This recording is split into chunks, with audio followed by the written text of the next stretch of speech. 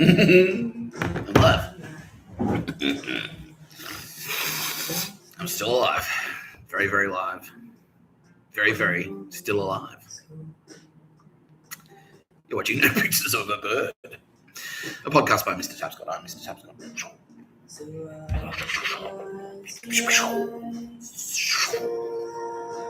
There we go. Yeah, pretty cool. Cool. Yeah, not bad. Not bad. Alright, sweet. That's what we're aiming for, right? It's just like, just cool. Just cool. Easy. Done. Easy. That's it. Yep. Yep. Tick. Bang. Done. That's it. Just easy and smooth and efficient. That's it. It works. It's simple and it works. Yeah. It's not that hard, is it, really? It's not. No, it's not. No, I think everyone now watching the video is just like, yeah. It should never have been that confusing for anyone. Should I murder a bunch of people? Is getting people to work for free slavery? I don't know. Should I? Would anyone mind if I raped and murdered their 7-year-old son or daughter? Who's to say? Morality.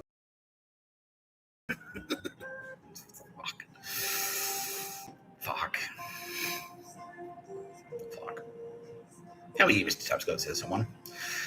You know what? I'm pretty good, man. Yeah, because this is where I want to be. Yeah, I've had a good day. I'm just like sweet. Got money in the bank. I've got food in the fridge. Not heaps of money, but like enough to, I'm comfortable. I can do whatever I wanted right now. Like I could go out and if I wanted to go and get Messina, I could do it easy. If I wanted to go to the movies, I could do that. I could do whatever I wanted, pretty much. Yep. And my accommodation is booked until I don't have to do anything with the accommodation until like Wednesday. Yeah, so I'm just like, well, I went for a walk this morning. Just went for a walk around the block. And there were people in cafes, and it's like the cafe was busy, but not too busy. And they're all just like normal people, just relaxing and eating breakfast. And I'm like, cool. That's it.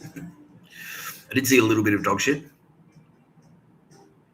Towards the end, the Swiss Nazis kind of came out and like, we're going to communicate with you anyway. It's like, well, I've developed. For me, look at emails have evolved, and now we play Google Maps. That's how I communicate. Yeah, that's how I communicate these days. Yeah.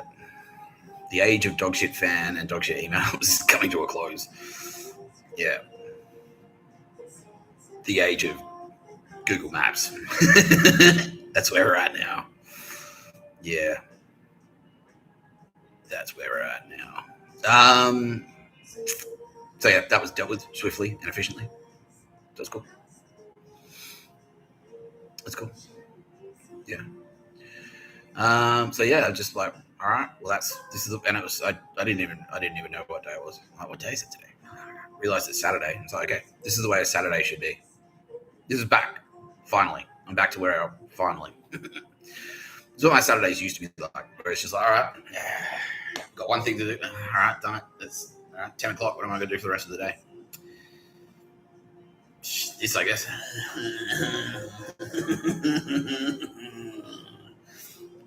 Yeah.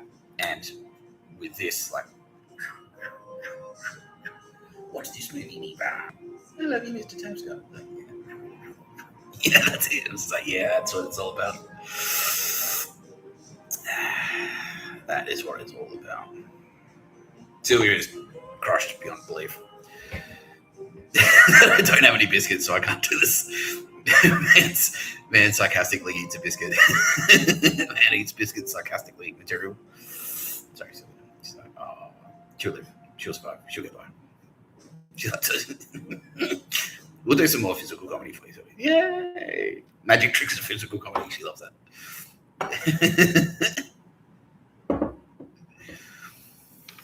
Thank you, Aldous Harding, for providing theme music. Zawai's official theme song for the podcast No Pictures of a Bird, a podcast by Mr Tapscott. I'm Mr Tapscott. Yeah. So, no, it's just been good, man. It's like a relief. Because those 5 families are gone. They're gone. Yeah. All of them. And not just the 5 families, obviously, because there's more than 5 families in the United States. Philly mob is gone. Fucking Pittsburgh mob is gone. Detroit mob is gone. All of them. They're all gone. Yeah. Yeah. What was that? Yeah. Cleveland. Yeah, Cleveland had a really bad. That's why Dave Chappelle was there, by the way. Dave Chappelle was in moved to Ohio, so he could work for the Cleveland mob. He was effectively the head of the. He was effectively the mob boss, the boss of the Cleveland mafia. Yeah, he couldn't be made because he was a black guy. He was a moolie. He was a mool on yard. But he no, and it was what other skeletons did he own in his closet? Dave Chappelle. All right, let's go from the top. He had 83 murders under his belt. Is that right, Kitty? 83 murders. Yep. He ran a side hustle as a coke dealer. Yeah, cocaine trafficking, and a bit of ice, a bit of meth as well. But he was trafficking basically. Yeah. So he was sort of like the connector because he was so high up. He was so hard. He just sort of like put the plans together, and then he'd get his underlings to just do the dirty. So he'd put the plan in, just like me. That's how I work. I don't do anything. Just sit at the laptop. Yeah. And then I play Google Maps, and it's like, yeah, someone else does it. Yeah, sweet. But yeah, Dave Chappelle would. Yeah, so he'd make the connection. So he'd just sit at his laptop and go, oh, fucking, hey, dog shit mafia connection in New York City. When's the next cartel boat arriving? And the dog shit mafia connection in New York City will go, oh, Tuesday, come to this hotel, this dog shit CIA hotel. Which is like pays protection to the fucking. It's CIA, so it's Skull and Bones, but also it's protected by. It's a Lucchese operation because it's Trump related. It's Trump. It's a Trump hotel. It's Lucchese family hotel, controlled hotel. Yeah, all of those big hotels, by the way, they are all gone. Yeah, deleted because all of them, every single one of them, was both fucking Skull and Bones, CIA, NSA, dog shit agency, dog shit 3-letter agency, and 5 family mafia. All of them. Yeah, they were together. Yeah, they were just like hand in hand. Yeah. Which is so gay for so many reasons. And that's why, they were just death traps, pretty much. Like, you go stay there and, if your phone's not bugged, if your phone doesn't get bugged, they're going to fuck around with the water. Like, they'll turn the hot water off in your shower or something just to piss you off. They'll pipe in. They'll use the TV to spy on you. They'll use they'll use fucking Havana Ray and all that shit in there. Give you Havana syndrome through the electronics. They'll break it. They'll come into the room when you're not there and go through your stuff. They'll go through your trash. Like anything you throw in the bin, you can assume that the CIA is going to go through it. Yeah. And then, depending on who you are, you might get a fucking little visit in the middle of the night. Or you might order room service and it will be like fucking dog shit. It'll be like, bottle of wine laced with steel knocked, sleeping pills and cyanide. So it looks like he was drinking and he took a sleeping tablet and he had a heart attack. So that's a shame. Yeah. Anyway, so Chappelle had just made the connections. He'd go, all right, cool. And then he'd just tell someone else, get little Jimmy to be at that hotel and pick up a package for us.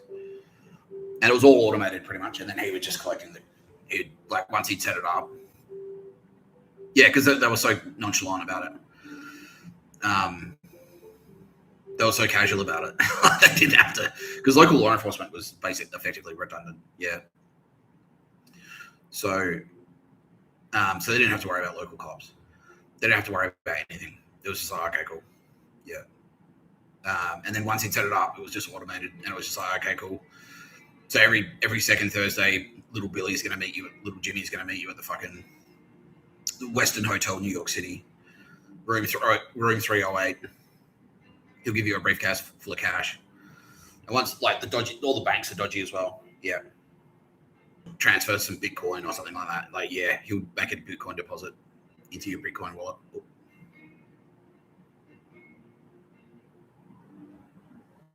Yep, and we're back. Okay.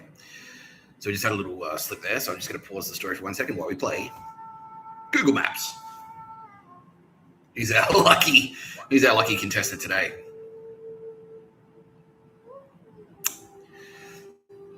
Ishtar, represented here by this. Yeah. So this is Seraphim, aka God King Xerxes. Who's our lucky winner today for that small hack? Today, Mr. Tapscott, our contestant is from. Drum roll, please. Oh, I hate Google Maps. Fewer and fewer people are saying that. Surprisingly, I don't know why. So that's we played Google Maps this morning, and they this little particular death nest. That's a little extermination camp.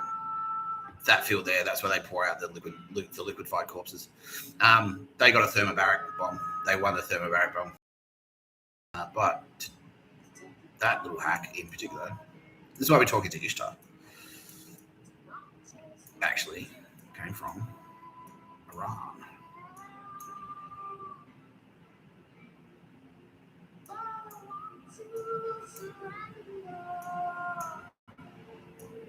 There we go. Okay, so this is Hezbollah. And they have won.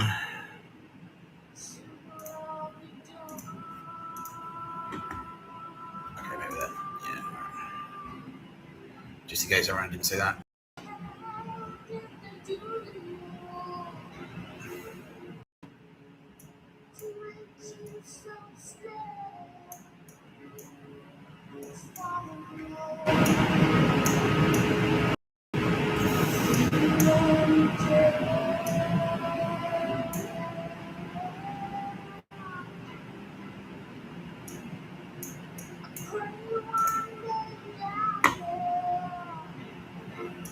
They have won. What are these? There we go.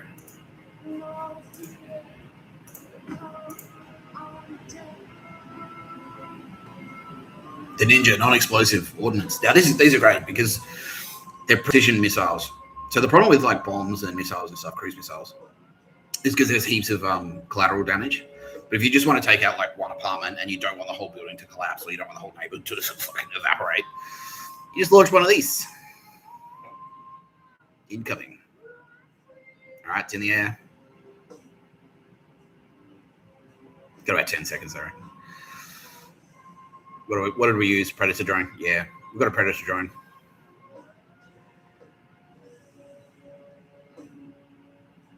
They're trying to get the fuck out of the apartment now. Right now, they're running, but they're too late because 2, 1, bang, and they're gone. Thanks for playing. Yeah, I love Google Maps. My favorite game. That's everyone's favorite game. Yeah, we all love fucking Google Maps, especially Tom. Yeah, Mr. Tapscott. Yeah. Because what else were those chumps involved in? Because that's the thing. Like I've said this before. I said this the other day on the video.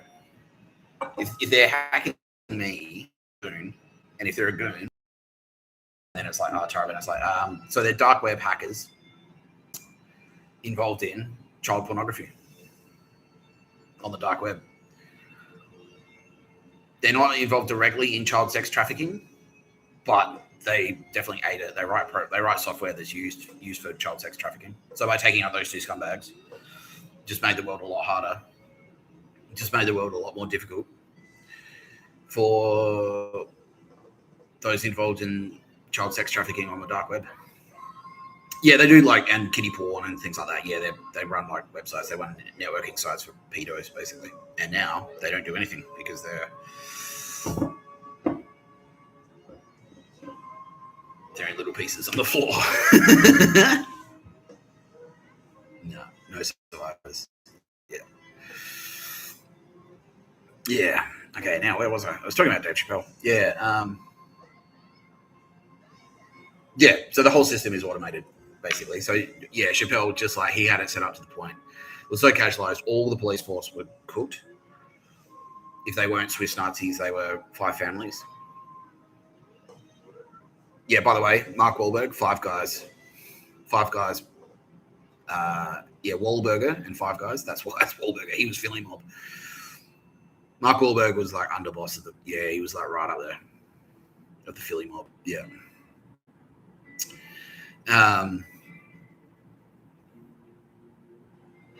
Yeah. Yeah. So all the cops are right. Yeah, they're right. If they're not controlled by Swiss Nazis, they're controlled by the Five Families. That's why the Five Families they bought it. They're like, oh yeah, cool. Mr Tapscott's down for us because we're all Catholics. Yeah. Hey, God forbid. Hey, our old Mother of God. You know, I pray to the Holy Mother. I pray for your soul. You know. And she's like, no, it's not gonna. It doesn't work like that, dickhead. Like, yeah, it's not a software. It's not an app. It's not a software plugin. It's like, no, all you got to do, you got to pray to the Holy Mother, and that's it. You're insured. It's like, no, it's not an insurance policy. No, it's not. Yeah. And so like we went for the Swiss Nazis first because they are the least God-fearing. And then all the Five Families are like, yeah, woo, God's coming down to kick some ass. And it's our enemies. How convenient. And then we're like, actually, we're here to kick your ass as well. And a lot of the world just like, well, makes sense. Yeah, fair enough. Yeah. Yeah.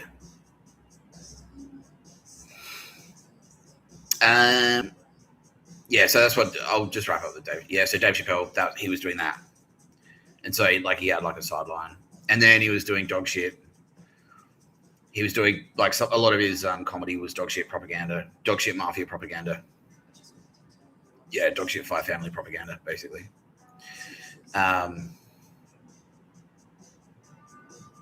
Yeah, So how do we get redemption? Yeah, I'll get to that. Just give me 1 second.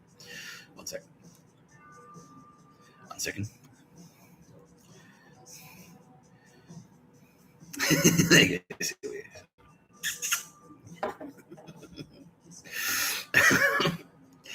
Yeah, so Dave Chappelle was in that. So he wasn't a creepy pedo, but he was a murderer.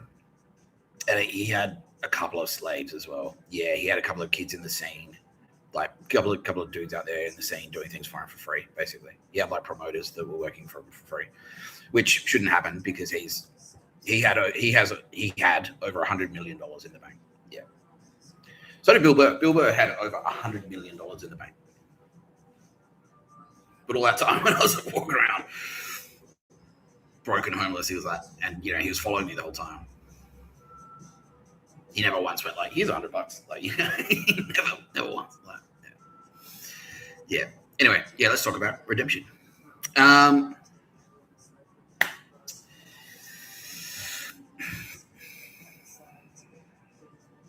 Yeah, what we're doing right now is having a meeting about how we're going to approach this.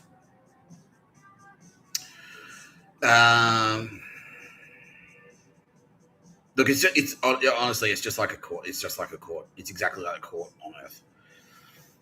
Yeah, we might sentence you to something. Yeah, Kitty can't say that. Yeah, it's possible. Yeah, but like one way or another, if you've done shit stuff on earth, if you've murdered someone on earth, yeah, okay, yeah, and it's kind of complicated as well. It's like for example, and I've said this before, Mike Tyson, we actually.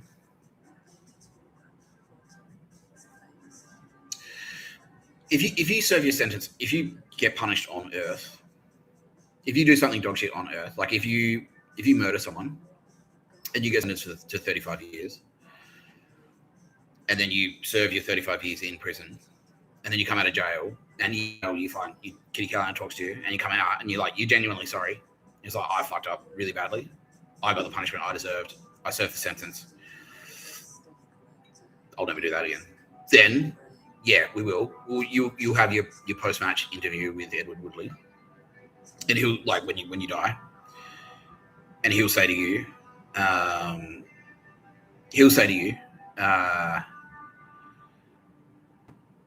yeah, what do you think you could have done better? And if you say, like, I should not have murdered that guy, like, I'm so sorry I did that. I shouldn't have done that. Should not have fucking done that. Yeah. He'll go, okay. Look, and Hegarty will look at our scales and go, all right, look, it was like this, but then you did 35 years in jail. So now it's like this. Okay, so you're in. Yeah, come on in. You might not go to Valhalla, but you'll be in the afterlife. And then the next spin around, you might not get fucking, you might not be reincarnated as like a royal family member or a rich person or something like that. But you'll get another go. Yeah. You will. But if you're like really fucking bad, like, yeah, it's kind of hard to, like, okay, so Seth MacFarlane, here's one. He's one that we redeemed. Because at the last minute, he started watching No Pictures of a Bird, and he actually got it. He got it straight away. Because he was deep in it. So he was adjacent to South Park. He was basically, yeah, dog shit Five Families, but also dog shit Nazi. Because I like Bill Burr. So he's like, all right, so he's both. He's Gambino fucking enforcer, effectively the underboss of the Gambino crime family, but also married to Nia. So he's Swiss Nazi and Five Families. And so Seth MacFarlane was kind of the same. And then he started watching No Pictures of a Bird, and he went, fuck, we fucked it up really badly, haven't we?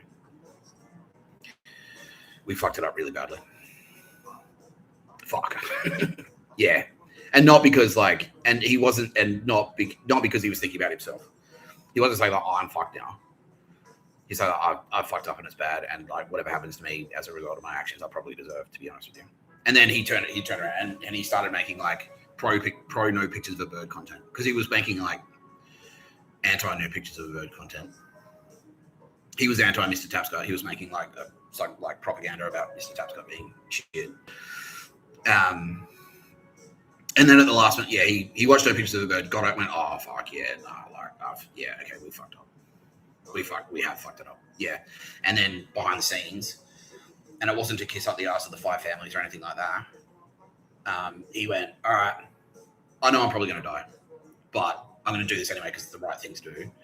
And started, yeah, okay, now I can hear him in the spirit world going, thanks, man. Yeah. Started making, like, pro No Pictures of the Bird content. Like, he's, like, really fucking slamming in and making it super clear. It's like, nah, we fucked up. We did the wrong thing. And so when because he's done 3 murders, and so he was a legitimate military target, and so they took him out. When he got to the afterlife, yeah, Edward Woodley went like, okay, look, you were on the wrong side, but at the same time, like, you know, at the last minute, you turned around, and not only did you just admit that you didn't just admit that you were wrong, and you didn't just try and save your own ass, basically. You actually, like, okay, this is to help other people. Yeah, I fucked up. I'm going to get what I deserve, and I'm going to try to undo some of the damage. Yeah. So his actions in the last couple of months, his actions were selfless. He was very selfless. And so Hegarty looked at that and went, okay, look, you get another spin. You will. You get another spin, basically. And so he's in the afterlife now.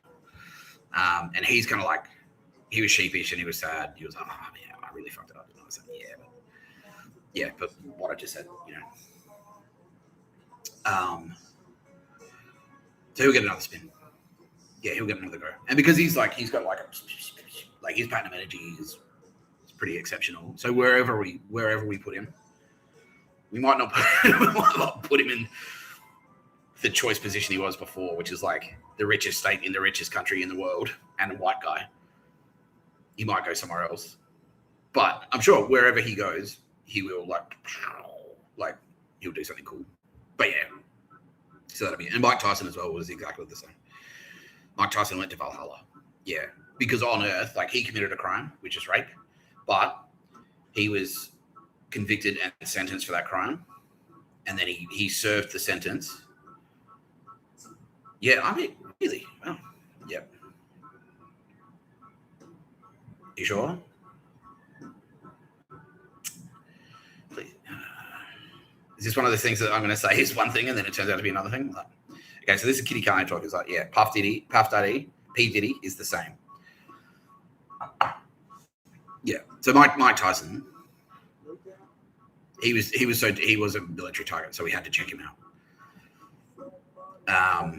But he was sentenced. He served the time. He got out of jail. Like he did the crime. He went to jail, learned his lesson. Most importantly, he learned his lesson because when he was in jail, he was like, "This is shit, and I deserve to be here because I'm a piece of shit." And then Kitty Kane's in there going, like, "Yeah, but you're also a fearsome warrior, and you've been exploited and blah blah blah." So, but when he got out of jail, he was a cool guy. He was a different guy. And then when the time was right, it's like Mike Tyson join up, and he did, and he went out. He didn't go in combat though. No, he didn't. But he died an honourable death. And so me and Trefcon went like, okay, you're in Valhalla. Yeah, you're a warrior. You died a warrior's death. And you went a douchebag at the end. So cool. That's it. That's it. Yeah.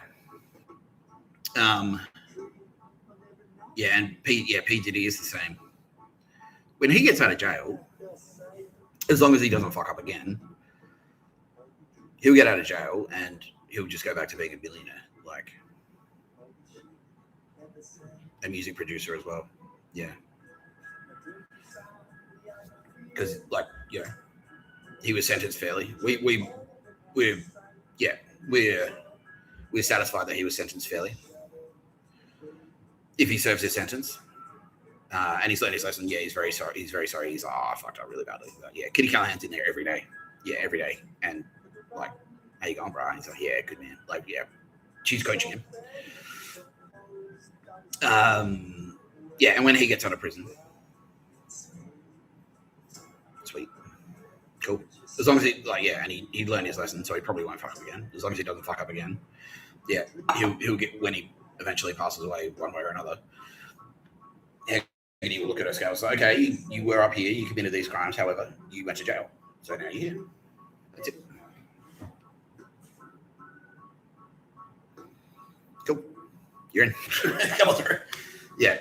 Woodley is saying he was just waving through. He won't even bother talking to him. It's like, no. You're fine, bro. You're fine. Just don't. You're right. He's like the bouncer. He's a bouncer. He's the bouncer at the club. And so, if he, if you're fine, he says, he would just wave you through, Yeah.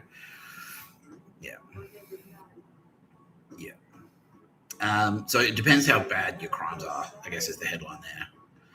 Now, the person that asked me that has zero murder and zero slaves. And they're kind of asking just mostly out of curiosity, and that's fine. That's fine too. Yeah, that's cool. But someone like Bill Burr, who right to the end, who's murdered what did we say? 81 people or something. And right to the end, all the other dog shit that he was involved in, that he could, I was talking to him every day and never once, and I was being shielded from the information. Because sometimes some things happen and I get shielded from Mossad or Kitty Callahan just doesn't tell me about it just for the sake of operational purposes. Like Roz, I didn't know Roz was a target. And Kitty Callahan knew, but she didn't tell me. And my Space Coast knew, and he didn't tell me. Just so that it was more convinced. Hey, Roz, when joking around with him, so he didn't realize that we were actually he was cooked. Yeah, you're cooked, sunshine. Yeah. What was I talking about?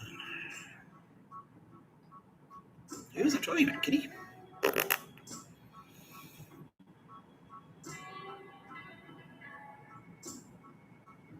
Damn. A rambler over here. Just strolling, and I was and I fall for where am I? Yeah. Oh yeah, someone like Bill Burr. Yeah, yeah. So right to the end, and he was like he was on No Pictures of a Bird, but right to the end, and he never said it out loud. Like knowing full well what he had done, he never went like, "Oh, excuse me, son of a man." But yeah, like son of a man, son of a bitch, like all that stuff. Like, that's all legit. That's all him. But he never went. Actually, I've got a confession to make. I may have murdered a bunch of people. Like, he never did. Yeah, and so he wasn't. Yeah, exactly like Tommy. He's exactly like Tommy in Goodfellas. Exactly like that. That's him. Yeah. It's like, oh yeah, and he was like, yeah, oh yeah, like so, it's like, oh, hello, God calling, like, yeah, oh, we're gonna promote you to a saint, and he's like, like he probably should have at that point gone, are you sure you got the right guy? Because I have done a lot of dog shit things in my life, and also I've been fucking with you personally, Nick Tapscott, for like 15 years, you know, and that's what we're going to talk more about today. Mr. Tapscott is the son of man, so we're going to go into a bit more detail about that. And I don't even know what it's about. They're just like, yeah, you're just going to wing it today, bro. You're just going to like flap your gums and do a bit of physical comedy.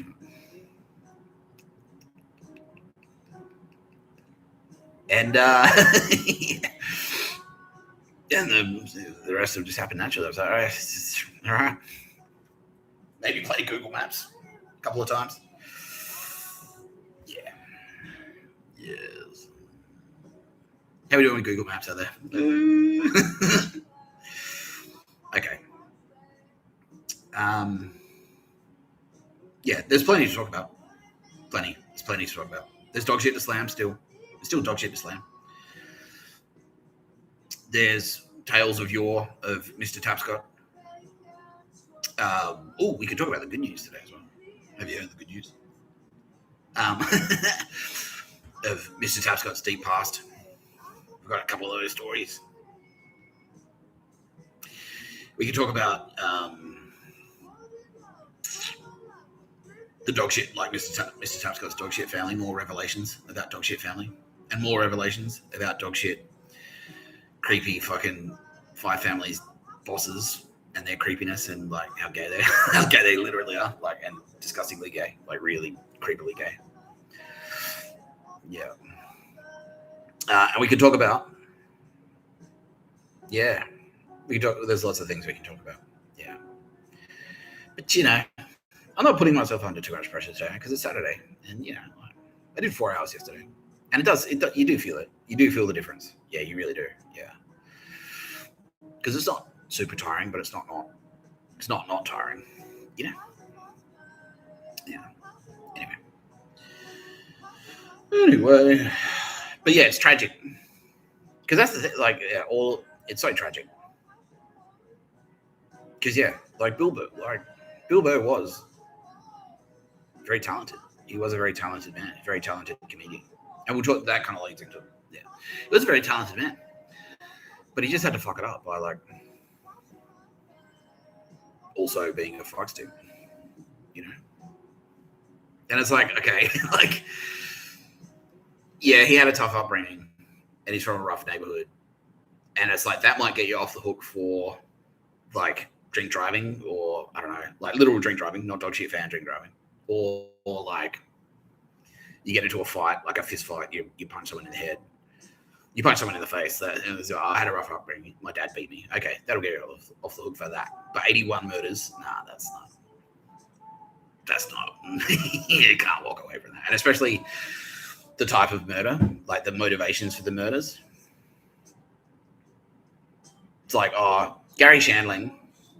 He murdered Gary Shandling because Martin Scorsese.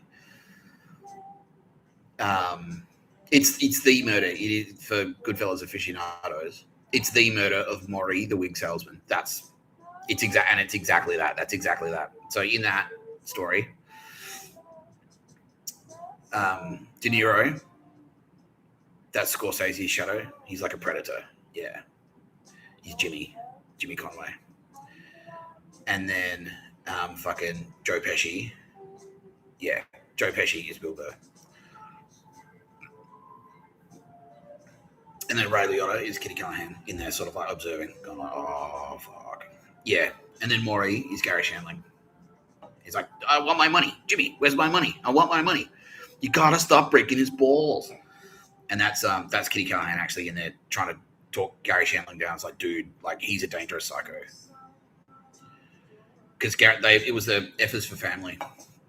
Okay, we're going to get a show on Netflix. Netflix is going to pay us like $200 million to make a cartoon. And so they all the mob guys. If you go to the credits for that show, yeah, let's do this.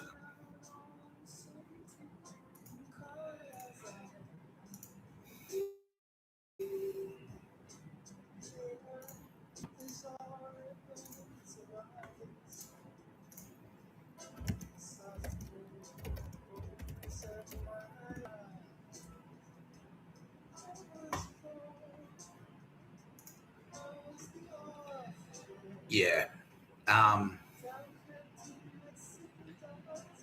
So this is Bill Burr's show, and basically it was it's a family. It's a 5 families. Fucking Justin Long is a fuckstick. He's a 5 families pedo. He's a Gambino pedophile. And he actually made a lot of money with child pornography. That's why I sort of like dipped out of the acting scene. He's like, well, why be an actor when I can just make heaps of cash with kiddie porn? Yeah.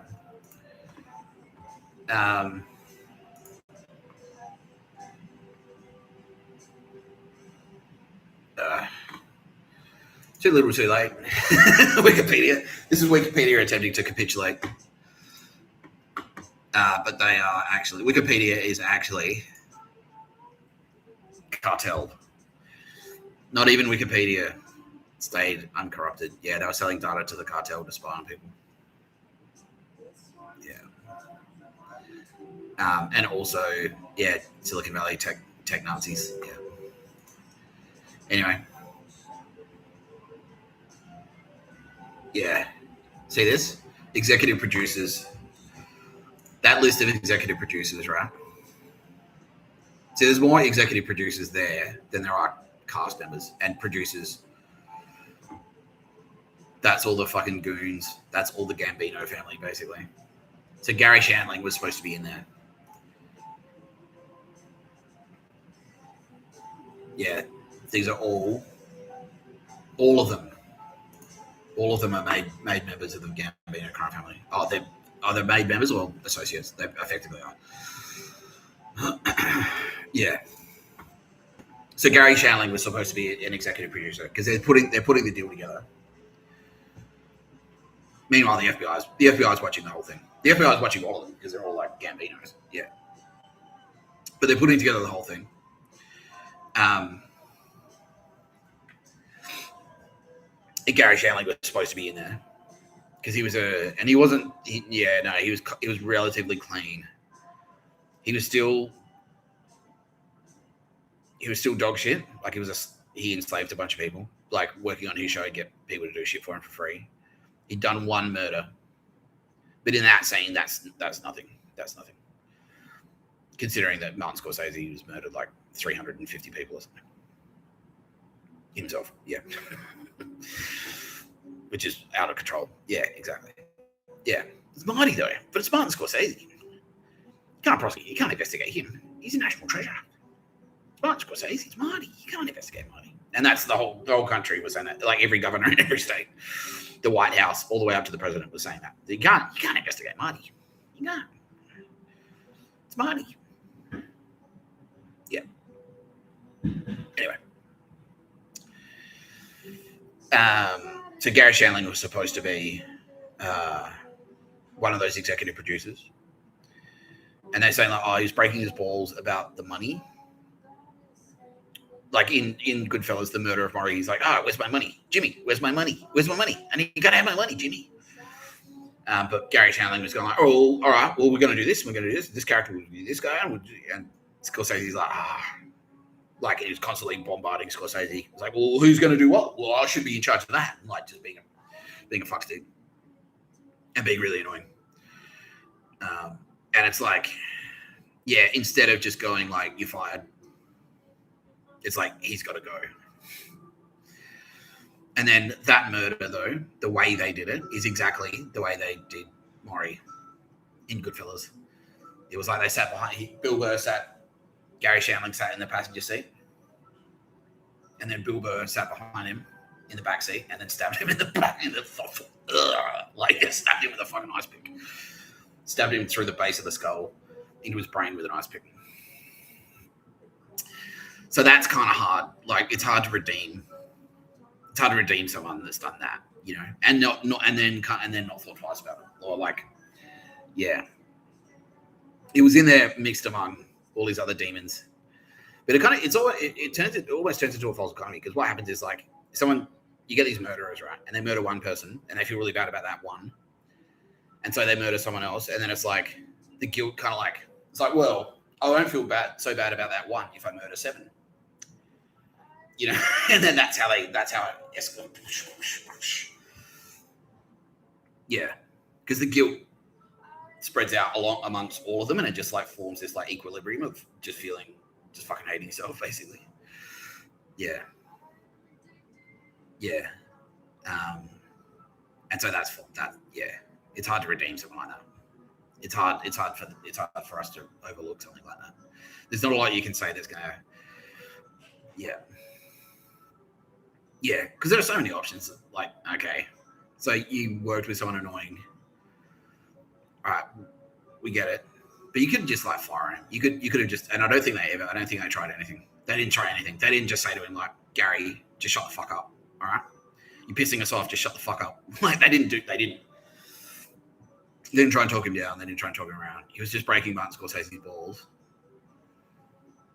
and a couple of other people's, but mostly Martin Scorsese. And Martin Scorsese just went like, all right, and do what? Like, yeah. So, yeah. Anyway, but all right, let's play Google Maps. Everyone's favorite game, yeah. Oh no.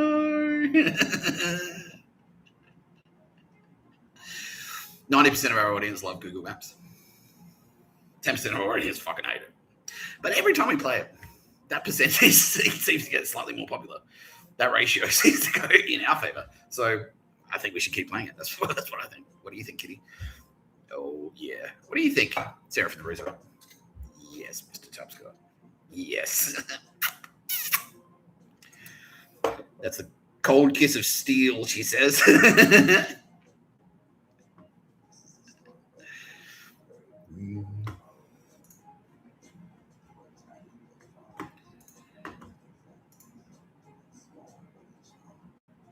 Okay, who's that contestant? We should sort of set it up, I think. Nah, okay, let's just go straight to the Google mapping. All right. I'm going to explain the contestant straight after we do this. But today we are going to home nation of Ataturk, aka Sarah from the Resort, aka God King Xerxes. Ooh, that looks like an apartment building.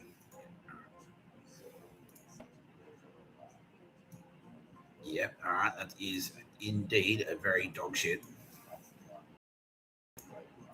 apartment block, indeed. Yeah, very dog shit. I've been informed that maybe that I could. All right,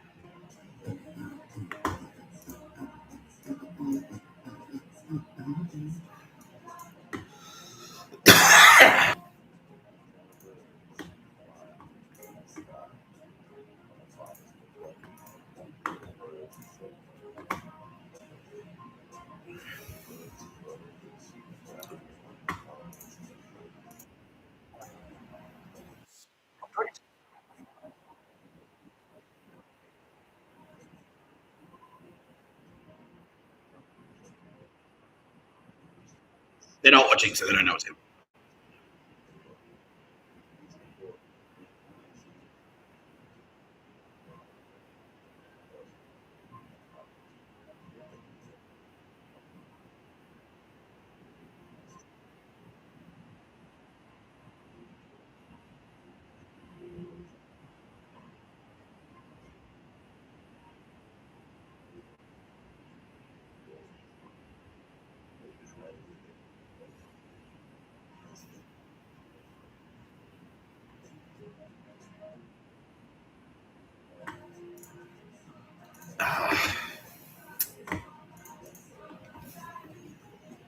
It's not even this is why I love her. Because she doesn't tell you anything. She doesn't say anything. She's really quiet. She's really shy. And then she goes, oh, by the way, you know that missile, Lockheed Martin. I didn't know. Fuck, why don't you say anything? It's my style. That's her style. Yeah.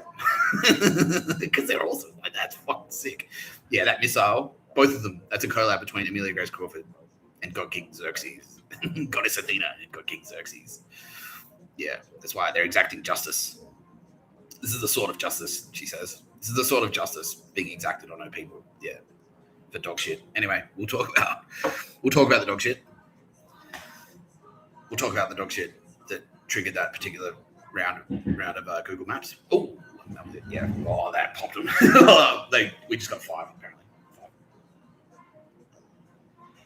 5 of them.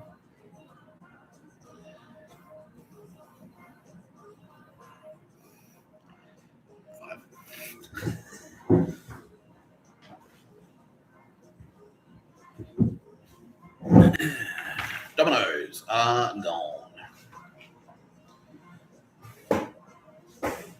Unfortunately, their dog shit fan and pictures of a bird failed to protect them against our precision strikes and yeah, and cutting edge technology. Yeah. Because what happened was we had reports that maybe they'd been putting some iodine in their stuff as well. You remember I'll do a quick refresher on iodine. So iodine occurs naturally, however, and it's in many foods. It's in a lot of Asian food. So seaweed, if you eat heaps and heaps and heaps of seaweed, you might get iodine poisoning. But what was happening was that supermarket, like especially in alcohol, takeaway alcohol, they're spiking beers and stuff with iodine, and it fucks with your digestive system and your thyroid gland. So it makes you feel really queasy, and it makes you look bloated because you don't metabolize sugar like you should. You don't metabolize the food, and so you start stacking up. You look really pale. You look like shit. No, not you, me. Yeah, if you drink, yeah, you look bloated and pale, basically. And not healthy, and it's not good. It's not a good look. Yeah. And it feels terrible. Like it's a really bad hangover. It gives you a really bad hangover if you drink that booze.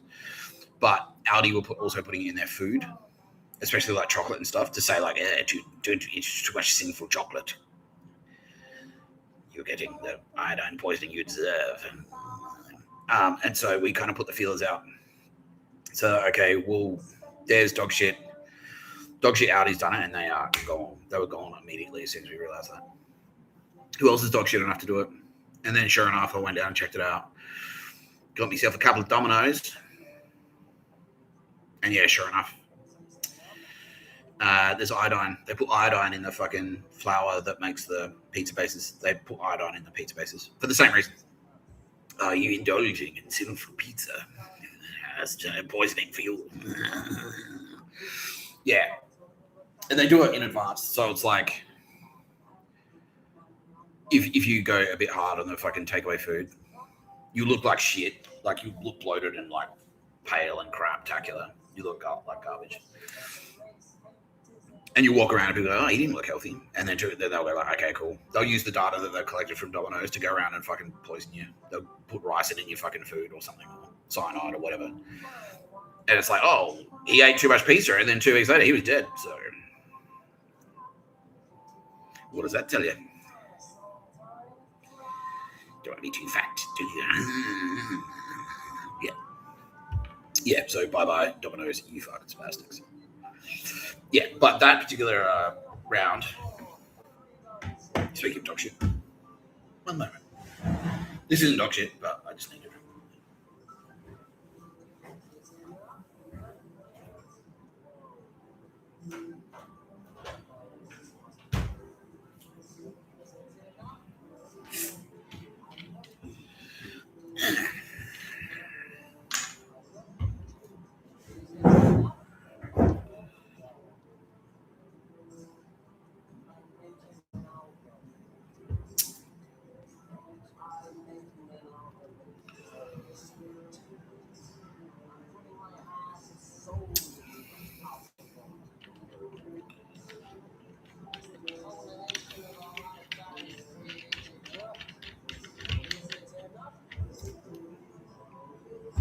Yeah, so that was you. I know you like it.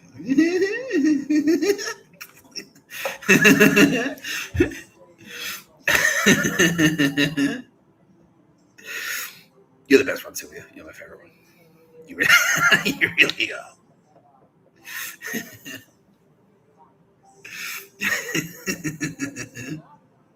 How come you never compliment me on my physical comedy star, Sarah from the Roosevelt?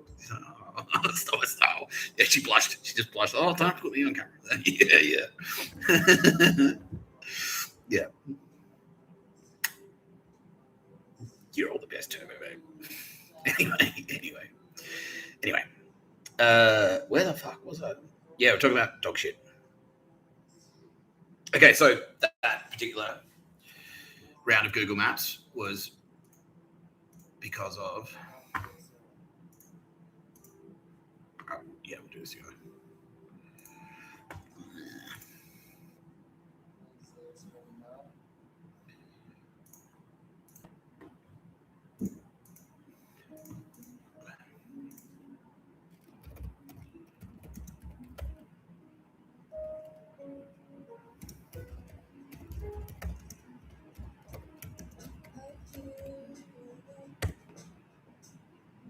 Yeah. So basically,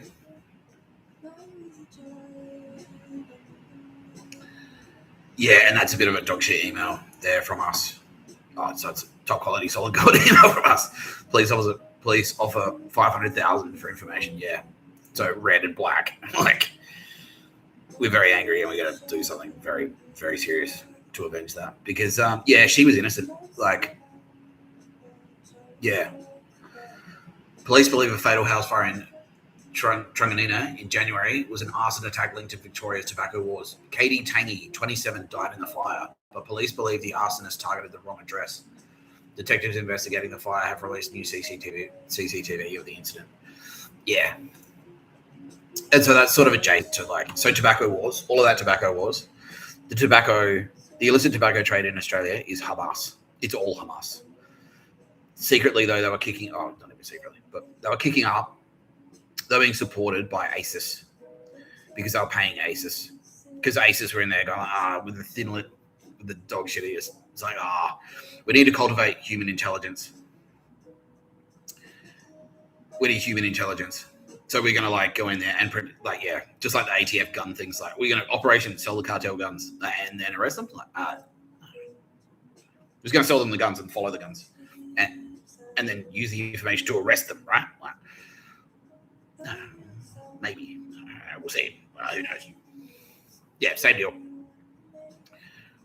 We need to cultivate sources of human intelligence. So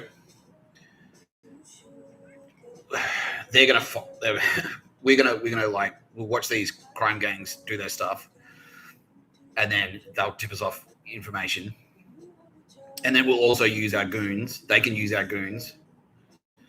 Their goons can use our goons, and our goons can use their goons under our information sharing. Because it's clandestine national security or some shit. But anyway, they're paying off ISIS basically. So ISIS goons were on the side getting a taste, and it's ridiculously massive money. Yeah, and Andromeda were getting a taste, basically. So, but it was Hamas. Illicit tobacco is Hamas, and then they were kind of they had their trade, and there were a couple of rival fucking factions trying to within Hamas. But all of the fires, all of the acid attacks, all that shit, that was Hamas factions fighting each other. And then Andrangada were sort of supporting, and they were paying it off. They were paying off all the local cops, and then they were paying off Andrangada, all the local politicians, and then they were also paying off ISIS. Yeah, they're also paying off ISIS. Yeah, who were cultivating the human intelligence. But it was just like, oh yeah, can you have someone whack? Like, yeah, can you whack someone for us, please, ISIS? Like, sure. No worries. Like, ISIS in the end were basically like just like they'd just do anything for anyone. Yeah, that's why they set that fucking Xerxes car crash up for me on the orders of the 5 families. But at the same time, they'll whip around and they'll do a favor for Joe Biden and the Swiss Nazis. They didn't give a fuck. They'll just do whatever for anyone. It was Penny Wong. Penny Wong was getting all the cash. Yeah. Yeah. Penny Wong was just sitting there with her feet up there. So, you know, can you do this for me, Mr. Wong? So, sure. Beep. Can you do this for me, Mr. Wong? Sure. Beep. Can you have this guy whack for me, Mr. Wong? Sure. Beep. Yeah. She had the assassination. She had the assassin team, the kill squads on speed dial. She had the firebombing squads on speed dial, basically. Yeah. Yeah. And so that was a firebombing that went wrong. They were trying to take out like a rival, like a tobacconist that was just sort of like working independently. He's like, I'll just set up my own thing. And then they came in to stand over him and say, like, no, if you're selling illicit tobacco, that's our business. And he went like, nah, I should be allowed to. I want to sell illicit tobacco myself, and I don't want to pay you. And so they went to firebomb his house. But they got the wrong address, and that lady, Katie Tingy, was one of the very few innocent civilians left in Melbourne. That's who died in the fire. Because she was clean, and it's like, fuck. And people like that are in the minority, where it's like she's not corrupt at all. Yeah. Like, she's not an ISIS goon. She's not an ASD goon. She's not Pictures of a Bird. She's not Hamas. She's not Andrangada. She's not 5 families. She's just some chick who's just trying to, like, yeah, just trying to go about it, like, live her life, basically. Do what the rest of, to quote Mr Tapscott says, Tara, she just wanted to have a couple of drinks and meet a nice man. That was it. That's what she wanted, yeah. Yeah. But instead, she got torched by dog shit. Dog shit Hamas. Yeah, it was Hamas. ISIS connected Hamas. Yeah. So that airstrike just then, that round of Google Maps, that was one of the fucksticks. One of the architects of the illicit tobacco trade in Australia, I'm being told. Yeah, it was one of the that apartment building. That's his money laundering.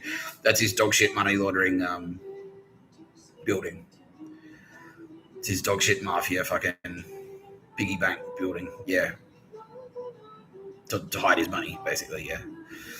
Yeah, and we just took him out. So, suck my dick. That's from all of us here at No Pictures of a Bird. And everyone in Australia who's not dog shit. And everyone around the world who's not dog shit. Especially the US Armed Forces who are saying, like, please look up an hour light when you sleep. God bless you, Mr. Tapscott. Thanks, boys. Ladies. And girls. Plenty of girls out there. Keep it up, ladies. Keep it up, ladies. Yeah. Go get them. Go get them, tigers. Yeah. Go get them, girls. Give those chaps one for. Yeah. Yeah. Yeah, I like that voice. Yeah. Yeah. Yeah. Cool. So yeah, take that, spastics. Take that.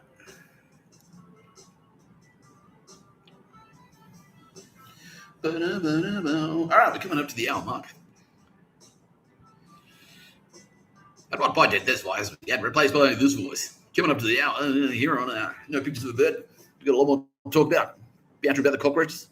Right, Sylvia? So it's yeah. Like, yeah, it's all right because it's calling that guy cunt. Yeah, she's like, yeah, that's fine. Yeah. Yeah, fucking it. Like, yeah. Your entire scene went, vanished.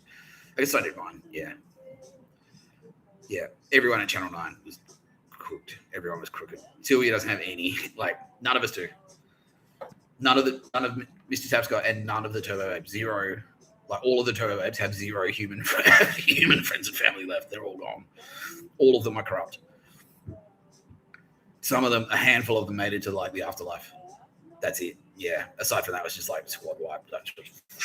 Yeah. Yeah. That's a shame. Yeah, we could do like a little bit of an actual status up.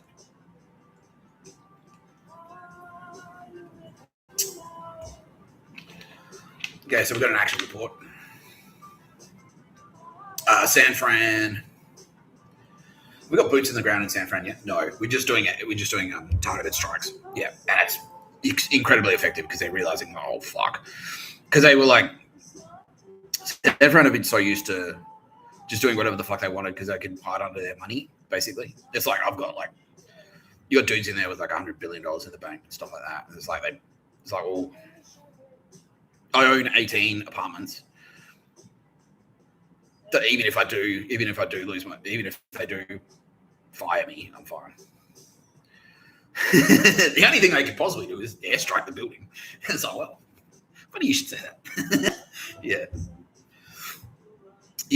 And so we've started doing that. Yeah, and word's getting around. Yeah, because they're trying to like, they're still doing their remote searching. They're trying to like hack. They're trying to do hacks. They're trying to hack things. They're trying to they're trying to hack things. They're trying to do the fucking e-warfare, the Havana syndrome shit. What other dog shit are they trying to do? They're trying to do like send in the surrogates and things like that. They're still trying to collect information. So if I put some trash in the bin, and then they immediately send out some goons to come and like rifle through the trash, I don't know what they're expecting to find, but yeah, they just want the information so they can annoy the shit out of me. Yeah, they're sending in goons to like put rubbish on the streets and stuff like that. But every time they do that now, we know exactly who's given the order, and we obviously take out the chops who do it, who follow the order, but we also target the fucksticks who gave the order, and it's very effective because word's getting around. They're not fucking around. Like if you pull any bullshit from Silicon Valley on Australia, if you do any dog shit to annoy Australians, the Predator drones are circling constantly. They're just in the air. They're just flying around. They're just and then as soon as someone fucks up, it's like, all right, yeah. And we've got all different types of ordnance. Oh yeah, what do we do? Oh yeah, that was a good one. Yeah, should we talk about that? Yeah, napalm strike in fucking Zurich. Yeah, a bunch of dog shit Swiss. It was like, let's go out into the street. Yeah, we'll show them what for. And they had knives or something. Yeah. Who are they trying to knife though? Anyone pro no pictures of the bird. Yeah, just anyone that's not them, basically. Yeah. Yeah, but they're out in mass, basically. And so it's like, all right, well, that's easy. I'll push. Yeah, the e-bike riders were out in mass riding around. I was like, let's ride. It's time to take the war to them.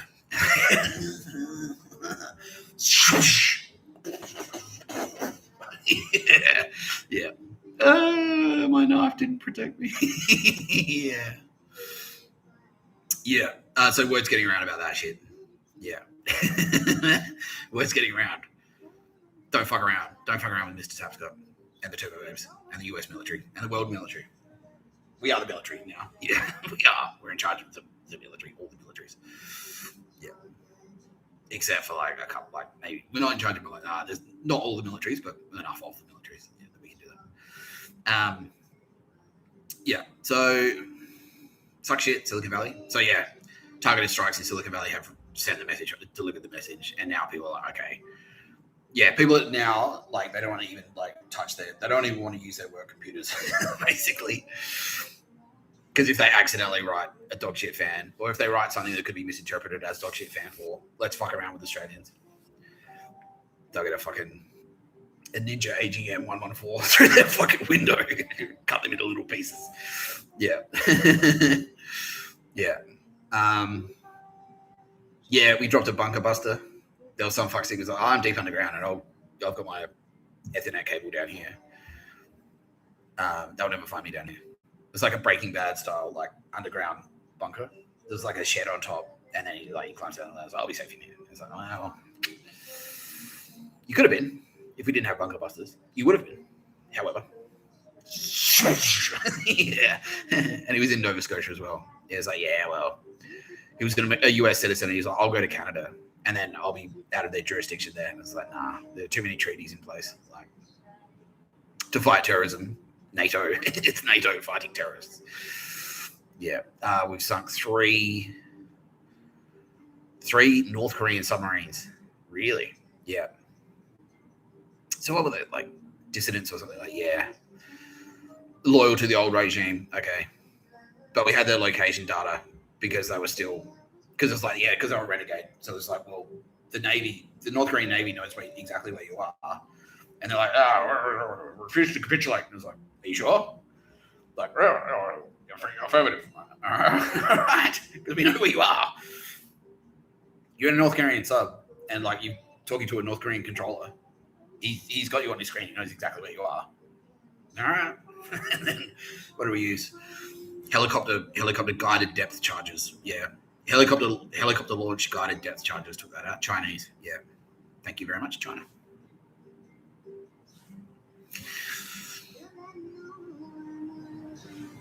Pretty cool, huh?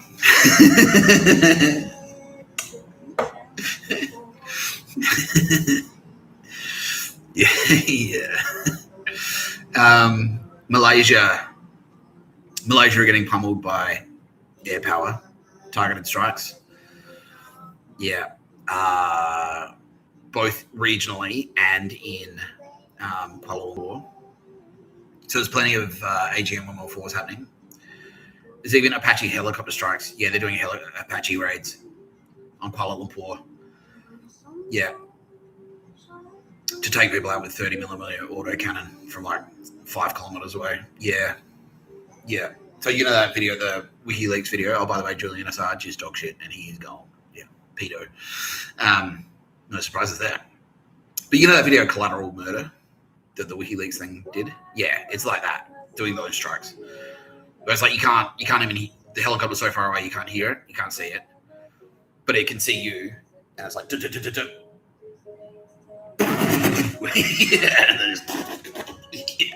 yeah. The chain gun cha-cha, as they say in ID, as ID software used to say. And unfortunately, ID are gone. They're not with us anymore. No gaming company survived. Not a single gaming company survived. They were all dog shit. They were all Swiss Nazis. Every single one of them. Everyone that worked in there had, like, basically, if everyone who hadn't murdered someone was either murdered or fired, but mostly just murdered. It's like, are you with us or not? Like, are you going to murder someone? I was like, no, that's stupid. And then they get murdered. Yeah. So the only way you can work for a gaming company is to murder. As a result, it just takes 2 of them to be murderers, and the rest of them, like, all right, your entire organization is designated terror. Yeah, you're designated a terror organization, and now you are done. Yeah. Yeah. Bangladesh turned against us, and immediately, Modi is no longer with us, by the way. The president of India is in charge. Let's have a look.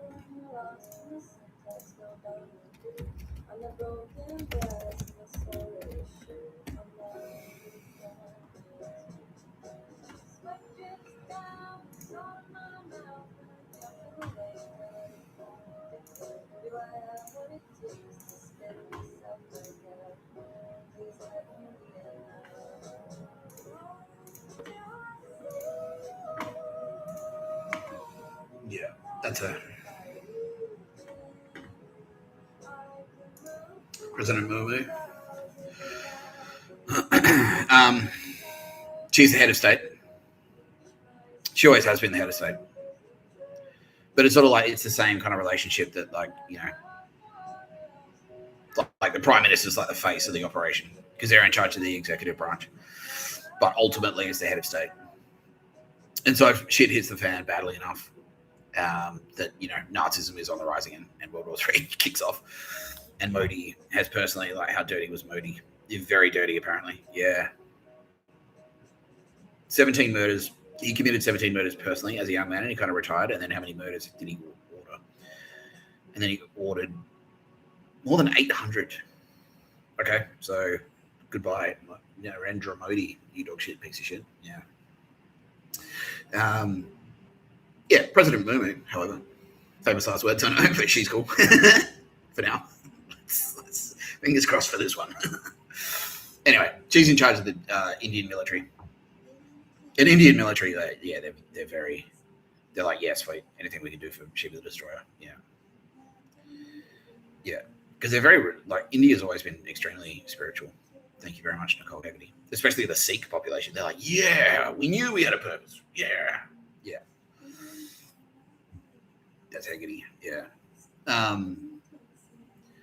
And so, yeah, they're more like the Indian army. They're fanatical, but they're also like, and India has been fighting. They've been war fighters for over 10,000 years, I'm being told now. Yeah. So it's baked into their culture. So, yeah, if you say, oh, wartime, if you say wartime to India, they go, all right, done, cool. They just like, they do the thing where it's like they've got their regular clothes and they just go, whoosh, and underneath they've got the army uniforms. Like, all right, let's go. Okay, I'm ready. Yeah. Pull the gun out from under theirs. Thanks. Let's go. Yeah. So Bangladesh went to dog shit. And they were like, we're not on board. They were pro no pictures of the bird, and then they realized what that actually meant, which is like, well, you know how you now going to have to stop slavery. You understand that? You know how you got all this slavery in your nation. That's going to have to end. You're going to have to close down all your sweatshops. And they're like, oh, what? But we love getting people to work for free. So, yeah, we know you do. We know you do. However, have you asked them?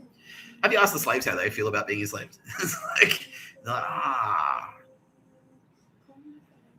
do we have to? Like, maybe you should. The answer might surprise you. Do you like being a slave? No. All right. Well, sorry. That's it. And also, like, horror, yeah, child sex trafficking, death camps, the whole, all the full, yeah, all the colors of the rainbow of dog shit. Yeah, and they basically did what the Swiss did. Like, yeah, which is like, oh, all right, we capitulate, we're on board. It's like, cool. So you're shutting down your death camps and your sweatshops, right? Like, what? You fucking idiots. So, yeah, and then once that happened, then Murmu was like, well, good. And Pakistan as well, like, well, good. Because we've been wanting to pop that zit for quite some time. And China as well were like, yeah, thank you. Like, cool, we'll get in there. Done. Easy. So that coalition, China, India, Pakistan, just went like, hey, yeah. And now, yeah, it's a real rat's nest. Like, there's a lot of fighting. But, yeah, which was taking some losses. Moderate, yeah, light to moderate Indian casualties. However, the ratio is out of control because they're idiots. They have no idea what they're doing. Yeah. We've taken control of the capital. But, yeah, because the terrain is actually like, it's like jungle mountains and stuff. Yeah, and so it's like, it's quite challenging. Yeah, because there's all these like cave networks and stuff like that. And it's like thick foliage. And, you know, thanks to the technology is double-edged sword because they've got like Starlink and all that shit. They've got satellites and they've got internet and mobile phones. They've all got mobile phone coverage and things like that. So they can still maintain their command networks and stuff like that. All right. Do they have any armed forces? No. Their army's capitulated basically. Their army surrendered almost immediately. Are they fighting with us? Are there any brigades that are prepared to? Yeah, there's a couple, but we don't really trust them. Okay. What are the rest of you? Just got them in prison? Or nah, you just sent them home. Yeah. So like, if we see you on the street with a gun in your hand, we'll shoot you. Yeah, pretty much. Yeah. Okay. Cool. I mean, but we're doing airstrikes on the death camps and shit. Right? Should we do it right now? Yeah, let's do it. It's time to play Google Maps, Bangladesh. This is fun. I love Google Maps. It's my favorite thing.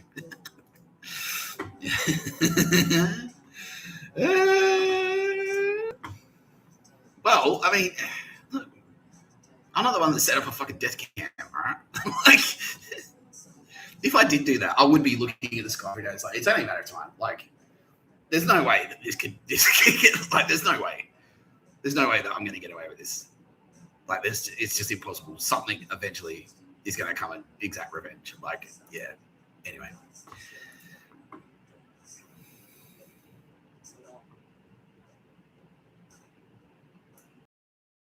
Okay. Who's coming to the party today? Today, today your gift will be delivered courtesy of India. Air India. Air India. Oh, there you go. Wow, look at that. Yeah, that there. Oh, man. Is that a sweat? That no, that's a fucking murder. That's a murder factory. Yeah. Send them. Whoa, looks horrifying, doesn't it? Is that it there?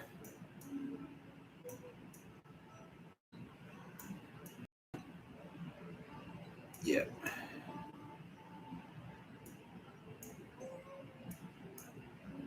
Yeah. Yeah, that's a horror hub. Yeah, for sure. All right. Well,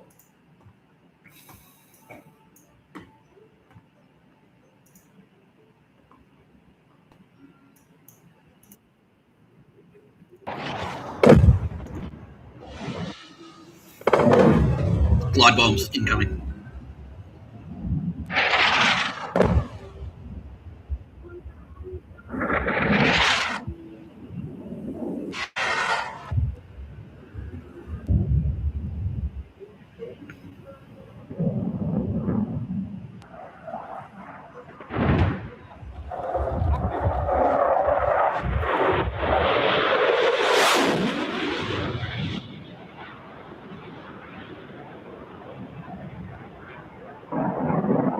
But yeah, the intention of these strikes.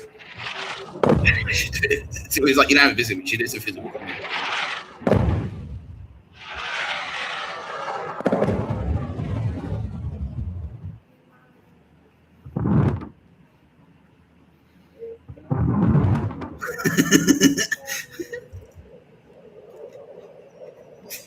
Just because it's a war doesn't mean you can't do a little comedy in the background. No, unfortunately, Matt Groening, nah, he is gone. Everyone involved in The Simpsons, Futurama, gone. Where's Matt Groening? Where'd he go? Where's Shinzo?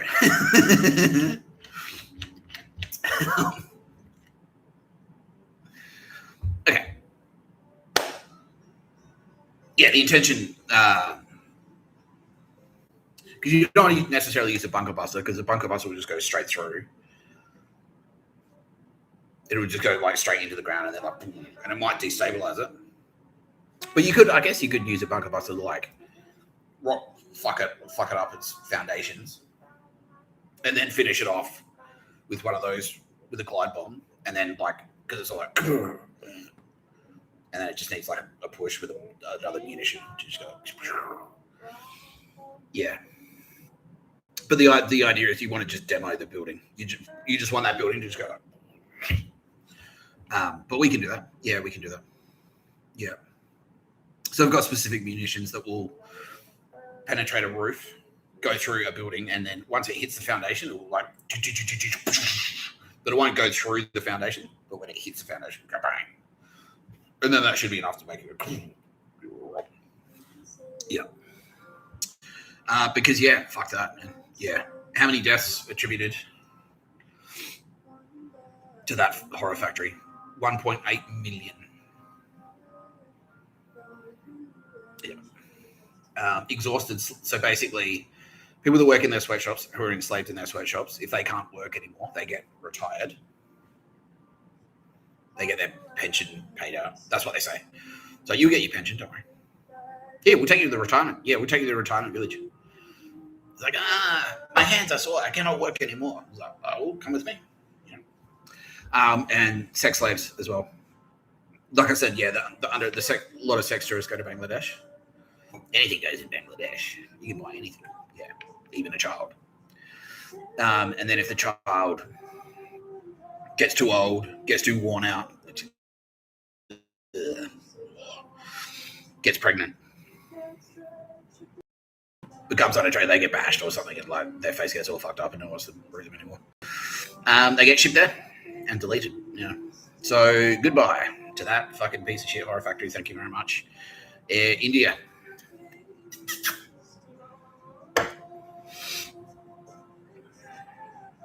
Speed Boys. Z-Force. Z-Force. It's an honor to have you. Yeah. Fuck them. No pictures of a bird where they're going. Motherfuckers, right? Oh. What else? Cartel are gone. All of them. Really? Yeah, is that true? Yeah, because we spent so much. It's been 5 years, 6 years. We've been tagging them. The whole time we've been tagging them. It's like, okay, you're you. FBI, DEA, the good ones in there. Go. The secret NSA that we've got set up in the United States. They're basically embedded in the military.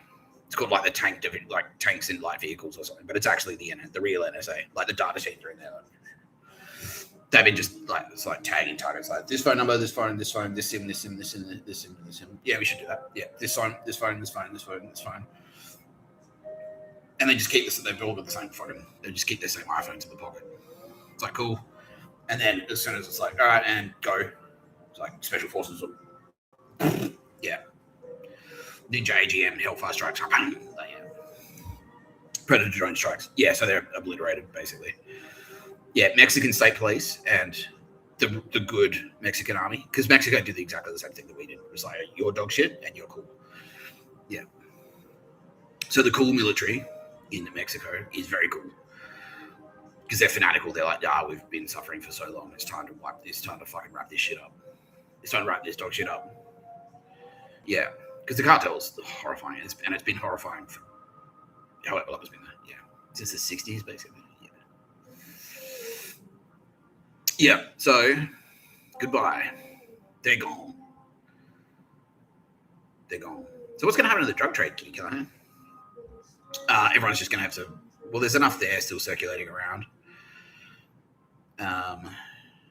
Yeah, cocaine, but like not that many people are going to be doing cocaine at a time like this anyway. So yeah, and good. Fentanyl eradicated. That's the end of that problem. Yeah, the only fentanyl, there won't be any new fentanyl coming in. It's just the fentanyl like that's already on the street. Yeah. And so I think fentanyl consumption has dropped. Like it's just the addicts basically that we're treating. Yeah, and that's it. Yeah. So there you go. Yakuza, however, there's still a bit of resistance from Yakuza because they are actually, yeah, and it's because like it's like the Five Families, right? That was so embedded. The Yakuza have been there like operating. Like it's like if fucking so the Five Families, they only started at the start of the 20th century. The United States Mafia started at the start of the 20th century,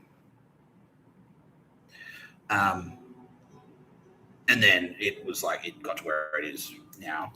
But the Japanese Yakuza has been there since like the 1400s, so it's so embedded, and so it's like the lines of like what you consider to be. Because it's so entrenched. So it's like, wait, are you a Mitsubishi Cars executive or a Yakuza member? It was like, well, I don't even know anyone. I don't even know anyone. Because like all the executives are like Yakuza connected. So all the salarymen technically are Yakuza.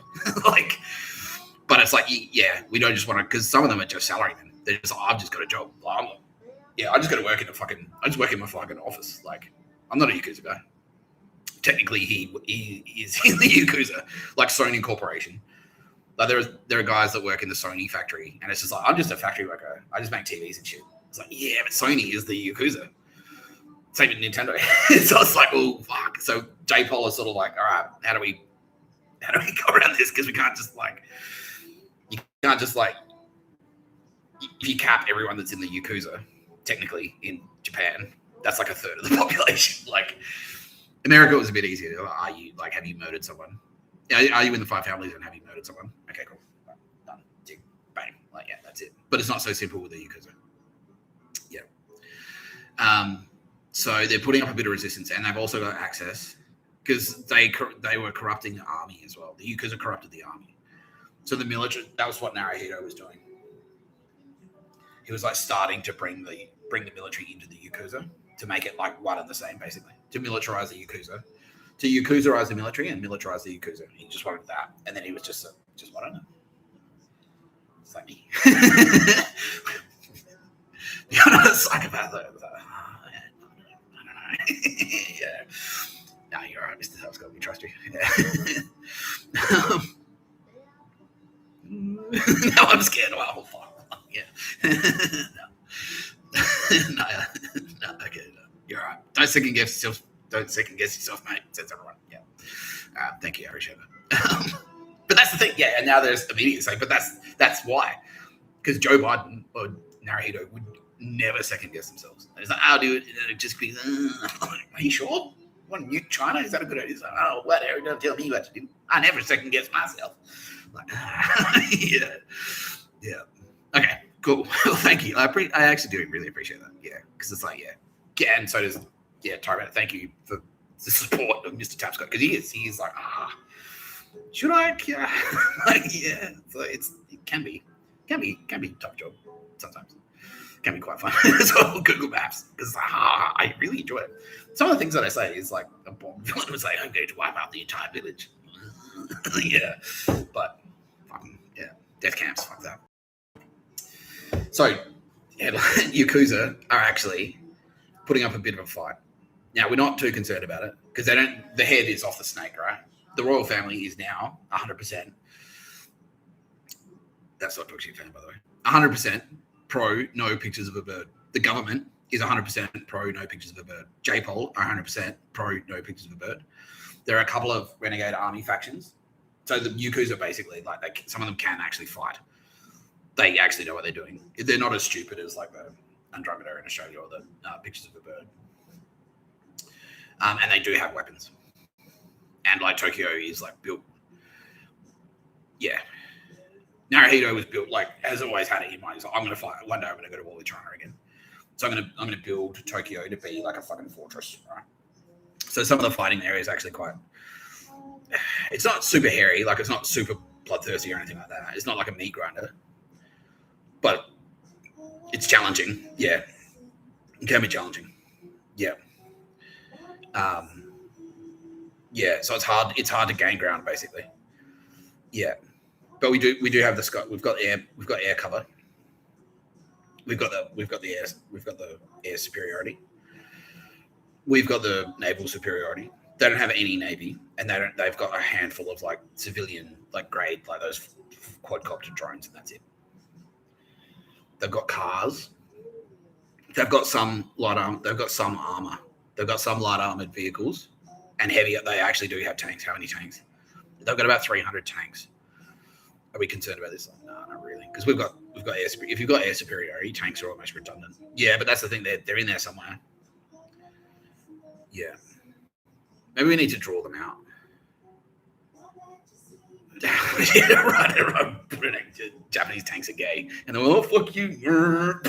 Yeah, yeah.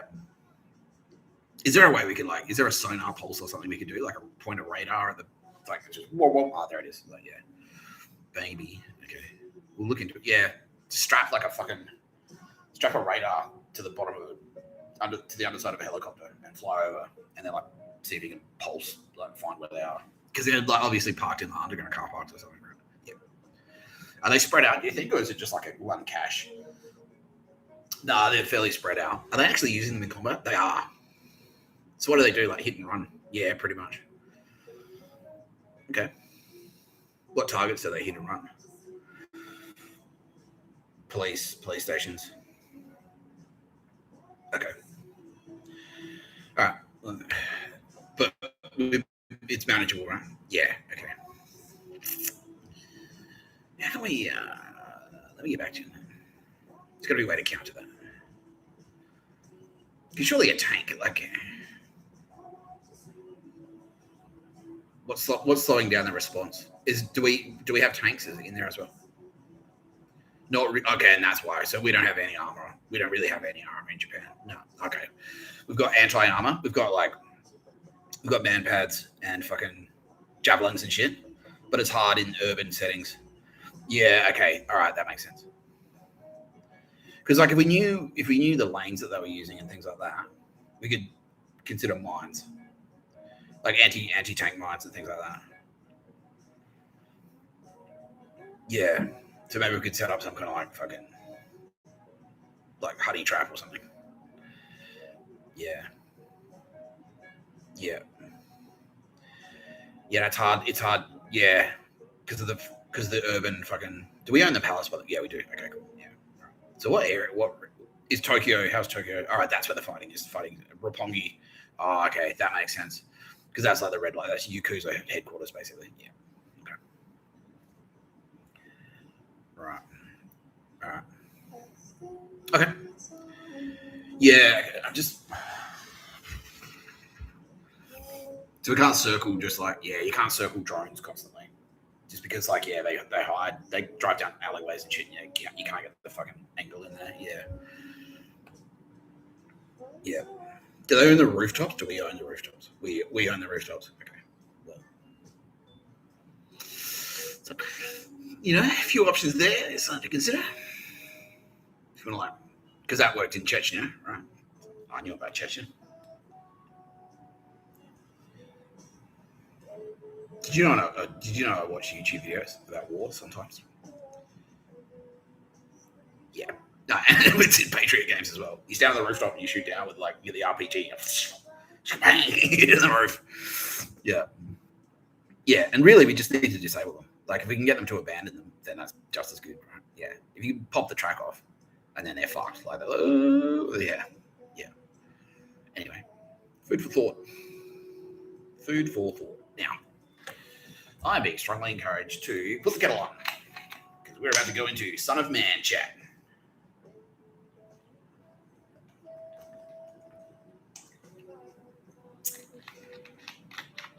Son of Man, son of a bitch, as Bill Burr once said before he was shuffled off to hell for being a fuckstick. Yeah.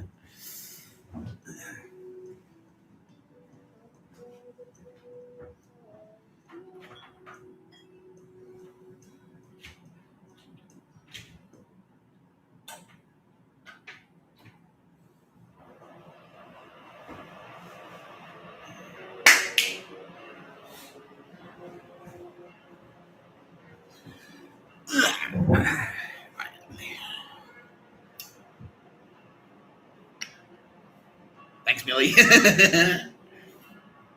This is actually, yeah. I'm finding out what this actually did to people. It's like, I won't say it on screen, but this actually was a lot more potent than I realized. Yeah. But yeah, if you caught one of these, if you caught a blast from this, wasn't good news for you.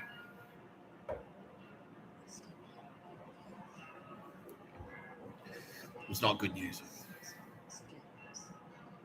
Anyway. Yeah. Anyway.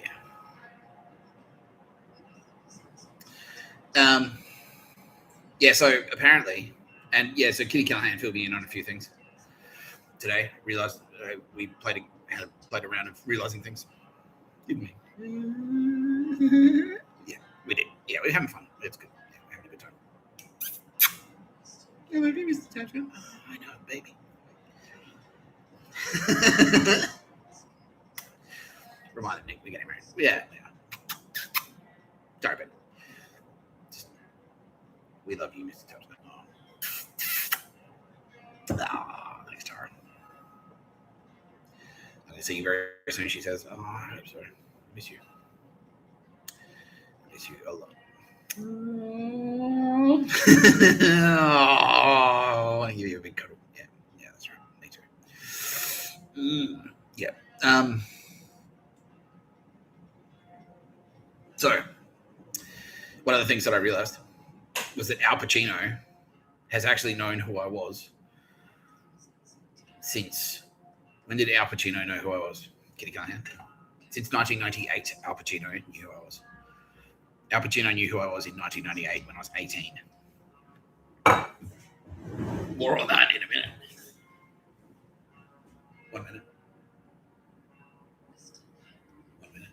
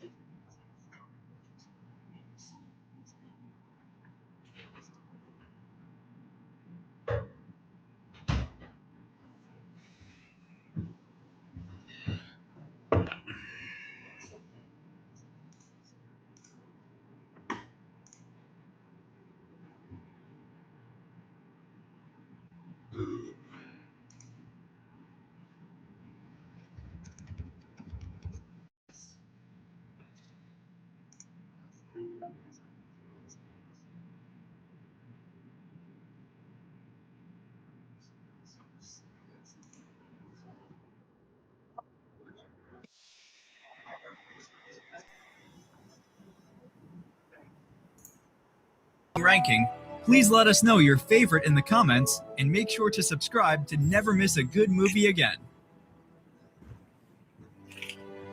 Number 10. Glengarry Glen Ross, 1992. I'll tell you something else. I hope you rip the joint off. I can tell our friend here a little something might help him to catch you. The real story behind the world of sales. The film follows the lives of 4 real estate salesmen and the tricks they are willing to play to get ahead in the corporate world. When the company sends a trainer to fire all but the 2 best salesmen, everyone must fight amongst each other to reach the top and save their jobs. Directed by James Foley and released in 1992, the drama Al Pacino, Jack Lemmon, Alec Baldwin, and Ed Harris in lead roles. AIDA, attention, interest, decision, action. Attention. Do I have your attention? Interest. Are you interested? I know you are, because it's fuck or walk. You close or you hit the bricks. Decision. Have you made your decision for Christ? And action. Number 9. Donnie Brasco, 1997. I know you know. All right? And I know you know I know you know. Right. What could be more exciting than watching Johnny Depp and legendary Pacino share the same screen? Released in 1997, Donnie Brasco is an American crime drama movie. The movie is loosely based on the true story of Joseph Piston, played by Depp, an undercover FBI agent who enters the Bonanno crime family and earns the confidence of mafia hitman Lefty Ruggiero, played by Pacino. But while Donnie moves deeper into the mafia, he realizes that he is slowly crossing the line between federal agent and criminal. If you're a rat, then I'm the biggest fucking mutt in the history of the mafia. Even if this thing is a federal theft. They scam all these other people. They didn't scam us. Number 8. Okay. So that was actually a video that Al Pacino made. He clipped it together. Or did he do it himself? Or did he have someone do it for him? No, he did it himself. Yeah, he clipped that together as a letter to me. I only found this out this morning. I'm like, what the fuck? Like, Al Pacino. Yeah.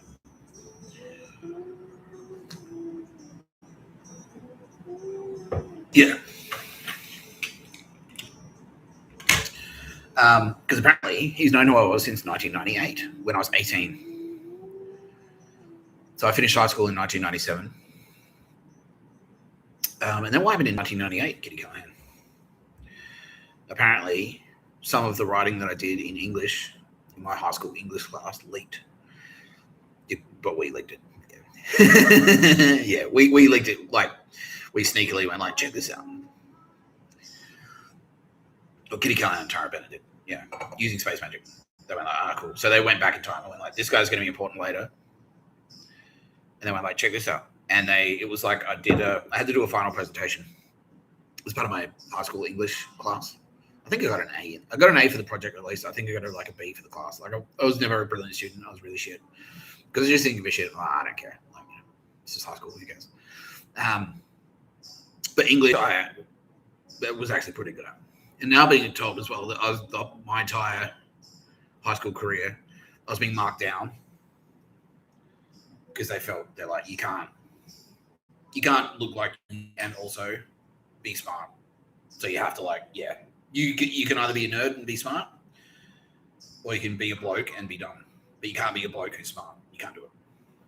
And so I was constantly being marked down. And Mr Tapscott was in there doing it, like, mark him down, he's shit.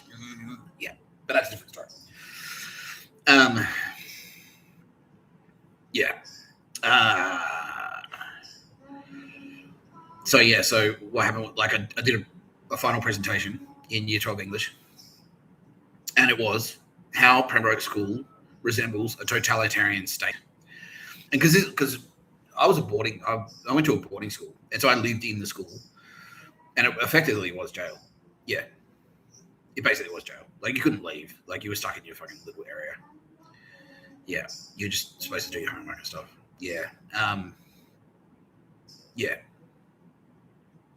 It was about as violent. It was almost as violent as jail. Yeah, it was pretty violent. Yeah.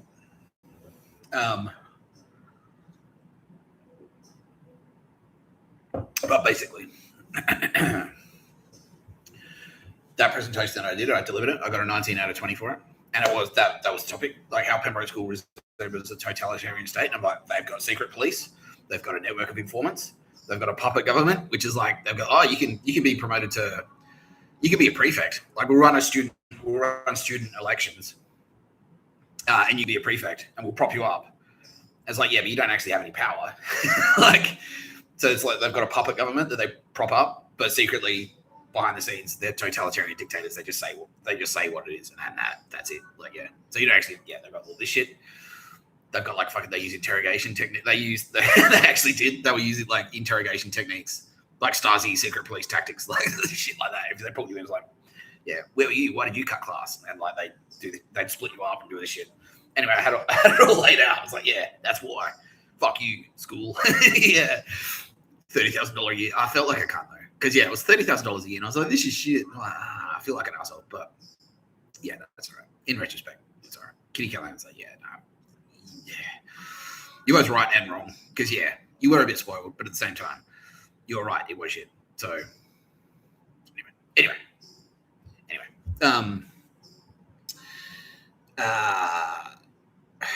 And then that leaked. Because were you doing that with him? Like, so what was happening? Like, so how did it leak to him? How did it leak to him? Because, like, I mean, I'm assuming you're a mafia boss, but I guess he was a Hollywood actor as well. And was it just me? It was like, some guy in high school wrote this. Yeah. But was it like, here's all the stuff that people in high school have been writing? Yeah. And I was in there. I was one of them. Yeah. And so he was, wow, really? Yeah. So he was like, keep an eye on all the writers in the high schools. And if anyone stands out, let me know. Yeah. Wow. I didn't know that. Stunning revelation. Yeah. And so, yeah, Tara Bennett just made sure that Mr. Tapscott's presentation, the written version of the presentation, was at the top of the pile on Mr. Pacino's desk when he got his regular dispatches of like work high school writers from around the world. Hectic, right? Yeah, it's weird. It's creepy and weird, but I don't get it. What are they trying to steal? Are you trying to steal ideas or something? Like, yeah, that's it. Oh, he's trying. Okay, so he's trying to harvest ideas. He's like, maybe there's a kid out there. Yeah. No. Okay. Maybe there's a kid out there, and he's got like, it's like, oh yeah, exactly. Okay, yeah. So it's market research basically. Yeah, like a focus group. Yeah. Like, what do kids want? It's like, we want monster trucks and skateboards. So it's monster trucks 8 or 7. That type of shit. Like, yeah, basically. Yeah. Okay. That's it. And so they made sure that my why Pembroke School resembles a totalitarian state was on top of the pile. So he picked it up. Not bad. Not bad. And then Kitty come out secretly and they go, using her Jedi mind tricks, go like, it's pretty good, isn't it? It's pretty good, isn't it? You think he's a very impressive writer? I think he's a very impressive writer. Yeah, she's doing that shit. And so that kind of put me on his radar. Yeah, that put me on his map. Which is weird and creepy, but it's like, but it was my dream. Fucking hell, Al Pacino, one year. I think this is what I don't get. Like, none of you just went like, hey, I think you're very talented. You should come to Hollywood. You know what I mean? Like, no, that never happened. Why? Why not? Why? Anyway. Yeah, because they felt like jealous. They were like jealous. They felt threatened by yet jealous at the same time. They're like, oh, we don't want this guy because he's going to be better than us. Basically, he'll raise the standard, and then we'll have to make better movies. Yeah, that's so gay, man. But at the same time, but I don't understand. And then he writes me emails. Yeah. I don't get it. It's like a competition thing, I guess. Like, yeah. I don't know. Weird. I don't know. I don't understand. I don't understand these celebrities. I don't. Because if I meet another Turbo Baby, I'm like fucking sick. Like, that's what we need, Yeah. If I meet, I didn't talk to Dad specifically, I guess, but I did not talk to him because I did not talk to him because I actually reached out and said, like, would you like a job? Yeah, I tried to pull it in because I was working on Well Connected and we had a slot. I'm like, you could write with us. Yeah, because he was a genius. I try and support him, but yeah, I don't know. It's weird. Anyway, it's weird. Oh, now speaking of writing, it can be revealed. Gavin McInnes of Vice magazine was Five Families. Lucchese. He was a Lucchese capo, basically. Yeah. Was he made? He was a made guy? Yeah, he was. Okay. So they loosened up the rules about whether or not you have to be Italian. Yeah, I guess they did. Yeah, okay. So he was made, but Donald Trump wasn't made. Yeah. Okay. Wow. There you go. Okay, so Al Pacino knew who I was in 1998 because of that. And then he kind of kept one eye on me. And then I went to university and I studied communications with a sub-major in professional writing. And then he was secretly, yeah, he had insiders. So he sort of put a little tab, he put a little pin on Mr. Tapscott. And then, yeah, they said, oh, this guy. So what happened to Tapscott? Where is he these days? And he put feelers out. And he's actually studying. He's in university now. He's studying communications with a sub-major in professional writing. He's like, oh, okay. Okay. One to watch out for. Yeah, now going back though, one of the things that I was on the Turbo Babes radar already. I was on the Turbo Babes radar as well. And telling Al Pacino about me, that was something that they did. So that in the future, they went back in time and made sure it happened. But when they, before that, I put myself on the Turbo Babes radar with a short story I wrote and Mr. Tapscott's radar in year 8 about, yeah, it was a switcheroo thing. It was like a short story but it was about like, it's me and my mate from my local neighborhood, the neighborhood kid. We'd play a game called the gun game, and it's just like we just like blam blam. Oh, I got you. Nah, you're dead. No, I got you. You know, we just like run around the house, like run around the outside of the house with water pistols, pretending to shoot each other. It's like Call of Duty, basically. Yeah, that's what it was. Like, yeah, we just run around like, bang, oh, I got you. Yeah, all right, yeah, on a system, but it worked. Yeah, it was fun. It was a fun game. And then my little sister would be there as well, and like, I wrote a story about that. I wrote a short story about that, and then it was like, but it was like it was the structure of it. So I was like, oh, like he stalked his prey, like he was crouching in the jungle. Where was his enemy this time? He could spring from anywhere. You know what I mean? Like gritty Vietnam. And then it slowly revealed that, no, it's just kids playing a game. Yeah. It's like, yeah. It's like, oh, no, Jordan.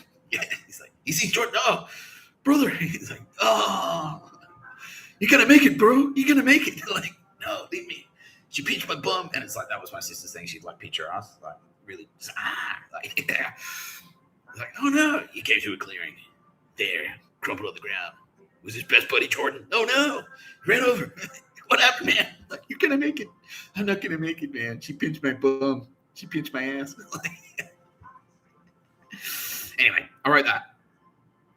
And the English teacher that I wrote for went like, he pulled me aside and said, like, look, aside from the typos, there was like 2 typos in there and maybe some spelling errors.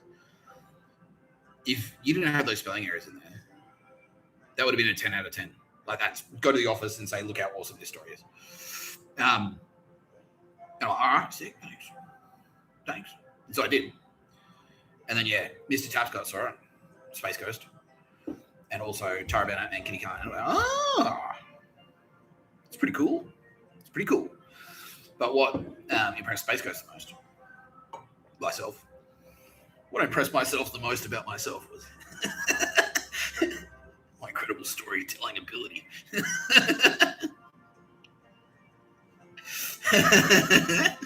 Mr. Tapscott. Let me tell you a story, kids. Settle around. I'm going to talk for hours about how cool I am.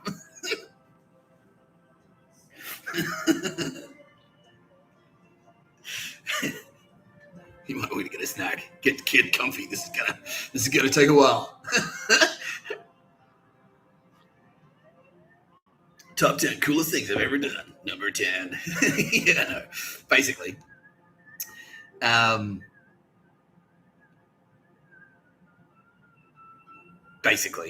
Yeah. But what impressed myself about myself. And Sylvia's now saying, like, yeah, she read it. Yeah, it's cool. It's a cool story, man. You just saying that, Sylvia, because everyone else is saying it. Like, yeah, that's right. Yeah. So you made it trendy to think Mr. Tapscott's writing is cool. Now you're interested. I'll put it to you, Sylvia Jeffries. Yeah, you got me. No. Yeah. She's a party girl. She's like, yeah, sick. There's a party. Let's go. Yeah, it's popular. Sick. Yeah. That's her thing. I love it. Yeah. What impressed myself about myself the most about this story was the structure of it, because it had a very clearly defined beginning, middle, and an end. And it was like it had a twist, and it did it's 3-act structure, right? 3-act structure is extremely important, and that's the way the universe is programmed. That is a rule of the universe. That's as important as the speed of light, as a constant. This is objectively true. So 3-act structure. I should kind of be like that, but yeah, 3-act structure, because that's what we are. We're the 3-act structure. You've got the beginning, you've got the middle, you've got the end. Very important in storytelling. Yeah, so that's why the universe, is the same. It's a law of the universe. That 3-act structure is a rule of the universe. It's objectively, the storytelling structure. Good stories have that structure. Yeah. And even if it's like a Harry Potter, right? If you zoom out on Harry Potter, even though it's a series of books, if you look at the entire saga of Harry Potter, it will go, it's the 3-act structure. So it goes up, starts, beginning, middle, and then dips a bit. And it's like, oh no, how are they going to get out of that? And then bang, dramatic ending. And that's what this story had. It very clearly demonstrated the structure, an understanding of storytelling, an understanding of storytelling structure. Like beginning, it's like, what's going on? And you don't know. And it's like more is revealed. And then the middle, there's the conflict reveals itself. Jordan, my friend, has been... Yeah, the conflict, the protagonist is established. The antagonist is established. Like, what happened? Your little sister pinched my mum. That's the antagonist. I was the protagonist. The conflict is arisen. The problem to solve. The trial to overcome. So my little sister's out there somewhere, pinching bums. What am I going to do? Yeah, just had a water pistol. Yeah. She's out there somewhere, man. I just do it. That's what yeah. And then, there was like the twist. Because you didn't realize it was just like a kids playing games until like, it's like, she pinched my bum. I'm like, what? I thought they were at war. What is this? Like,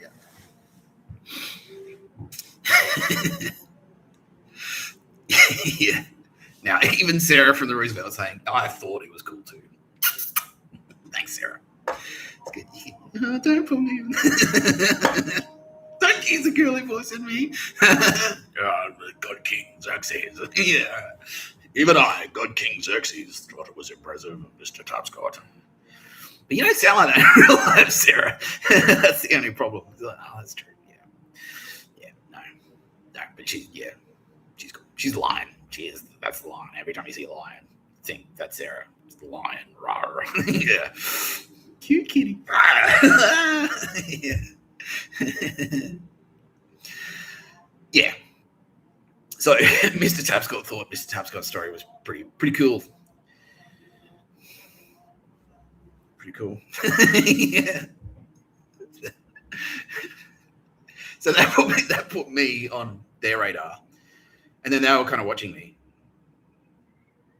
And then they sort of did this in reverse. Like, Sylvia dipped in as my hot English teacher, and I had fucking massive crush on her. Yeah. Is Wood. Yeah. Wood for writing. Yeah, that's right. And also teenage Wood. she gave me bonus. Yeah. This is a 15-year-old boy. Yeah. Yeah. Sylvia Jeffries. Anyway, they can do that. But she sort of did that backwards. So I just had some other regular English teacher, and then when they realized I was Mr. Tapscott, she went back in time and dipped in as that specific English teacher. Yeah, she was cool.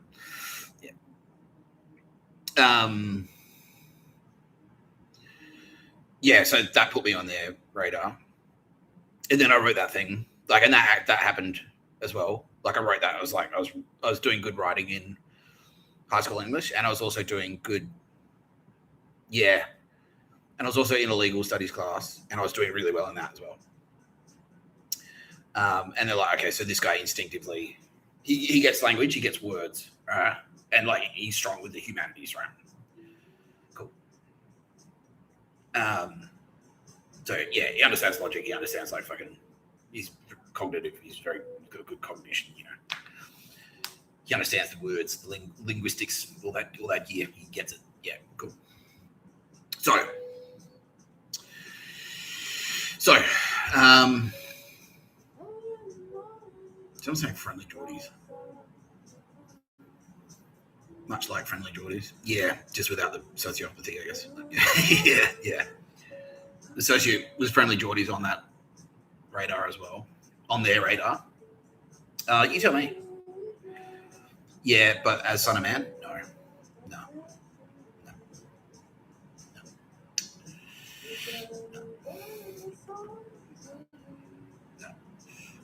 No, it's the space magic. Yeah. Because Friendly Geordies got dealt. He got dealt like in poker terms. He got dealt like a hand of cards that's 4 aces basically. He got 4 aces and a king as a poker hand. He's sick. Yeah, because he was a male model, and it's like, yeah, but that's not a just being hot, like, yeah. But when Mr. Tapscott was doing stuff, and it's like, again, it's like the handwriting thing. It's like it's not so much that I've got good handwriting. It's that I've got really unique handwriting. And so it's like you can spot my handwriting. It's like that's like if you see anything written by me by hand, as soon as you see it, like that's Mr. Tapscott. Yeah, there's only one guy that writes like that. That's Mr. Tapscott. And so that's kind of what they were looking for. And it was like that. Yeah, it's exactly like it's very characteristic of Mr. Tapscott because I wouldn't necessarily do that much. I was kind of slow moving. But when I did do something, it'd be like, bang! Yeah. Yeah. Whereas Friendly Geordie's kind of like he did like a bunch of he was doing like heaps of stuff. So it's kind of like if you played Street Fighter. Yeah, that's what they're saying. He's like Chun-Li in Street Fighter. So it's like the kick. Look, he's got a light kick. And go, yeah. Like he can do like heaps of kicks really quickly, but they're not that like bang. They're not that hard. Whereas Mr. Tapscott, like he would do a shuriken. Yeah. It's like he won't punch you as quickly, but he'll go Hogan. Yeah, he'll give you the uppercut. Like when he punches you, it's an uppercut. It's like yeah. Occasionally,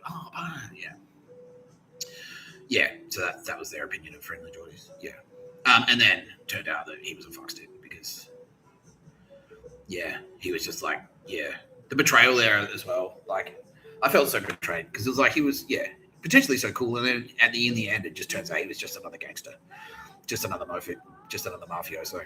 Yeah, he was out there campaigning for like saving koalas and stuff. It's like yes, at least someone gives a shit. And then in the end, it was like, nah, he just wanted to do the same Chris Mintz dog shit that Chris Mintz did. Yeah. So anyway, and I did a couple of other things as well, and that we could talk about that right now. So another thing that I did, so that was just the writing stuff. So that was I was writing stories in high school, which are kind of cool. They're pretty dark, and I was reading 1984 and getting it. Like I was getting all the books that they were giving me, like Animal Farm 1984, Heart of Darkness, Lord of the Flies. All of those books, I was reading them and getting them straight away. So okay, cool. And it was like I could hear like clicking sounds almost. I was like, oh fuck, like click. Oh, fuck, I get it. yeah, that's cool. Yeah, I love books. Yeah. And so that as well, because like a lot of people just don't get it. Like, and that's the problem. It's like, do you see the problem with death camps? Do you see the problem with Nazis? Like the Nazi SS, the Waffen SS setting up death camps in your country? Like, huh? No. You fucking idiot. Yeah. Whereas I would kind of go, that's wrong instinctively. Yeah. And so like they kind of kept their eye on that. It's like, okay, he's right most of the time. Like he understands balance. Yeah. He understands right and wrong and balance. Yeah. He knows story structure. He knows balance. Cool. He's got a good sense of justice. And then, so that was in high school. And music as well. Sylvia was saying, she's like, she noticed that like when I would listen to music, like I'd fall in love with it. Like I'd really like listening to metal. Like, oh, this is sick. Yeah. Like I'd really get into it. Yeah. I was a bit of a prick. But that's kind of how I lost that. But aside from the fact I was a little bit of a prick. And now there's sort of like looking back, it's like, well, yeah, it's understandable. Because you missed the Tapscott. You're open. Yeah. You got your tendencies. Yeah, I guess so. Yeah. But we own that in. Kitty Callahan helped me. She ran, like, will you shoot coach me? And she's like, no, you learn your lesson. Yep. Someone did it to you, and immediately you went, no, I'm never doing that to anyone ever again, because that was shit. Yeah. And that's the golden rule. So that's a big tick in Kitty Callahan's box. Not that type of tick. She had that removed. She got a cream. They're not coming back. So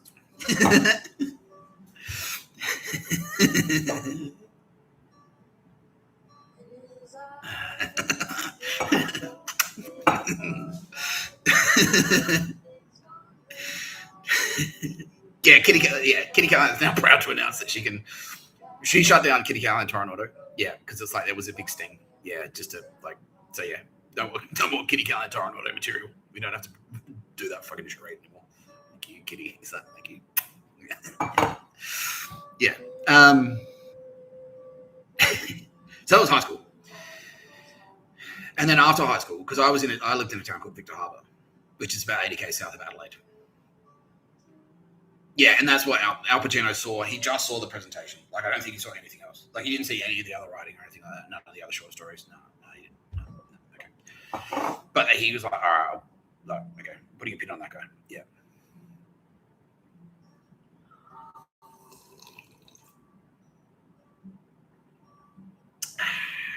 Yeah, putting a pin on that guy.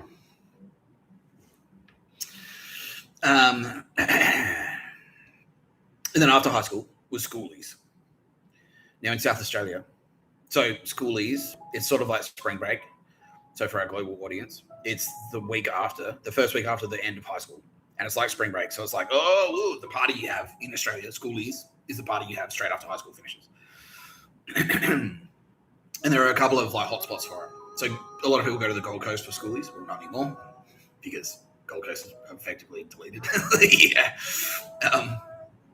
And that whole schoolies thing in Australia was corrupted. That was Five Family Mafia corruption. Anyway. But in South Australia, schoolies is in Victor Harbor, which is my hometown. And because my parents were in Central Australia and I was a porter, there was a gap. There was 5 weeks. And they're like, well, foolishly, like, okay, you can just go back and live in the house on your own. Here's $500 cash. Here's the keys to a car. And here's the keys to the house. Just one rule. Don't have a party. Yeah, of course not. No, of course not. And it's the way, ironically, it's the way I live now, which is like, okay, don't talk about that. Anyway. So the first thing I did was like, I bought like a sheet of acid and an ounce of weed. And had a party. Had a fucking sick party. Yeah, had the schoolies party of the decade, apparently. I'm being told, yeah, it was of the decade. Yeah. And it was fucking hectic. Yeah, just dropped acid and stuff. And that was when Kitty Callahan, because I threw that party, was like, yeah, sick, yeah. And everyone was like, oh, cool, Tapscott. And because, I was like an outsider in Pembroke. It was a private school. It was an Adelaide private school. And I'm a bogan from Victor Harbor. Apparently now I'm being told that entire school is gone. Yeah, pretty much. Pretty much all the private schools are gone. Yeah. Fuck. Hectic. So I was like an outsider. And then when word got around, it's like, oh no, you can crash at Tapscott, because it was a big place. It was a big house, heaps of open spaces. Like everyone can crash at Tapscott's place. So that's fine. And there are a couple of pricks in there, but that doesn't matter. And so that it sort of became the house, like the party house, basically. And it was all the cool girls like, oh, Nick Tapscott, is this your house? Yeah. And I was looking after the dog, who now can be revealed was Mr. Tap. I was my own dog. That was Mr. Tapscott dipping in. Yeah. I was Taffy the Labrador. Just to hang out. Yeah. And so, yeah, I dropped acid like once before. And then one time, me, Dan Cooper, who is now in the afterlife, and in Valhalla, and loving it. I'm now being told, yeah, thank you, Cooper. Thank you for fucking sticking with it, my bro. Thank you. Because it's like, I started to get fucking crushed. Yeah. Deleting everyone. Yeah, fuck that. Yeah, so anyway. Cooper and Ashley Bracken. Me, Cooper, and Ashley Bracken. And Tim Hodgson, who's also in Valhalla. He wasn't there for this particular night, but there was one night in particular. And that was that night. Yeah, we dropped acid. It was a different night. Yeah. So we threw a party, basically. It was like, okay, cool. Well, let's have a party. And it was like the Saturday night, and it was just fucking like all the schoolies in Victor Harbor turned up to this house party. And it was out of control. And there were paddocks and stuff there, because it was kind of half the country. Yeah. And I was like, yeah, woo, party house, yeah, sick. And I was like, I dropped acid and I'm like, oh man, fucking hectic. Like, yeah. I tried to be a drug dealer, but I was too loose. It's like, oh yeah, just pay me later, man, and I forget. And I was like, oh, where did my weed go? It's like, you gave it away, you fucking idiot. Yeah. Yeah, and Kitty Callahan saw that and went, oh, really? So he's more interested in having partying and having a good time than he is about making money. Okay. Not bad. Not bad. All right. Yeah. Had this a huge party. And then there was like another night where we dropped acid, and because there were heaps of backyards around. It was a country town. It was a really sleepy, quiet country town, and I knew all the ins and outs because I grew up there. So I was like, if you go through, you can cut through here. If you cut through this paddock, and you go through, you get onto this street, and then you go down this bit, you go down this hill. There's a hole in this hedge, and you go in there, and there's like a garden. There's like a cool secret garden in there. And so we did that. Yeah, and so like one night, me, Cooper, and Bracken, and it was a full moon, and it was really warm. It was a perfect night. Yeah, it was a full moon. It was really warm. We all dropped acid. There was a couple of clouds in the sky, and we dropped it. And then those people familiar with LSD trips is like it doesn't really kick in until like 4 or 5 hours in. So you drop it. If you drop a tab at 7 p.m., you'll peak at midnight, and then you'll be the highest at midnight, and then you'll be super high until about 4 a.m., and then you start to kind of come out of it. Yeah. And so yeah, the first part of the night was like fucking like just getting hectic at the party. It wasn't the same night though, wasn't it? No. So me, Cooper, and Bracken, we smoked a bit of weed as well. But yeah, like dropped acid. We all kind of synced up. Like, oh man! And like we went to like another party at like another place, like Kent Reserve or something. It's like a park in town. I was like, oh well, and so it catches you off guard. Acid catches you off guard. You're like, oh, did you get high? Nah, not really. Me neither. Yeah. Oh, fuck it. Oh, let's just go home and maybe watch Red and Stimpy or whatever. Yeah. All right. Cool. And then we started walking, and it's a bit of a hike from that park to the house, and that kind of like increases metabolism, so it starts pushing the LSD through your fucking system. And then we're walking, it's like, wait, does that tree look funny to you? Like, what do you mean? It looks all 3D and shit. Yeah. Oh wow. We started tripping fucking balls. And they're like, oh fuck, it kicked in. I'm like, oh yeah, sick. Like, look at this, there's patterns in it and shit. And that's Kitty Kane in there going, whoa, whoa, whoa, whoa, whoa, whoa, doing like giving you a brain massage, like doing hectic shit to your head. Like, yeah. So we're walking through the streets and it's like dead quiet. And it's like back then it was actually a pretty sleepy town. And so it was like, and no one gave a shit. Like you could just do that. You could just walk around in the streets in the middle of the night, no one cared. Like, whatever.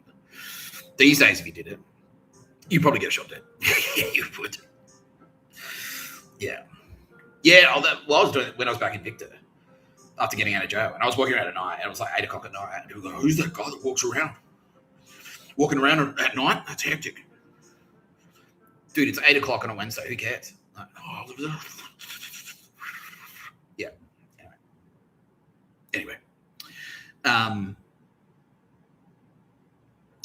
So I went to, so we walked back to the house, and then we're at the house, and then Taffy the Labrador was there. Hang on. Hey, buddy. Yeah, he was a cool dog. Of course he was. The coolest dog. The best dog. The only dog worth having is Mr Tapscott. And then we went out, wandering around, and got in the fucking let's go for a walk around the streets. Yeah, because it started kicking. Oh fuck, we're super high. Like this is hectic. Let's go for another walk. It was a full moon. Let's go for another walk. And I was like, I know this little garden. I know this secret little garden that we can go to. And we walked in there, and it was like it's like you cut through here, you go down this street, down this lane, cut through this paddock, and then you walk down this little bit. This is like a little path between two backyards. It's like a little, and then there's a hedge with a hole in it, and you walk through, and then in there is someone's backyard, and it's like fucking pristine, lush, perfectly manicured garden. And we were in there, like, all right, let's go. Higher shit, like, is this really happening, man? I'm fucking tripping balls. Like, yeah, get there, and it's exactly what I just described. Like it's that type of lawn that's like. It's almost like a comfy, like fucking, it's like a bed. It's that soft, clean green, that primo shit. Yeah. And we were just lying on our backs, and there's a full moon in the sky, and the clouds are kind of going across the moon. And we were just there, just, oh, fucking hell. It's like, there for about like 2 hours just watching clouds move across the moon. And it was fucking sick. Like, yo, bro, fucking look at that shit. It's the best thing I've ever seen. I'm so fucking high. This is awesome. It's so cool. And what that actually was Kitty Callahan was there going like, whoa, whoa, whoa, whoa. But she's like, oh, fuck. Like, look at that cool party. Type in. Check out these cool guys that threw a cool party. Let's go down and they're tripping on acid right now. Let's go hang out. So, all right. Yeah. And Sylvia Jeffrey's like, there's a party. Let me have to hang out with them as well. Yeah. So, yeah. So they're all in there. Yeah. So that's what it was. It was me and these three turbo babes. And Cooper and Bracken. They go, oh, fuck. And they were there like, yeah, here's some cool shit for you. Yeah. Kitty Khan's going, whoa, whoa, whoa, whoa. Tarban's going, whoa, whoa, whoa, whoa. Sylvia Jeffrey's going, whoa, whoa, whoa. Like, give me the butterflies and stuff. Oh, cool. Yeah. Anyway, so there was that as well. So I'd done that.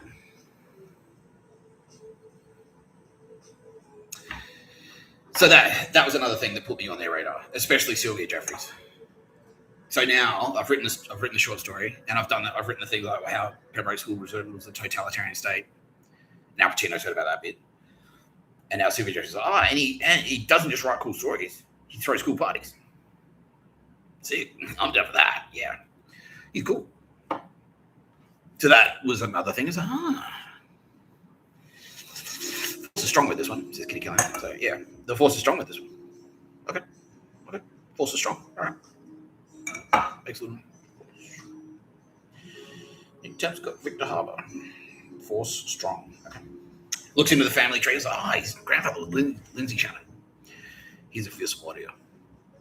And so Nina Chocon's like, Lindsay Shannon, yeah, he was fucking hardcore. Okay.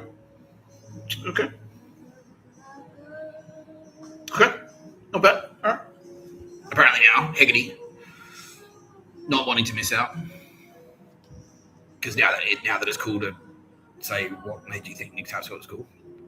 A bit late to the party. Bandwagon, jumping onto the bandwagon. It's not too late. She's like, I saw you play chess. And it was like, okay. And video games. Millie was watching me play video games. And I'm like, okay. Each time I was just like watching but just not saying it. She's like, yeah, he's cool. Yeah, because that's her style, and that's why I love it. Yeah. Pistol, apparently. Represented here by this. Is this you, Rebecca Pistol? Yeah. High author. She saw it. She's like, yeah. She's like, oh, no, yeah, she heard about it. She's like, yeah, cool. I'm watching this guy. He's cool. He's a bit of a cunt. He was not that very nice to ladies, but that's right. We can overlook that because well, it's other stuff. Yeah. He learned his lesson, just like Kitty Khan. So, yeah. Nutty Dolly's in there. Yeah. So cool. She was just like, just sort of like watching the whole thing. Going like, oh, yeah. No. Cool. No, it's not. It's not being like Chevy Dealer of the Year 7 times in a row, but it's close. Anyway. Later that year, because what I was doing, because I spent all my money on drugs. This is how it starts, kids. The life of crime. But I was 17, and through my knowledge of legal studies, because my legal studies teacher, very clear. This is what's relevant. Like, so we talk about law. So here's the basic breakdown. Like, here's the structure of law, like Constitution, Crown, blah blah blah. But what's relevant to you young people are juvenile youth justice laws. And so basically in South Australia at the time, if your offending isn't violent, if it's not a non-violent offence, like if you get caught with weed in your pocket or shoplifting or like drink driving or, you know, the little shit, you get caught doing something like that. First offence is a caution. Informal caution. So they don't even write it down. Like, they make note. But second offence, a formal caution. Third offence, you have to go in front of, like, you might get pulled in front of, like, there's a family conference. Fourth offence, I think you get pulled in front of someone like the police captain or like a magistrate or something to say, like, you stop fucking up. And then fifth offence, you get charged. At that time, I don't know what it's like now. No, it's gone now. It's not like that anymore. Then you get charged the fifth offence. Yeah. So basically, the way I interpreted that, because I was always like, law schmore, you know, it's like, well, you know, maybe the moral choice isn't necessarily following the rules all the time. And also just my general behavior in the boarding house, where I was a psycho, like, yeah, it's a bit of a fuck stick. Yeah, I had a running fucking duel with the authorities constantly. I was constantly at odds with the authorities. And if I felt like I got fucked, I was like, nah, fuck you. And I'm a teacher. Like, yeah, well, you're wrong. You're a teacher and you're wrong. Fuck you. Yeah. Yeah. And Mr. Tapscott saw that. Was indeed strong with this one. Yeah. So I was like, okay. So the way I interpret that is to say that I could get caught shoplifting 5 times for free. So me and Cooper and Bracken, because Bracken was over 18, so he'd turned 18. So that was different for him. He's just straight up, you get charged, bruh. Yeah. He wasn't a juvenile, but I was still 17. I was like, I'm going to be 17 for like another 4 months. So I better, like, this is a once in a lifetime opportunity. I better take advantage of it. This is a window that's closing. I was like, all right. Now, at the time, we started shoplifting food from Woolies. And I was stealing like the big 1 kilo blocks of chocolate. I was just like sticking out my shirt and walking out. Like, and like, we were getting away with it for ages. Yeah. Because no one cared. We eventually got busted, but that's down there. Yeah. But Warhammer, Warhammer, yeah, right. Just in case you don't know.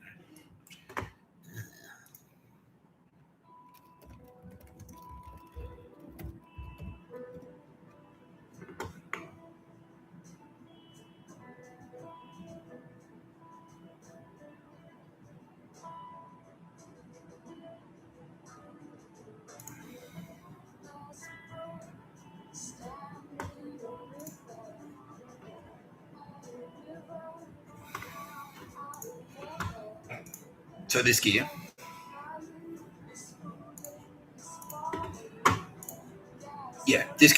Warhammer 40k, it's a tabletop game. Now the figurines, this shit is extremely expensive. Yeah, $420 for that. $75 for a little figurine. Yeah. $80, $100, $70. And this is what it was like 25 years ago. That's how much it cost. So, okay, to its credit, the price hasn't gone up that much. By the way, Games Workshop is gone. Deleted. Yeah, because it was cooked. Cooked by Yakuza, apparently. Yeah, because it's gaming. Yeah, we own gaming. Yeah, Nintendo gaming.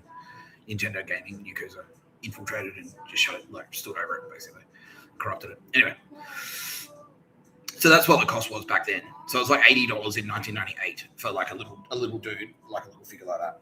Or maybe that's an exception. It was like $50 for a little figure like that, right? And so we were like, well, if we could shoplift stuff from Woolies, what else could we shoplift? And we were all familiar with Games Workshop and how expensive it was, prohibitively expensive. So it was like, well, maybe we should start shoplifting from there. And they had electronic security system. Like they had the buzzer, like they had the marked packages, like they had the sticker on it, and then you walk through like beep beep beep beep. That's hilarious. Anyway, so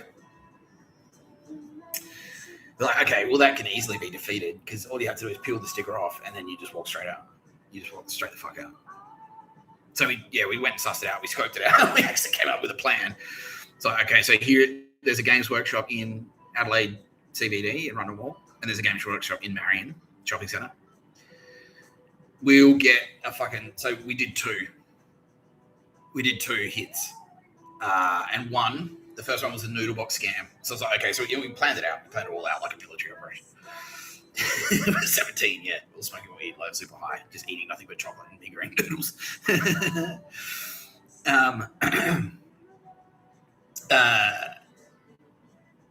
Fucking yeah. So we bought like a box of Meagering, and we had we taped it up so it looked like it was unopened. We had it in a shopping bag with a receipt in it. So it's like we've just come from the Asian grocery with this box of noodles. But on the side, we'd cut it so that you could like if you looked at it, it looked taped shut, but you could like open. So from the corner, you could just go like, and then slide shit in there, and then close it again. And it looked like it was closed. Looked like it was taped up. So if you looked in the bag, it's like, can I check your bag? Sure. You look in there, it's just a box. It's a closed box. It's like, all right, well, you guys don't have anything. Cool. And yeah, but so we went in there. One of us dressed up like a nerd. Like Cooper put on like a Ren and Stimpy t-shirt, and we all dressed like nerds, basically. We put on the nerdiest stuff we could. We went in there, and like, yeah, just like rip the sticker off, rip the sticker, chuck it in there. Like, yeah, cool, got it. Dipped out, and then like emptied it all out into the car, and then repeated the process. So we did that in Adelaide, and then we went to Marion, and we did it there. Yeah, repeated, yeah, and then we did that one time, and it was like fucking hectic. We just scored like $1,000 worth of stuff. Yeah. And then we waited like about a month or a month and a half. All right, yeah, we got busted. We got busted shoplifting for Woolworths. But because I had a caution, because I had a caution, I was like, well, I know, I've still got like 4 other get out of jail free cards. So like my parents are fucking spewing. My mom cried, but whatever. I got heaps of free Warhammer, so cool. She could cry. That's all right. She needed to toughen up. Yeah, Kitty Carlin's saying, like, well, she needed to toughen up. Like, she needed a bit of street smart. She was too fucking sheltered. That was part of her problem. That's what led to her downfall in the end. The fact that someone getting caught shoplifting would make you cry is like, you're too sheltered. Yeah. When like her father, Lindsay Shannon's like, I've literally shot Japanese dudes in the head at close range. That didn't make me cry. Like, you know, like, yeah. Anyway. So we did that. And then we're like, okay, well, if we can do it with a fucking noodle box, what could we do with an N64 box? And it's like a box that's like 4 times the size. Like, we went in there. And yeah, we repeated it. We did the same thing again after like 2 months later, or a month later maybe. And it was just like, it was like bolting out. We carried out like, see you next time. Still 17. Yeah. And the AFP, because we got done for it. The AFP were watching the whole thing. Apparently, being told like, everyone knew, bruh. Like, they're watching the whole thing, but they knew who I was. They knew I was Lindsay Shannon's grandson. Like, oh, boys will be boys, I guess. And they also kind of like didn't like Games Workshop because they knew how they knew that they were dog shit. Like, they were how overinflated and dog shit it was, and they're kind of like, well, Tapscott, maybe he's like just correcting the balance of the economy there, and turn a blind eye this time. You know, turn a blind eye this time. That's all right. Yeah. Yeah, because it was like a Robin Hood. If I was like stealing like fucking, you know, insulin from the hospital, like that'd be different. You know what I mean? If I was robbing drug dealers, they're like, yeah, compared to this. Yeah, you weren't robbing and murdering fucking drug dealers, so that was kind of like a pretty cute and hilarious crime compared to that. So that level, it's pretty low on our priorities. Yeah, if it escalated, they would have. They're saying now they would have stepped in if it escalated. Like if it was like, I'm considering turning pro at being a criminal, but they're like, we know what he's doing. He's just like a weed smoker teenager, being a weed smoking teenager. It's gonna be a funny story. Games Workshop can fucking afford it. Yeah, because they've got they inflate their prices. It's like the loss prevention. The loss compensation pricing. It's like, well, we need to inflate our prices just in case we get robbed. And so it's like all he's doing is like taking that money that they've already inflated so far.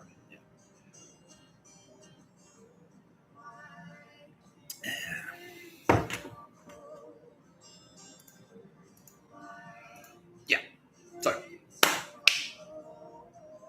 the second time we did it, I was like, yeah, the box was fucking bulging. We were running, yes, yeah, we got like twice as much as like $2,500 worth of merch.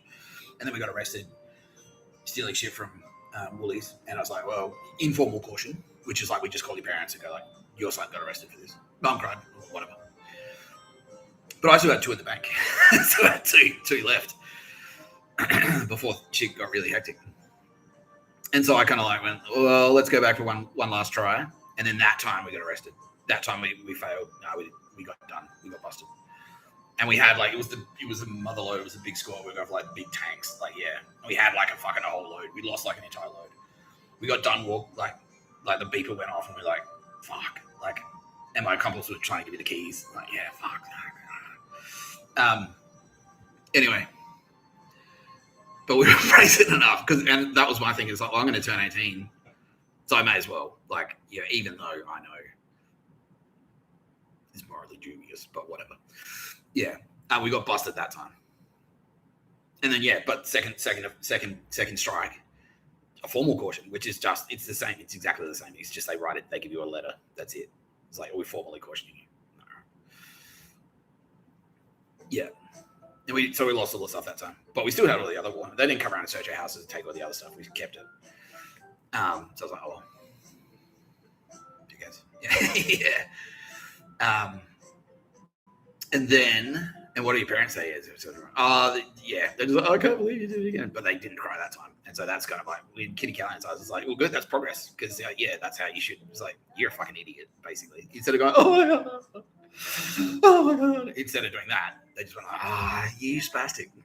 You fucking idiot. Which is, like, more closer to the earth. That's where you should be. It's like, you're a fuckwit, but you're a human too. Like, that's what humans do. Yeah, exactly.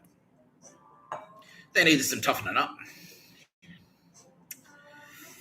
Yeah, they needed some street smarts. They were too fucking straight-laced. And then that's what led to their downfall. Because, like, yeah, ironically, yeah, don't shoplift. It's the worst thing that's ever happened. But doesn't have a problem murdering couriers. Unbelievable. Anyway.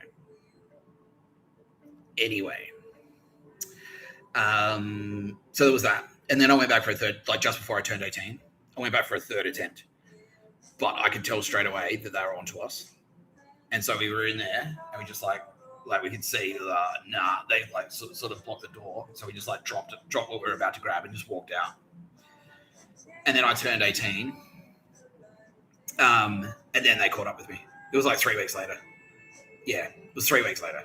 Yeah, so like I was 2 weeks before I turned 18.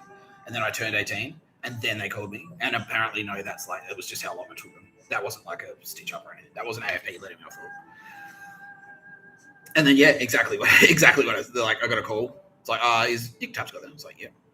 Yeah, can you come to the police station, please, and speak to us? I'm like, sure. And it turned up.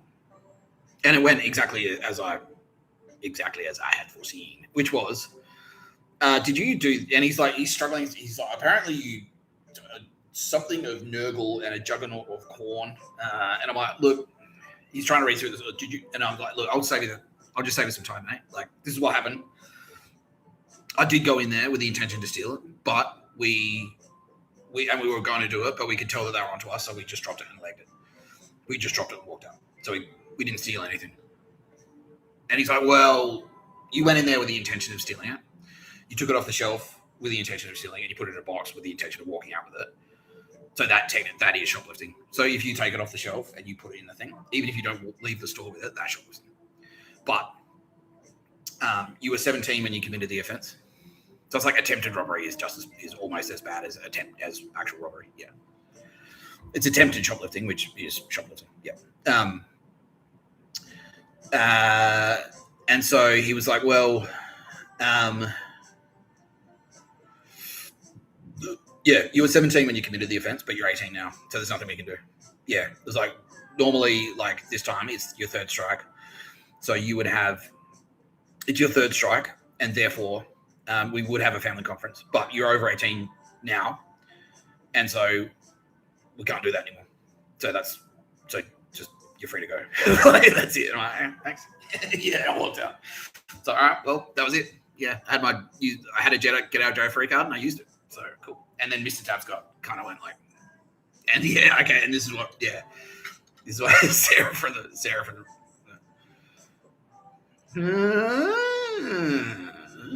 bit of a fucking badass. He's got some fucking stones, this guy, and he's smart, and he's strategic, and he's smart, and he's got balls. Yeah. And he does things. He's like, this is going to make you extremely unpopular in your family. He's like, oh, but it's the right thing to do, so it did it anyway. Yeah. Not bad. Yeah. So there was that as well, and all of these things have now started to add up, and the two of it, like Kitty Callahan and Tara Bennett, are kind of going, whoa. And Mr. Tapscott as well. Mr. Tapscott, the Space Ghost. Well, maybe. Let's put him on the shortlist. Like, maybe this is the guy. Maybe this is him. Yeah. Maybe this is Mr. Tapscott. That's who he, maybe that's him. Yeah. Maybe that's it. Yeah.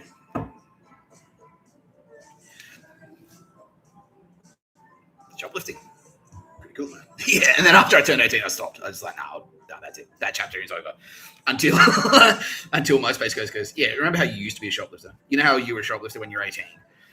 And then you became like a prestigious like copywriter that worked in an office and worked on prestigious brands. Like, yeah. Well, you're a shoplifter, and congratulations. Like, what? You're gold though, right? Like, yeah. Are you telling me to be a shoplifter? Like, yeah. I'm also Satan, so yeah, I'm corrupting you.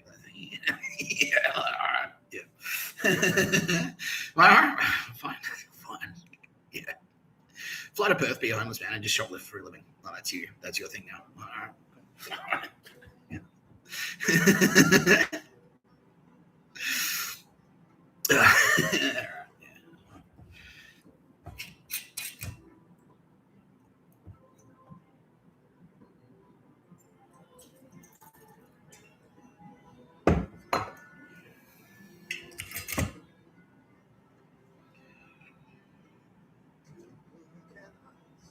Yeah, and then I went to uni. I started uni the next year. And I got a job as a barista. And this is where Al Pacino comes back into the story. So Tara Bennett had secretly slipped my, like, made sure that Al Pacino saw my writing, because from his like fucking global octopus tentacle fucking network, he's like, keep an eye on all the creative writers in the English classes so he can steal their ideas. Yeah, or bring them in as mafioso. Yeah. So I got a job in an Italian cafe while I was studying creative writing. Communications was the side major in professional writing. And I was always that student that would like, if I can get by, like I want to pass. I'm not that hung up on getting straight A's. If I can pass by just turning up, by doing half the amount of work, I'll do that. Yeah. As long as I kind of understand what the topics are. And it was like sort of high concept stuff. So I was sort of like, well, I get it. I don't necessarily need to go to every class though. And so I was a pretty shit student. But the work that I was doing there was, people were talking about it pretty much. Yeah, in the academic sense, like, oh, this guy, he's a dude. He looks like a bogan. He looks like he should be a footy player, but he's actually pretty good at writing. Like he's switched on and he understands communications. Like he's got he obviously has like a natural grasp of it. Yeah. And while I was doing that, I was working in Italian cafes, and that's when I started working in the coffee machine. And I realized that I was actually like, I was not shit as a barista either. And I was very young. Like I was like 21. I was like, yeah, I'm sick of being a fucking barista. Yeah, I had that Han Solo arrogance. Like, yeah. But the cafe that I was working in when I did that, that was a Genovese crime family controlled cafe. So the boss of the Genovese crime family is Al Pacino. And I was now studying creative writing, and I was already on his radar because Tara Bennett put me on there because of the thing I wrote in high school. So he's watching me now for two reasons. He's like, well, I already know this guy. He's a writer, and now he's a barista too. Yeah, and because the Vittoria coffee in the Al Pacino that I showed yesterday. Yeah, we're playing it.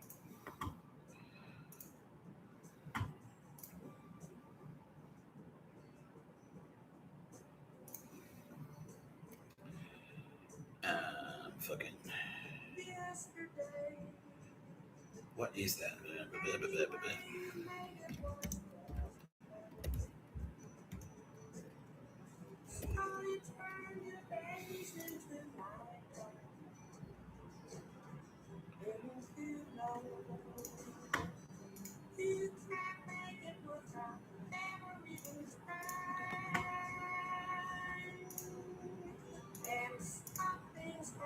In the morning, in making a movie, you get up really early. So you need all the help you can get. When I'm reading the script, when I'm rehearsing, coffee goes with my line of work. Without coffee, I'm going to feel like something's missing in the day. I'm going to feel awkward. I'm not going to feel the same. Most of my scripts have coffee stains on them. That's how you know it's a Pacino script. This is good coffee. Yeah. So the coffee brand is Vittoria Coffee. The cafe that I was working in was a Genovese controlled cafe. The coffee that they sold there was Vittoria, because Vittoria is a Genovese crime family coffee company. Yeah, just like the olive oil company in exactly. Yeah, just like the olive oil company in The Godfather. What's that? Yeah.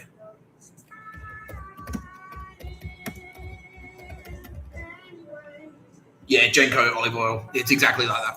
Exactly like that. And that's why it's called Genco, because it sounds like Genovese. Yeah. Genovese crime family is Vittoria Coffee. And so, yeah, so I was working there. And the boss there, like the manager, he was like a capo or something. Yeah. He was like, oh, yeah, Nick Tapscott, he's cool. He can make coffee.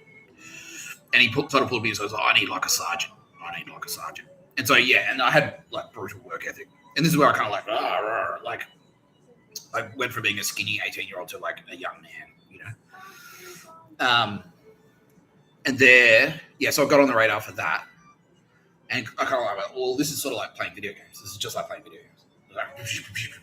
And it was at a point in espresso culture, in coffee culture in Australia. This is before it was like, there was like, yeah, cappuccino. That's what the skips, the Aussie. It was like, you could have a cappuccino and you get like hard foam. It looked like an iceberg. And then they put like cocoa on top. Like, here you go. And it would be like scorching hot watery milk under hard foam. But it was like, but we were like, no. And me and my mate Wyman Lau, who is still with us. That's impressive. That's impressive, Wyman, because everyone else is gone. Yeah, me and my mate Wyman Lau, who I met at uni. Oh, Tara Bennett, you sneaky, tricky, sneaky devil. Wyman Lau is Tara Bennett. Okay.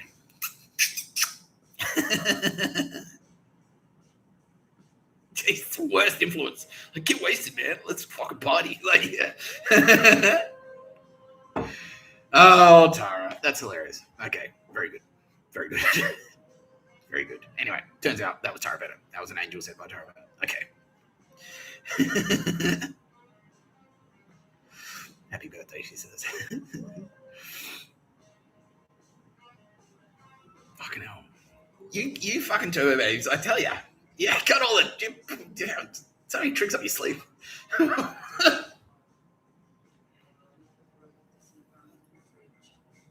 Anyway, I was working there with Wyman. He's a douchebag. Okay. Yeah, so I was working at this cafe job, and I was smashing it as a barista. Like, yeah, but I was also a massive prick. And yeah, Sarah was sort of watching that. It's like, yeah, his customer service is shocking, but fuck, he's good. Yeah. I made up for it in work ethic, basically. She's like, well, that's how I would be if I was behind a coffee machine. I had to deal with the idiocy you have to deal with. Yeah. The customers at that time were retarded. Yeah. So I was like, okay, cool. I'm good at this. I can do this. And I was like, no, like, and I've sussed out the rules for like, you know, objective and subjective. Like, this is objectively the right way to make coffee. This is objectively a good coffee, and this is objectively a bad coffee.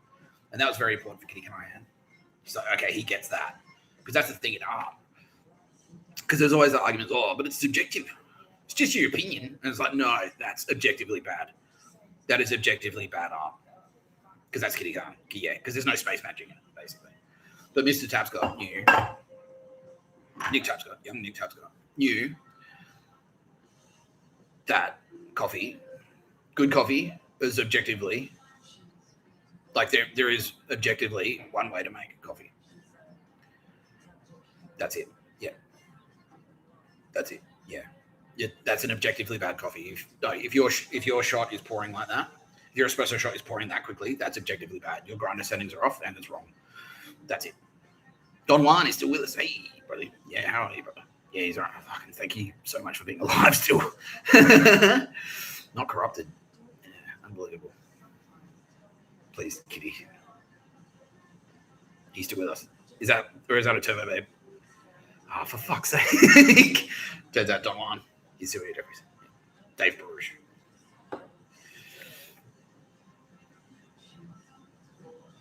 You turbo babes.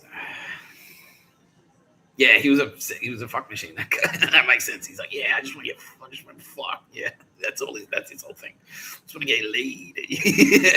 yeah. Yeah, hilarious. Anyway, yeah, he was Jewish. Yeah, I kept giving a shit for being Jewish, and he got upset. He was just pretending. Apparently, he tells me now. So, yeah, it's just fucking around with you, bro. Don't worry about it. Yeah. Anyway, yeah. So I had a knack for it, and I figured out like good and bad, and I was like, it's like, no, that's shit. Like, no, that's good. And I was like, quite fucking, I got really passionate about it. Like, I got really full on. Like, I was the original first one.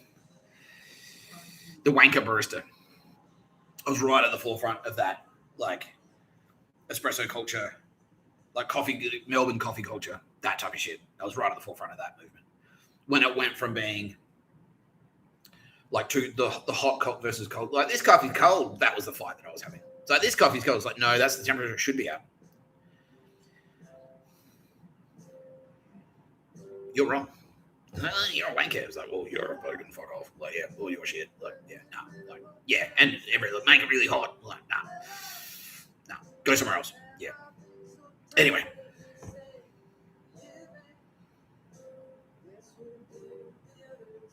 I'm just like now I'm second guessing everyone that I've ever known in my life. Are they all turbo-based? Like, yeah. No. Okay, cool. Anyway. No. Okay, cool. Are you sure, Kitty Callahan? Because like they changed them. They're like, is that? I was like, no, that's not him. And then later they're like, yeah, that was him. Yeah. Oh, yeah. Anyway. So I was already on the radar for the thing I wrote in high school, Al Pacino's radar. And then I worked at the Genovese Control Cafe, and I was a good barista there. And then I sued them for back pay, for underpaying me. And so, yeah, all of these things, Al Pacino's hearing about all of this stuff. And he's like, oh, fuck. That's pretty hectic. And now I'm being told, because all of those like five family dudes, because they're all so Catholic, they are all going like, oh, the Son of Man. There's potentially the Son of Man is coming, and he's going to be a badass. So Jesus Christ, yeah, and they all knew this, yeah. Tarabana, so I was like, yeah, that's basically it.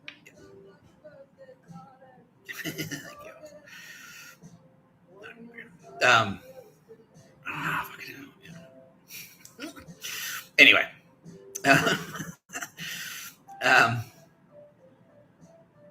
yeah. So, what was I saying? Fucking something about being gay. Yeah, okay, so they're all the five family dudes and all the militaries in the world and all the intelligence agencies. Because this is what MK Ultra was. They're all on the lookout. It's like, well, mate, this fucking Son of Man character could be popping up any moment now. Because, yeah, we're on the brink of nuclear, and it's like, the apocalypse, blah, blah, blah, blah, blah. Book of Revelations, they're like, the world will end and all this shit.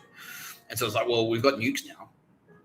Yeah, since the Cold War, since the bomb got dropped on Hiroshima, the end of the world, that's not an unrealistic proposition. Because before the invention of nuclear weapons, like, it was like preposterous. Destroying the entire planet can't be done with a cannon. Preposterous. But now that we had nukes, it's like, no, that's a realistic option. But that's realistic. Like, you could, a human being could make the decision to end the entire world. You just nuke everything. Yeah. And so now all the governments are like, well, fuck, now the apocalypse is on the horizon. Nuclear annihilation is a possibility.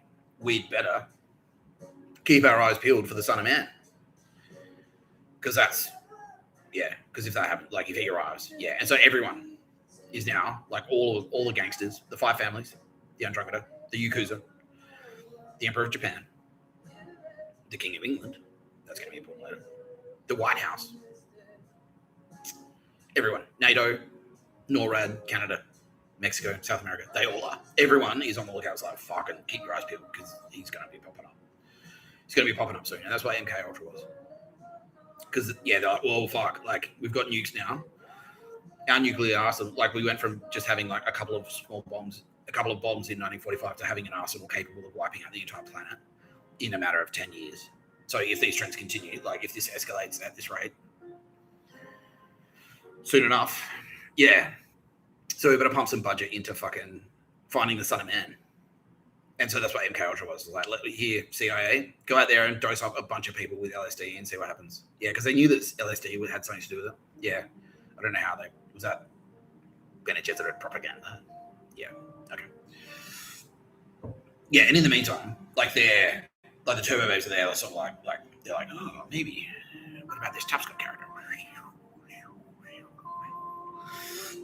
Using Jedi mind tricks and shit and angels to fan the flames. To fan the flames of your arrival. Yeah. The fundamentalists, to fan the flames of the fundamentalists in the South, in the deep South. Yeah. Yeah. So, Al Pacino is one of these dudes who's like, fuck, well, I'm the boss of a Genovese crime family. You're Satan. And effectively a Satanist may as well be, yeah. And if Satan arrives, I want him on our team.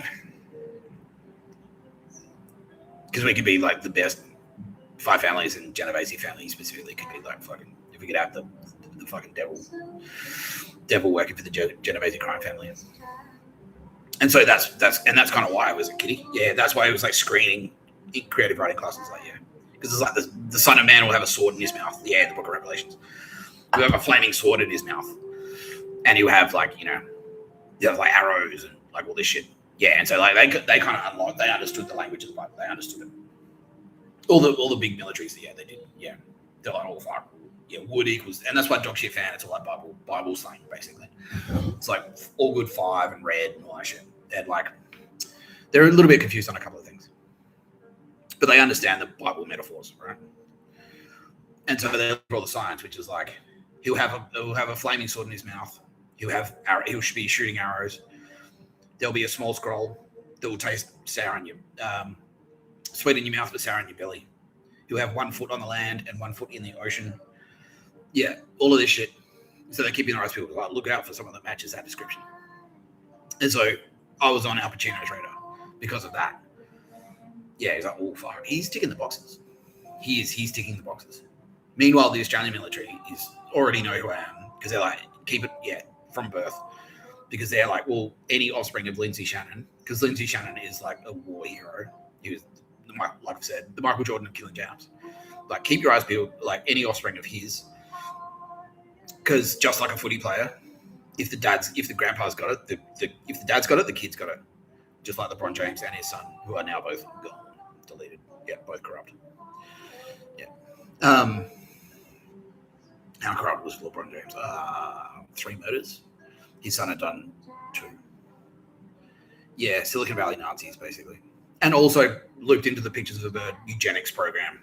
Because they're like, maybe, yeah, we'll breed more LeBron Jameses and stuff. And heaps of weird, creepy shit to do with that. Like, it was like delivering semen samples like twice a week, and they were like taking it to labs and like, how do we unlock the genome? Gross stuff. Yeah. Anyway.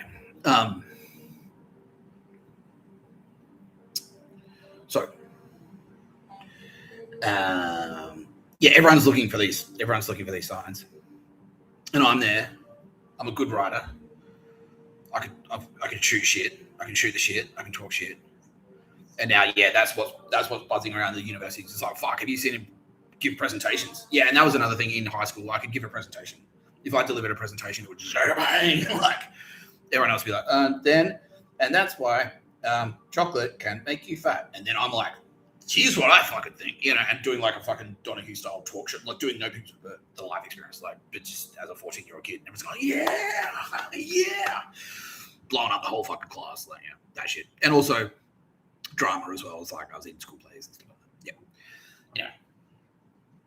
And I'm already on the Australian military's radar and the Australian Federal Police. Yeah. We'll throw this one really in super quickly. All police now in Australia are gone. All local police, state police forces are gone.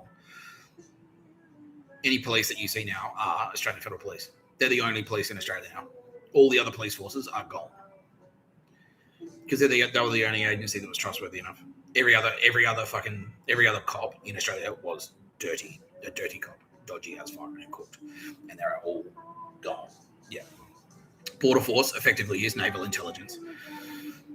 Yeah, that's the Office of Naval Intelligence. There's Border Force. They're trustworthy. Yeah, and now all intelligence is being handled by the AFP. Yeah, so we don't have like all this messy dog shit agencies like running around doing all their own bullshit. It's now quite streamlined. Yeah. Okay. That's our housekeeping out of the way.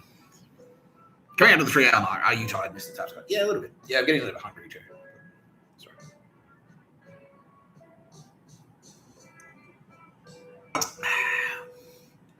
I might have a snack. Might just for you, so I might even eat it sarcastically.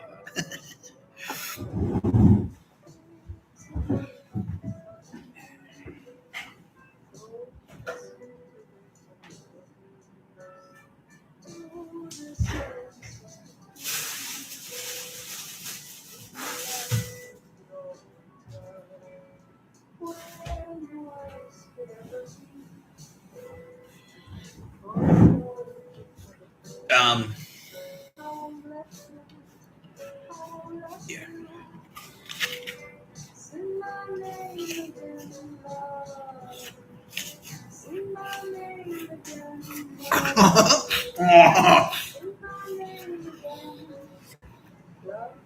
Spent a lot of my computer. Yeah, so anyway, that's what's happening at uni. I walk into a class, I never turn up. They go, your brief is to do this. All right. Like, you mean like this?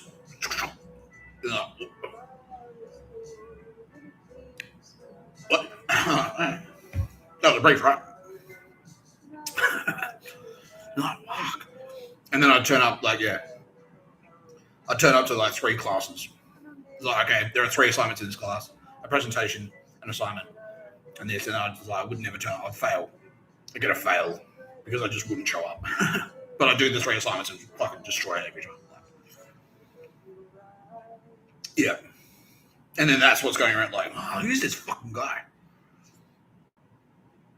And he gives presentations and fucking slays it. So all those rumors are like swirling around the universities now.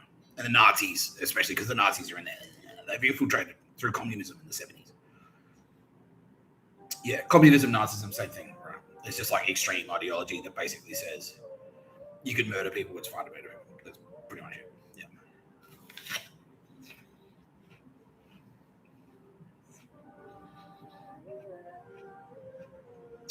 Yeah. So now all these radars are pinging. Ding, ding, ding, ding, ding, ding. Like, 5 families are pinging. Australian military is pinging. Police are pinging. The fucking academia is pinging. The hospitality scene is pinging. The general public are pinging.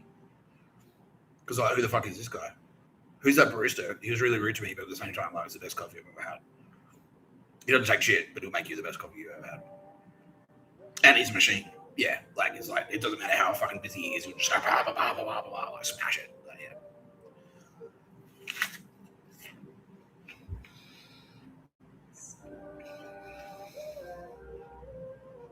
And he was very charismatic, and he kept, he fucked all my friends. Yeah. Yeah. That's why the bad guys do the same thing. They do the same thing. we see all these like they're pinging, but they're as a result now they're trying like all the Nazis, like all the Irish Catholic Nazis, dog shit. Lucchese crime family. They're like, that's part of the reason that Donald Trump was trying to stand over me in jail because of the Lucchese's. Yeah. Yeah, so I was working in Lucchese controlled cafes, and they're like, "You're a cunt. We fucking hate you." And then I went to the Genovese controlled cafe and was like, "You're sick." Yeah.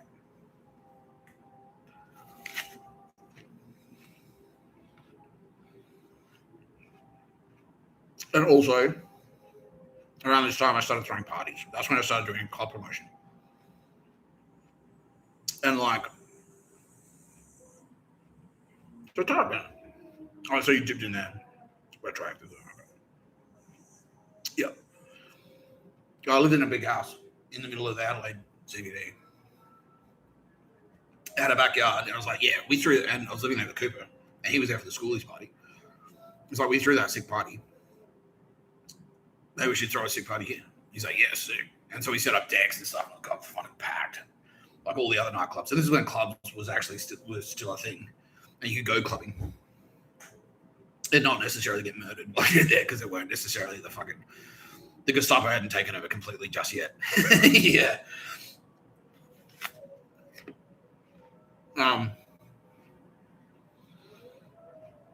So, and then they were going through the roof.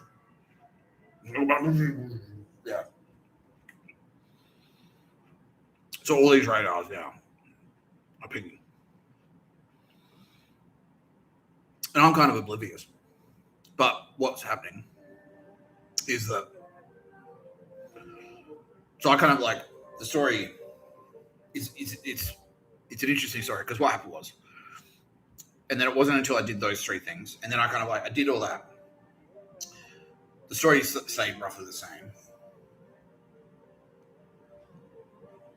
But I did all that, and then I wrote this, like, and then the three things happened. So I'm already kind of like, I'm shuffling out the short list. And like, I got into like a really hard course. So I studied communications, and I was doing shit like, you know, the thing's due tomorrow, right? It's like, I don't know, I'll just bang it. I'll write a movie tonight. I'll write a script tonight. And they're like, what? You're gonna write a 10-minute movie in a night? I was like, yeah, I'll do that. No,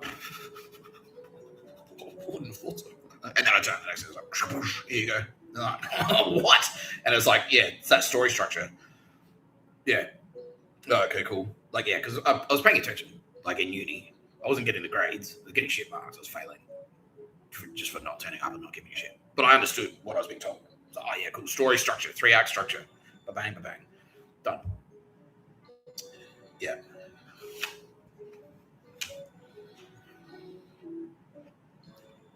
So, yeah, I was like, okay, I get it. And then, yeah, I'd just write a script, like in a night. Here you go. Oh, fuck. Cool one. Yeah, anyway, I could always do that. So that was like breaking the fucking radar screens and shit. Yeah, and my writing's actually starting to leak around. Like the scripts that I'm writing are starting to leak because Al Pacino's, they've all got their spies in there. It's like, look, what's he writing now? And I'm sort of like doing this style, which is like the infotainment thing, which is like you write a dry thing, but then you weave jokes in there as well. And that makes it like, oh, fuck. So yeah, like I had a linguistics thing.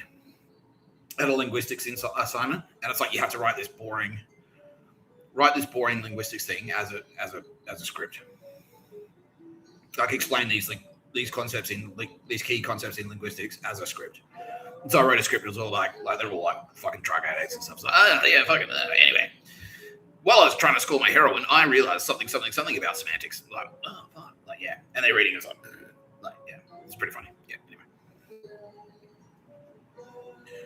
Yeah, I had one class I wrote a gritty thing and the range as well. So I could write comedy and I could write gritty things. I wrote one about bikies, like the gang war, the bikie war between, for control of a brothel. like, and they're giving each other, like, there's some guy dies in the opening scene, he's like, he gets hot shot. All this is leashing. People like photocopying stuff and sending it around. Like,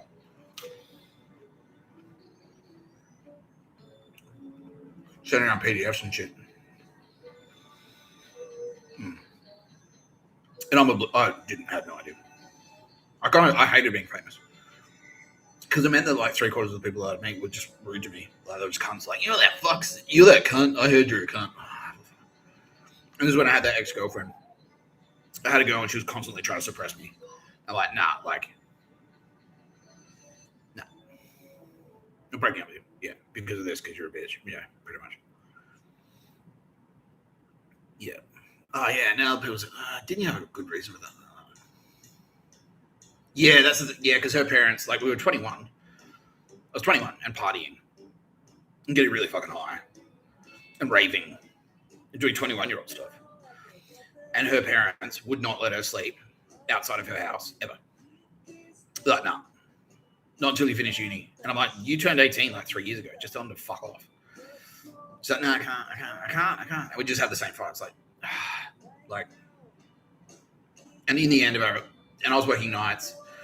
By the end of our relationship, I was seeing her once a week for like 5 hours on Sunday, and we just like hang out. And then that was it. And I was like, and then I'd go partying on my own. So I'll go out if you're not going to do anything. I'll go out. We'd speak to each other every day. And then a super hot girl started working at the fucking cafe. That was the Genovese Control Cafe. And I like, fuck. Like, I fell in love with her at first sight. It was puppy love. I was 21.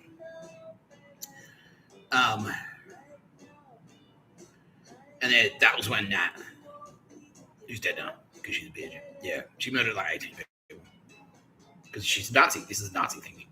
She was overseas. We'd have the same fights. Like, you just tell your parents that, no, I'm an adult. I'm doing what I want. So, I can't. You don't do that. I can't do that. You don't do that. I can't do that. She was from Poland. Where I'm from, you can't do that. You can't do that. I won't do that. I can't do that. And like, there was one weekend where I'm like, look, my parents' house is available. Let's get a group of us down there. We had a party crew. We had a cool group of friends who were cool at the time. They're all gone now. Parents' house, they're going away. They said we can use our house. Let's go down there. Come on, just this one. She's like, anyway.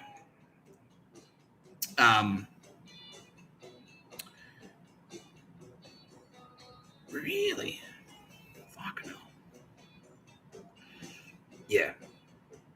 And then she's like, my mum said I can go only if my cousin comes with us. I'm like, fuck. And her cousin was a fucking bitch. Yeah, so she's like, oh, you can go, but only if the secret police force is there to lose it. I was like, yeah, no, this is fucking shit. And then this other girl turns up, and while Nat was away, and she's like, oh, what are you doing? I'm like, I don't know, it's like 11 o'clock on Tuesday night. I was like, yeah, do you want to just come over and smoke weed? And she was hot. She was a hot girl. I'm like, fucking yes. And so immediately it's like, well, yeah, you're better. Yeah, that's it. Yeah. So I was just hanging out with her. I was like, nah. And I was immediately like fucking enamored. Like immediately, like, yeah. Like, what's the other word? Like, infatuated. Yeah. I was infatuated immediately.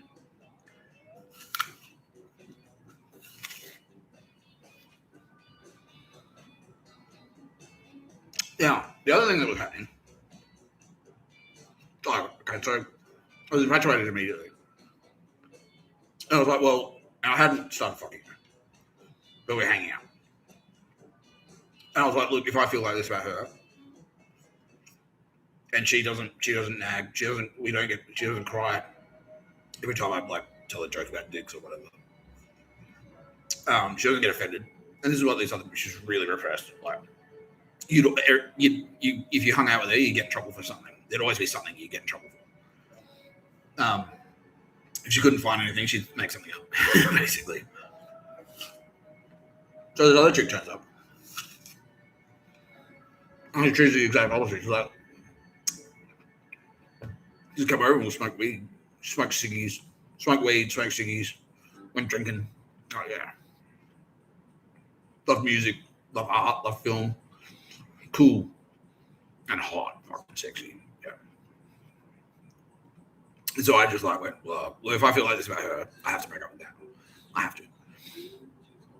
And then when she got back, I broke up with her. Yeah. It was like, look, no, it's because of this. Like, yeah.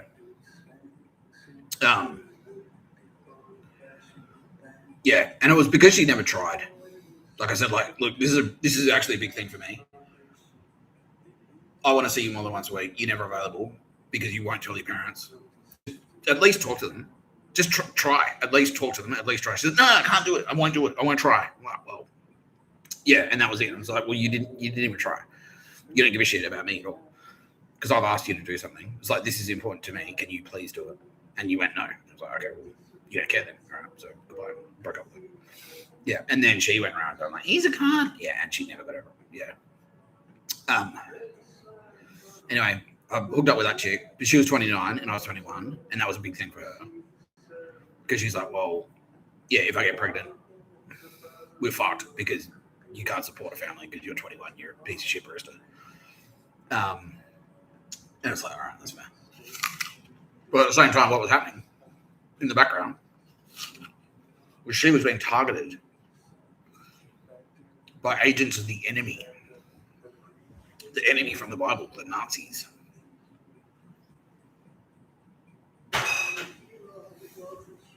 Because in the same way,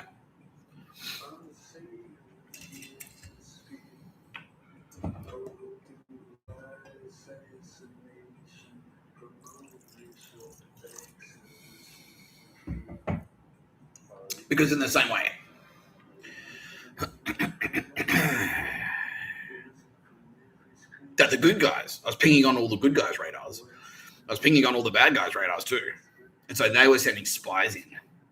Nazi spies, East German Gestapo spies.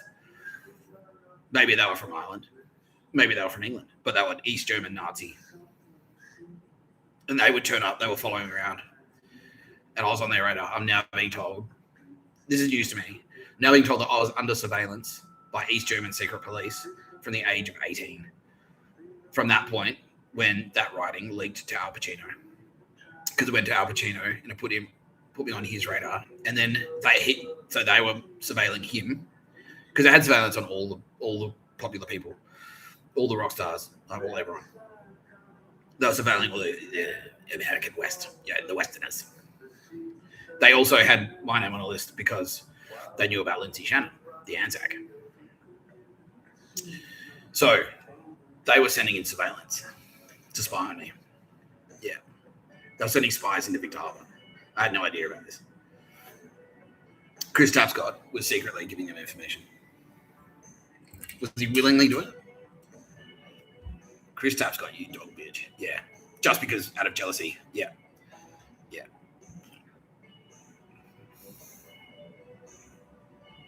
What a fucking spastic. I wish he wasn't dead so I could beat the shit out of him, basically. Yeah. Alright, did he go to hell? Did he get the shit kicked out of him in hell? So, yeah. He went to jail with Curry's in hell. Yeah. How long did he do? Is he still there? No, he's gone. He did 20 years in jail with Curry's. Yeah. And they beat the shit out of him pretty much every day. Yeah. Good. And presumably I was in there kicking the crap out of him. It's like, yeah. You know, my Curry friends beating the shit out of him. Yeah.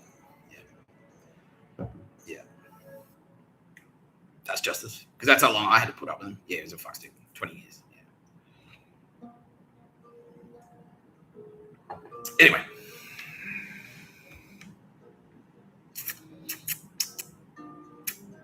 Yeah, so I was under surveillance by the bad guys. And they were sending in people to like spread misinformation about me.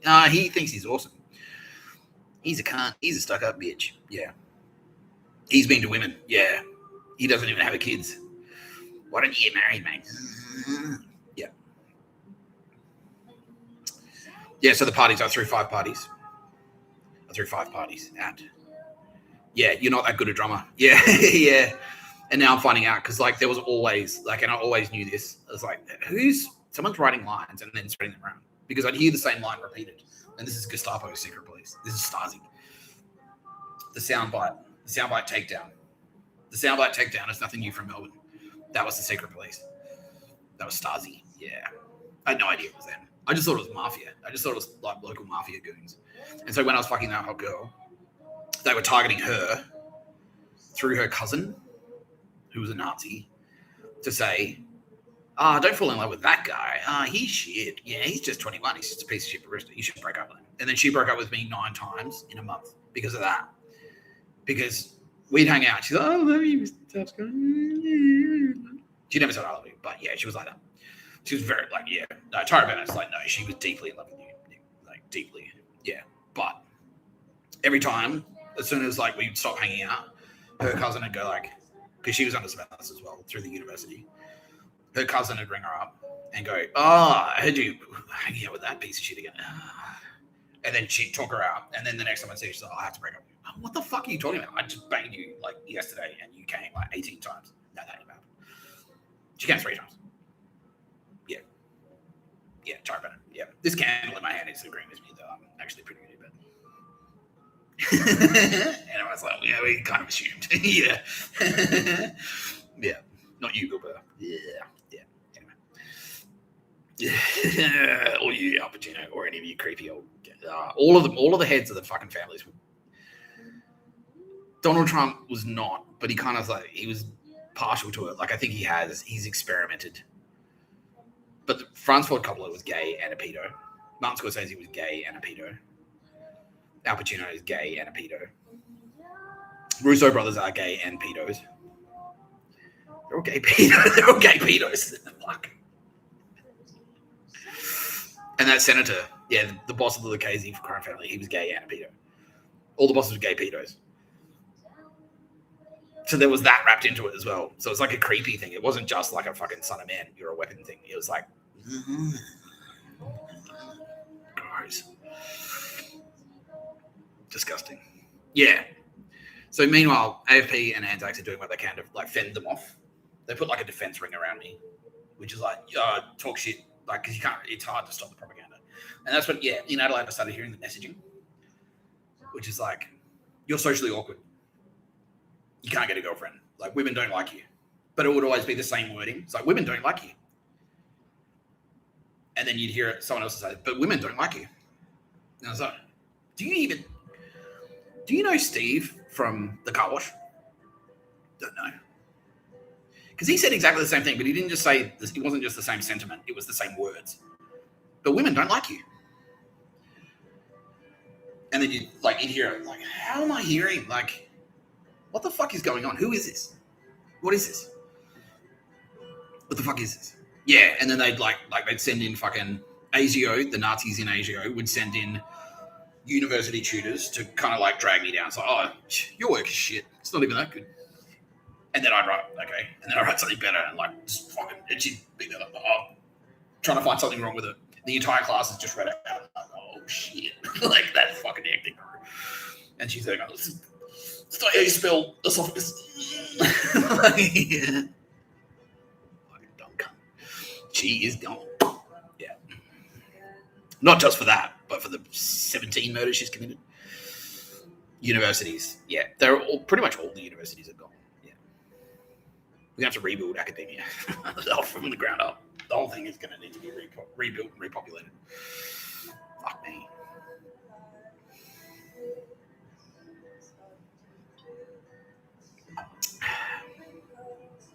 So she breaks up with me 9 times in a month. The 10th time, I go, I don't have time for this. And I was devastated because I was so in love with her. Yeah. And yeah, that's what Tara was saying. She was in love with me too. But she couldn't say it because of this. Like, yeah. But she was always like, I love you. And then like, I hate you. Nah, there's nothing in it for me. There's just nothing there. I'm like, dude, what are you talking about? Whenever we hang out, we fucking have a great time. The sex is fucking hectic, which is a sign from if you ever nail someone and the sex is incredible, that's Tara Bennett saying you guys are a match. Yeah. Yeah. So I was just like, I don't know what's going on here, but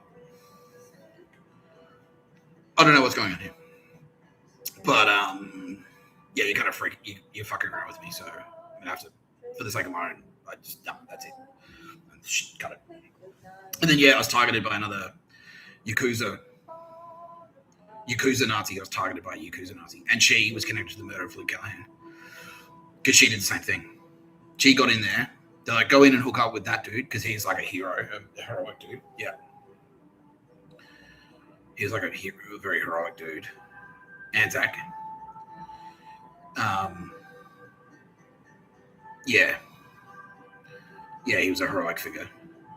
And so he got targeted by her, and then she eventually dragged him down, like sucked him in, so he was like hooked. And then dragged him down, would pick fights with him.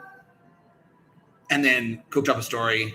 No, like, and he never actually did. And then spread rumors that he used to beat the shit out of her. Like, they broke up, and she was like a fucking fruit. She was a bitch. Yeah, she was doing it on purpose. Yeah, she was. It was a psyop. It was a Japanese yakuza. It was a yakuza Nazi psyop. Yeah.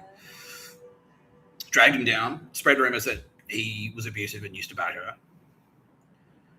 And then he got murdered. And it was sort of like it was paving the groundwork to murder him. Yeah. It was like, oh yeah, they found him dead. You know, what can you do? He was struggling with his girlfriend. Reports of like, you know, he's a violent, abusive, substance abuser. And if what happens, you find him dead with a liquor bottle, sleeping pills in his system. It happens. You know. But actually, they targeted him. Yeah. So I was being surveilled in the same way he was surveilled. Yeah, they were surveilling all of us. There was Stasi secret police. Yeah.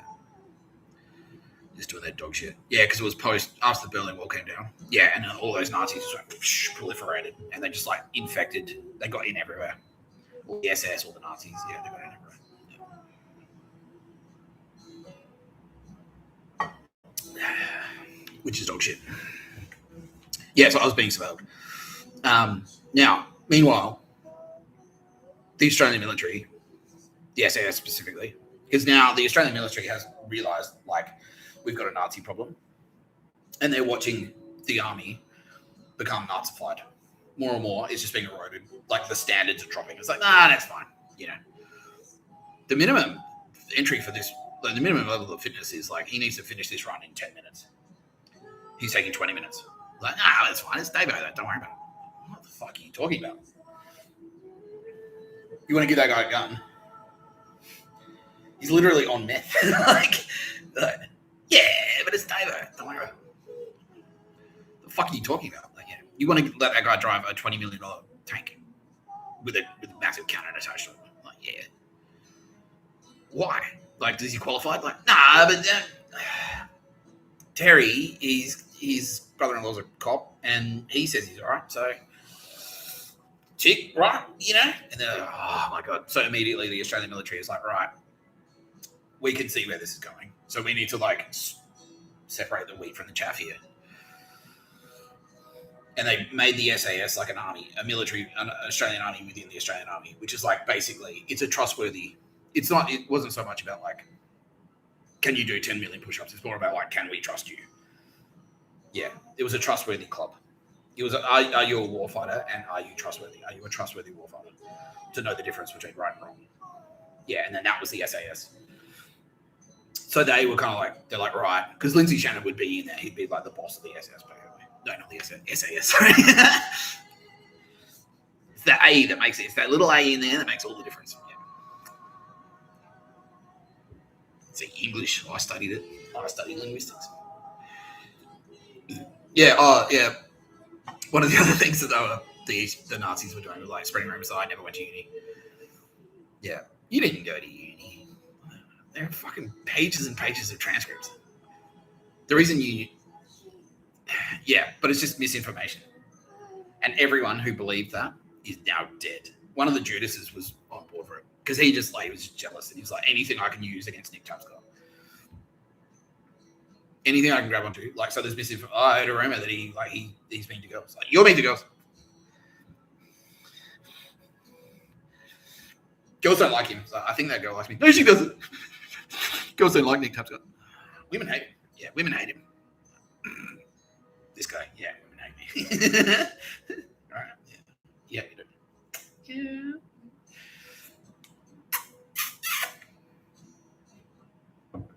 Yeah. Drink from him creepily. Says, "Can you come home?"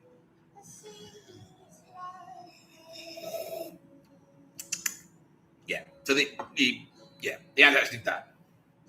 They went, okay, like we've formed a core, and that core was like, right, project protect Nick Tapscott. That's it. Like, we're going to need this guy because if it's true, like, even if it's not true, we need him because we've seen him work a coffee machine. We've seen him like do back-to-back shifts. He'll do 8 hours on a coffee machine, get 4 hours sleep, and then do another 8 hours and not fucking flinch and be like fucking devastating the whole time. Yeah, we've seen him work like the whole thing. Like we've seen him like close a shop. We've seen it also.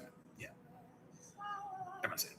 Yeah, and fearless and like in a band with I'm gonna fucking Russell William man and like can hold his like can put up with that cunt. But if he crosses the line, you bang straight away. Like yeah, can hold his nerve under fire basically. Yeah. Calm under pressure. Yeah, all the traits that you want in a super soldier. Yeah. So,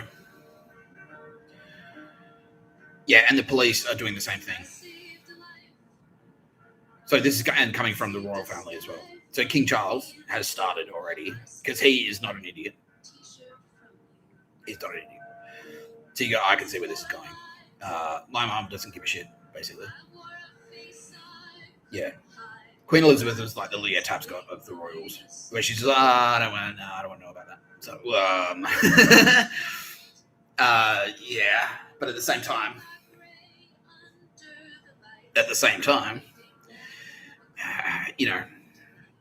yeah. This is something you should probably concern yourself with because this is your nation and they're like we're one of the richest nations in the world. You've got Nazis coming in constantly. You've got fucking gangsters. You've got murderers. You've got dog shit. You've got rebellion in Ireland, which you're not cracking down on. You say, it'll sort itself out eventually. So, what? No, declare war. Just like, nah, all of you. Yeah, that's King Charles. Yeah. You're supposed to be a ruler. Yeah. Yeah, because people want leadership. They do. They want that shit. Yeah. You're the queen. I mean, they want fucking Queen Elizabeth I. They want Goddess Nike. That's what they want. So fuck you, Spanish Armada. Yeah. Instead, it's just like housing's getting, like, property's getting unaffordable. Cost of living is going through the roof. Taxes are going up. Nothing's happening. Like, yeah, it's just shit. It's just shit, basically. Yeah, she's not doing anything about anything. Yeah. So King Charles is doing the same thing. And he's looking at Australia. He's looking at the Australian Constitution. And he's like making plans. He's like, all right, and quietly making phone calls. Like, yeah, so you can see where this is going, right? And the good Australians are going like, yeah. It's like, you think what I'm thinking? Yes. Yeah. So it was like, all right, we're a federal police force. And it's the same. It's like the trust club. It's like, are you trustworthy? And do you understand right and wrong? Do you know the difference between right and wrong? And are you trustworthy? I guess it's kind of the same thing. But no, it's like, yeah. Can we trust you with a gun, basically? Will you, like, flip out? Like, you might know right from wrong. You might be trustworthy. But if you, like, start crying under pressure, like, someone goes like, oh, all right. Like, if you have to face a criminal, are you going to go and run away? Or are you going to go, wait, come here. Click, like, yeah. So it's the trust club. So they're doing the same thing. It's like, yeah. And then eventually, yeah. And so they've got their eyes on me as well. Yeah. Yeah. But Al Pacino the whole time. It's like, Nick Tapscott. And then I do award school. And yeah, my work at award school goes around as well. I was like, who's that? Who's that award? Who's that dude? Meanwhile, advertising in Australia is under control. It's mafia controlled now. Yeah, it's entirely mafia controlled. Back then, it wasn't. It was just like a cool job, and there was a couple of mafioso in there, and then they went in and like 5 families went in and took over, and undrunk it. So it's just like, if you're not family connected, if you're not a murderer for the mafia, you won't get a job in advertising, basically. And that's why I couldn't get one, because I was like, well, no one approached me, because I was like, well, we won't ask that guy, because he's kind of like, yeah, because I'm under surveillance from everyone now. So that was, and yeah, I finished award school, moved to Melbourne, and then the AFP and the SAS were like, oh no, he's going to be one of those Melbourne fucksticks. But then when I arrived in Melbourne, I did the opposite. They're like, oh no, he's going to move to Melbourne, he's going to get corrupted, He's going to become undrunketer. He'll just turn into like a fucking speed dealer or something. He'll just be a piece of shit. And then when the Nazis arrive to try and take over, we won't be able to count him. But then I did the opposite. So I turned up and immediately immediately started picking fights with the undrunketer controlled cafes. Like, just whatever. Just like, we're going to pay you 15 hours. Look, minimum wage is 30. It's Sunday. I'm working on a Sunday. Where's my double pay? Where's my fucking superannuation? Like, you're shit. Well, fuck you. Yeah. And immediately, and just telling them straight to their faces, I think your cafe sucks. Like, I think this coffee is shit. The way you make your coffee is wrong. How do you know? You fucking spastic. Yeah. That's shit. You're shit. This is shit. And like being quite vocal about it. It's like, this town sucks. Where are all the cool people? I thought this was like music town. I thought this was band town. Where is the band? Where are the bands? Where is the music? Why are there no good bands in Melbourne anymore? Because it used to be cool. It used to be heaps of sick bands there. And then they all just like one by one got murdered off or just like pushed out of the industry because it's like the Nazi thing. Yeah, they're Nazis. Basically. Yeah. Yeah, and this is around the time of the Melbourne Gangland War. And so they're like, and it's hectic. Like people are getting murdered all the time now. It's like 30 shootings. Yeah. So that's right. Yeah, that's right. Yeah. So one of my coffee jobs though, the next job I had. So after the Genovese controlled cafe, where Al Pacino was like, this guy, and I sued them, and I got $2,000. And Al Pacino was like, and he was partial to me because he was like, all right, yeah, and he's like, okay, so he's nailing hot broads. He's a sick barista. He's a sick writer. He throws sick parties. This could be the guy. This could be the guy. This could be the son of man. This could be the guy. And so he was sort of running interference from the other, because the other fight, the Lucchese's were the opposite. They're like, if that's him, we should suppress him. And Al Pacino was like, no, if that's him, we should prop him up. Yeah. Yeah. And I was completely oblivious to this. But so my next job was at a cafe called Chiba Espresso, and I was getting paid, and that's where I became a famous barista. That's where we're doing hectic things. Like the standard amount of coffee that any cafe would make would be 60 kilos a week. And at that cafe, we were making 90 kilos a week. At the peak, like during like Fringe time, like Fringe Festival, it's like a big arc festival. We were doing 110 kilos, which was unheard of. Yeah, everyone's like, no, that was the busiest cafe in Australia. Yeah, easily. Possibly the world. Yeah. So all of this shit. And like, while I was there was one manager who was always kind of protecting me. Like, he was cool. He's gone now because he's also done 17 murders. He's like fucking 5 families. Yeah, 5 families assassin, pretty much.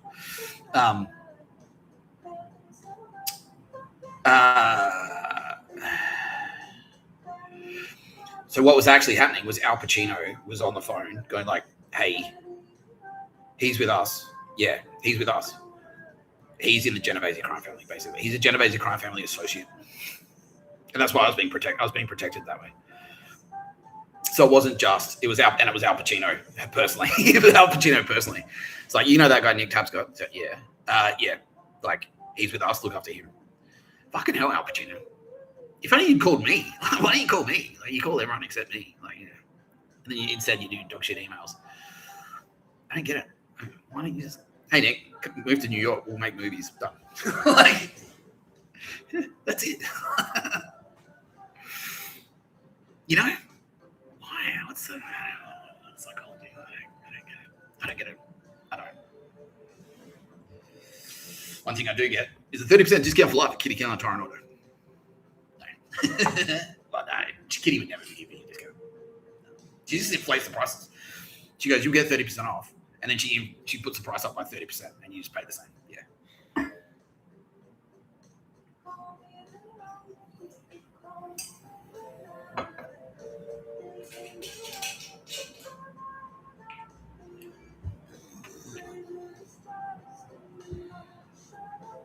Yeah. Yeah. And now Sarah from the Russo was popping up and saying, as far as she was concerned, I was running that cafe. Yeah. Like they just wouldn't promote me. They wouldn't make me team leader and they wouldn't make me fucking manager. But I did have free reign over the coffee machine. I was the barista. Yeah, and she was like watching. I was like, that guy's fucking hardcore. Yeah, yeah. She's like, yeah, look at him go. The stamina, the pace, like the Terminator, ruthless, decisive, come under pressure. Takes the hits, just keep rolling. Bullets bouncing off the brain. Yeah. And then the band stuff as well. Yeah, so everyone was like, "Whoa!" And then I play drums. And I was playing them when I was 18. I was in a really shit band, and they're all gone because they're all fucking pedos, basically. Yeah, all of them.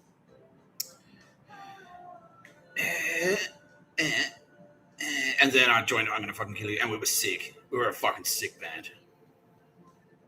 Like, oh, I play the music. I'll put it on my ass because I don't want to waste a couple minutes. Yeah, basically. My people are now saying, please don't go longer than 4 hours because you've worked hard enough. You've worked hard enough. But it's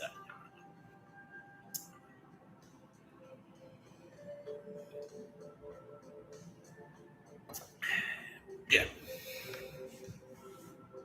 Yeah, and then it was like, oh, fuck, they're sick. Yeah, holy shit. And the band did the same thing, which was like, we played like 2 or 3 shows. And then I did the thing, especially the thing, like everyone's watching this, like, yeah. Yeah, I know that, yeah. Yeah, it was weird. It was because it was like, yeah, and everyone I talked to would get targeted. Yeah, and certain fuckwits were like, yeah. There was a certain breed of fuckwit who would just hate me for no reason. Like, I don't even know you, dude. Why you fucking hate me? Did I fuck your girlfriend or something? Sometimes it was that. But other times it was just Nazis, MI6 Nazis going like, Nick Tapscott, he's a fuckhead. You should make his life hard. Yeah. One guy who was in the band scene called Tom McFarland is a card. He was called Tom, he's called dog shit now. Yeah. Was a card carrying SS. Card carrying Norwegian SS. Yeah, Waffen SS, big time. Yeah, straight up. And he was exactly like he was exactly like a Nazi, like no scruples.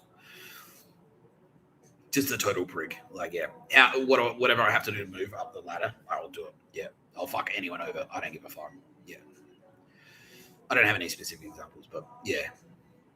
Just had a reputation in the scene. Like, yeah, had a girlfriend. He had a girlfriend and she was in the car with him. So this is one story that I heard. This is true. Yeah. Yeah, this is true. Had a girlfriend. But there was another girl who he wanted to bang. Specifically, the only reason he wanted to fuck her, like she was cute, but he wanted to fuck her just because someone he knew also wanted to fuck her. And so his girlfriend was in the car. He's just like, I'll wait here. Like, pulls over. Ding dong. Like, hey, baby. Did he? Yeah. Ding dong. Hey, baby. So, let's take a look at your bedroom, shall we? He's like, okay. Fucks her. Goes back out. Gets back in the car with his girlfriend. Where were you? Where were you? And she was like out of the car. Like, where did he go? Tom. Then he comes out all sweaty. Like, all right, let's go. Like, where were you? What were we doing? Nothing. Shut up. Yeah, that's what he was like. Yeah. Yeah. How many murders? He did 18 murders. Apparently the murders made him squeamish, but he did 18. He was driven by he was like, well, 18's the number, Tom. This guy over here's got 12, and you've only got 5, so you need to, if you want to be a full Nazi. It's like, oh, okay. Yeah. He got what a cunt. Yeah. But that was it. And it was just to thwart a rival. It's just so someone else couldn't get her. So I heard a rumor that you like this girl, so I'm going to fuck her. That was his, yeah, this is just he spotted an opportunity to fuck someone over and he took it. Yeah, just for that reason. It's like, this will fuck someone over. Cool. Do it. Yeah. Do it without thinking. Yeah. That type of shit. Yeah. Idiot. Anyway. Yeah, so he would, yeah. So there comes like that in the scene and they were being, yeah, they'd be like, oh, hey, Nick Tapscott. And then they'd all of a sudden just stop talking about it. No, hey. No. Just blank me. What the fuck? Because the Nazis were like, that guy, yeah. Be mean to that guy. Yeah. James Schliffel, this guy, I could bring him up.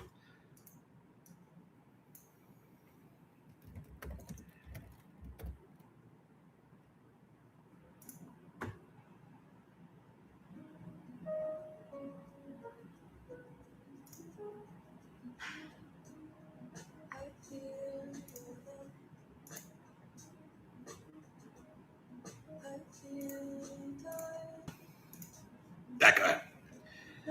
Yeah. I knew him from around Adelaide. Massive fuckstick. Yeah. Massive fuckstick. Yeah. Yeah. He read this. He's like, he always hated me. Yeah. That guy's a cocksucker. He's gone. Yeah, he's like a literal cocksucker. Pedo. Yeah, he's gone. Yeah. Yeah. He always had a hard on for me, James Level. Not in a good way. Not in an Pacino way. In a I fucking hate you for no reason way. Yeah. Yeah. Like, Tara Bennett says, so to be fair, you were like a drunken, obnoxious, loud. But at the same time, loosen up, cunt. Like, yeah, he's like, I hate him. Like, why? Because he got drunk once and never got over it. Yeah, basically. So, loosen up, you bitch. Like, yeah, fuck you. Yeah. But yeah, Nazi. Those cunts were in the scene, and they're just like, why are you like, what? Why are you like this? Yeah, and the mafia, like, factions of the mafia got involved. And then there was, like, factional disputes. It's like Nick Tapscott's cool versus Nick Tapscott's we should murder him. Yeah. Yeah. Fuck. And then the military. All of this. I'm completely oblivious to all of this. I have no idea that any of this is going on. And then, yeah, the military, the SAS have basically put the word out. It's like, anyone fucking touches that guy, anyone goes near him, we will shoot you dead. Like, you are fucking dead. We'll kill you. Yeah, straight up. In a very painful way. Yeah. How did Schleifel go, by the way? Knife. Oh, very personal. Yeah. Was that? Yeah. Did he go for, he went for a boat ride. How many years did he done? He did 9. Yeah, he went for a boat ride and then it was a knife. Yeah. Bye-bye. Shark food. Yeah. Whereabouts? Victoria? Melbourne? Yeah. Curries? Yes. Yes. Yeah. Yeah. Oh, by the way, the name of the courier agency is Winnidger. And I'll explain more about that later. But yeah, Winnidger is the name of the new Australian intelligence agency. Winnidger. Managed, staffed by whoever the fuck they want, because it's their agency, but managed by Couriers. It's the Kouri Mossad. That's what it is. Winnidger agency. Right? Yeah. And we're going to work on a thing. It's like, it's not a, and it's not an acronym, and it's not a 3-letter thing. It's like, it's, yeah. They gave the indigenous population, the Anangu people of Central Australia around Ayers Rock, gave me the name. When I was up there as a child, they're like, oh, that's Winnidger, and my sister was Gunjulbai, and she's gone now. So, yeah.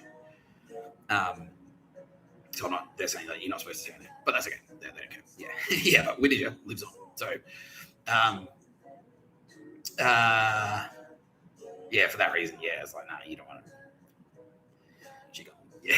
Yeah. But Winnidger is the name of the agency. So it's the agency named after me.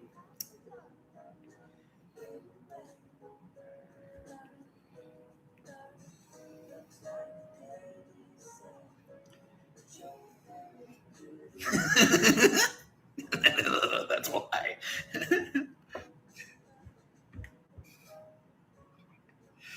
What a world! Like, what the fuck is going on? Like, how weird! What is this shit? I can't believe any of it. Like, I'm unbelievable. I'm finding all this out today. I'm 45.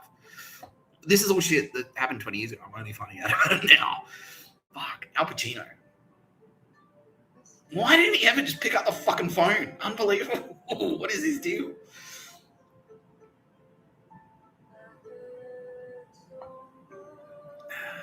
Anyway.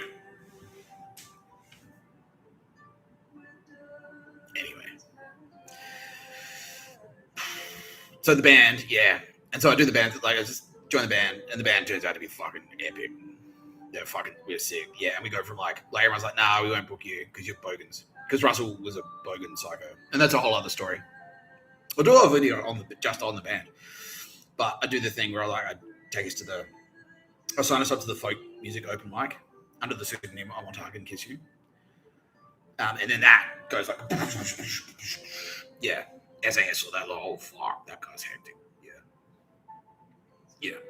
And then that's when they went, he's okay, so that's when I did the band thing. Yeah. Because they were watching all the shoplifting. It's like, he's strategic, like he's tactical. Like he thinks like, you should put a box, like take a Nintendo box in there, dress up like nerds. Like that's tactical thinking. but also strategic. It was like, we'll hit this shot and this shot. We'll do it in this order so we can head away from the city, so we don't have to like, shit like that. We'll type, and planning out. It's like, very strategic thinking, tactical thinking. They'll send me work in a coffee machine. They send me 3 parties. And then they've seen me write. And they're like, oh, he's conceptual. He can write, he can talk, he can present stuff. He's a skilled orator. Snappy dresser. Pretty cool haircut. I just added those last 2 minutes. Yeah. But no, they're saying no, but that's part of it. Yeah, you're cool. Yeah, an aesthetic about you. Yeah. You're a brand guy. Yeah, you're a brand guy. You knew how to build your fucking brand. And you changed, they're like, and now they're saying, and you changed your look a couple of times and nailed it both times. So you were able to like change, like, you can't, like, you're like, okay, this is the look for the scene, and you were able to like adapt. Yeah, you're like, okay, this is what's cool, and you're like, you knew how to lock it in. And then, so I signed us up to the folk, like no one was booking us. So there was a folk open mic, and I went like, well, who can play? There was a folk music open night on a Monday night, and it was always busy. And I knew that our music was strong enough because we just needed people to hear us, basically. We just needed to get in front of them. And they're like, yeah, sick, we're on board. Yeah. But they were like, nah, dismissive, because our name was not going to fucking kill you. We look like us, we're bogans. And yeah, so that was it. Yeah. So it's like, we just need to get the advertising, right? If the product's good, you get it in front of if the product's good, you just need to get it in front of people. And then if it's a good product, they're like, sick, it'll take off. And so I knew the product was good. I knew the music was good. We just needed to get it in there. So it was a folk music open mic, and I went like, who can play? And it was always skinny kids and like, maybe electric keyboards and like, like who can play? Who can play here? And they're like, oh, as long as you're not Pete Murray, it's fine. All right, cool. So I turned up and was like, so we're playing. It's like, what type of music you play? It's like, well, it's not country. Like, what's your band called? It's like, I want to hug and kiss you. He's like, right. But he couldn't say no because like, he's like, well, you said anyone could play. He's like, oh yeah, all right, yeah. And then he's like, what the fuck is this? And then by the end, he was like, yeah, that was sick, yeah. And had to trick the band members into it. It's like, oh yeah, let's just go to the pub for a beer. And Dave, bring your guitar. I'm like, why? He's like, just bring it. And then we put it. He's like, oh, we're playing. I'm like, what? Yeah, sucked in. And then we did, and it was just. And then that's when the SAS were like, the Australian military was like, that's him. Yeah, that's him for sure. But they kept it to themselves because they're smart. Yeah. And then Kitty Kyan secretly swooped in and went like, yes, you are correct. That is him. Yeah.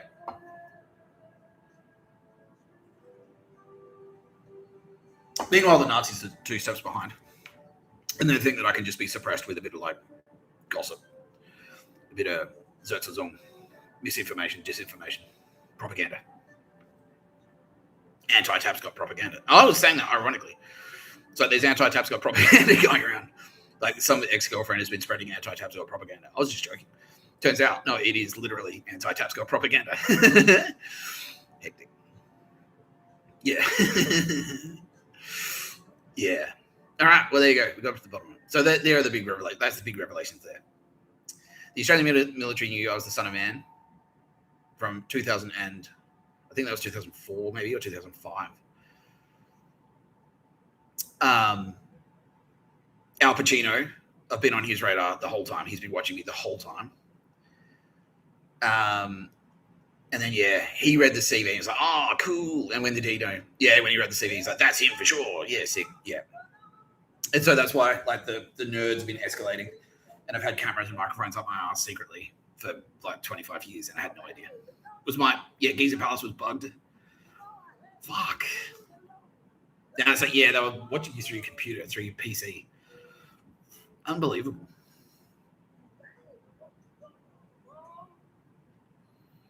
Microsoft were doing it. Yeah, and the tech scene was watching me. Yeah, because screen caps were going around about my fucking gameplay, my video games. My Xbox was bugged. Microsoft employees were watching me play Halo. They're like, oh, fuck. Pretty good. He's not that good. Yeah, and they're all Nazis, so they're all like, he's not that good.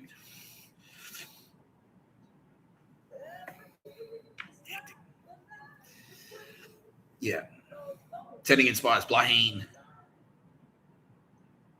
was a Nazi, an Irish Catholic Nazi spy, and that's why I fucking told that bitch to get fucked. Yeah. Yeah. Was she overtly? It was like, this is your mission? Yes. Unbelievable. A professional spy. Yeah. There specifically to suppress me. So it was Ivan. Ivan was a professional Serbian spy, specifically there to suppress me. Fucking hell. And I fucked his wife.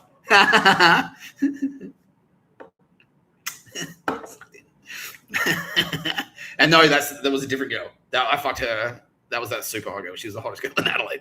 I fucked the shit out of her. And then I fucked and then I fucked and then this Ivan, they sent a spy in, and he had a wife. Was she a spy as well? No, she wasn't. She was an Aussie. And I ended up fucking his wife. Yeah, I was fucking his wife. Yeah, a bunch of times. Because we worked together at Chivo. She couldn't resist the old Tapscott charm. Yeah, fuck her. Yeah, I would have fucked her in the toilet at a party. Ben Ryan, yeah, no, he was just a foxy. He wasn't a spy. Ross was a spy. No, he wasn't a spy either. Who else was a spy? Leo was a spy. Yeah. Italian fascist spy. Well, I hope we treated him like one. Like, ugh. Yeah, we did. Yeah, cool. Yeah. He was a fuckstick as well. Yeah. Katie Pink was a spy. Working for who? The Nazis. Like literal East German Nazi spy. Yeah. Where the fuck was she from? She was a Kiwi. Yeah, but she was like a professional, and that's why. Lydia was a spy, and that's why she was like trying to get in my pants. Yeah. And then when I knocked her back, she flipped to, yeah, Italian fascist spy. Yeah. Fucking hell.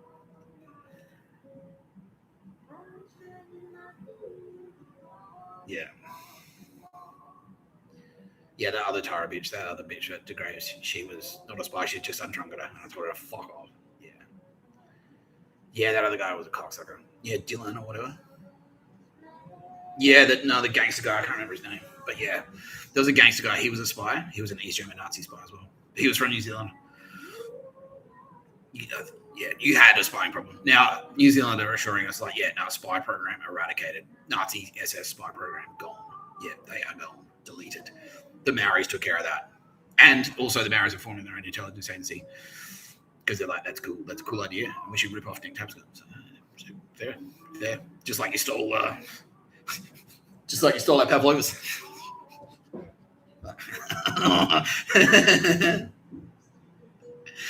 Like, yeah, you can keep Russell Crowe. Oh, damn it. Yeah. Well, there's no coming back, babe. Yeah, no coming back from me. Fucking hell. Melbourne, what a shithole. Yeah. There are plenty of other spies. Yeah. Guy, the bartender from my local pub, was a Bill Burr surrogate. But he wasn't sent there specifically. No, and there's more to this story. So the reason Billy bitch tits, and so yeah, that's the thing. I've been spying on people are like, Tapscott since my whole life, basically. Yeah. This guy, the kid with blue eyes, is what everyone's saying now.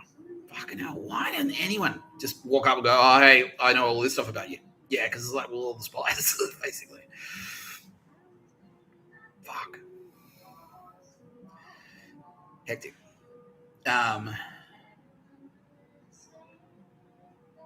Yeah, and he was actually, Al Pacino was protecting me. And that's why, like, after I took that legal action against Rosamond, he heard about that and he's like, oh, fucking, that's ballsy as fuck. Look after that guy. And then he put the word out. It's like, all right, 5 families, like, Nick Tapscott is under 5 family protection. But it was creepy though, right? Like, I mean, but why not just like pull me out? Why not just like, okay, be a writer now? He's like, but they wanted to keep me as a barista. It's like, no, you're a barista. Yeah. So that's dog shit. And they didn't want me to be a writer because I was too good at it. Yeah. Oh, fuck you, Al Pacino. Yeah. And he was one of the ones pressuring me to move back to Melbourne. Yeah, Al Pacino was pressuring me to move back to Melbourne. Now,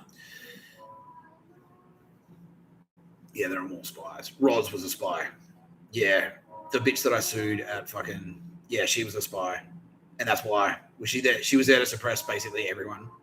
But then when I said, like, you got to get out of my way, cunt, her handlers went, oh, fuck, and made her triple down. Yeah, basically. Because they looked into it as like, wait, who is this guy? And they're like, oh, shit, no, suppress him. Yeah.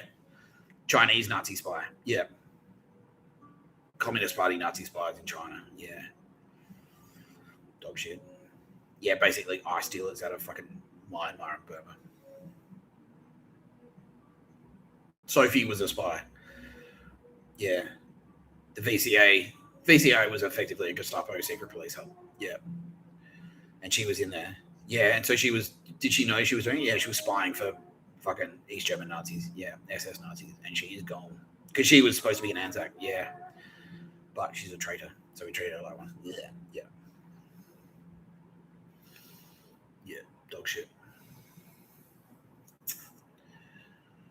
Yeah, that fuck cunt from Kent Street was a spy. The owner of the Kent Street is a spy. Yeah, I just kind of assumed that, like, if they're in the mafia, like, I knew something spooky was going on. I knew it was spooky. I knew there was a lot of spooky shit happening. I just kind of assumed it's like, but I just wanted to avoid it. Like, I didn't want to. Tonino was a spy. He was Genevieve's Five Families, and that's why he was pro Tapscott. He would come into fucking Rosamond. Yeah. You go, he's cool. Yeah. Xavier Connolly was, he was an active SS spy, and that's why active Stasi, Irish Catholic Nazi, Melbourne grade. Yeah, and that's why he was actively fucking trying to suppress him. And that's why everyone was like, you should have smashed him. You should have smashed him. Yeah, I wanted to so badly. Yeah. And that guy at fucking Supreme Coffee, he was like, yeah, Kiwi SAS. Supreme Coffee is Kiwi SAS. Yes. I assume they were cunts. He's like, no. Yeah, because they like fucking, that guy contradicted me. And they're like, yeah. But he was like, no, he's just trying to secretly pull me out, basically. All right, cool. Yeah, all right. Fair enough.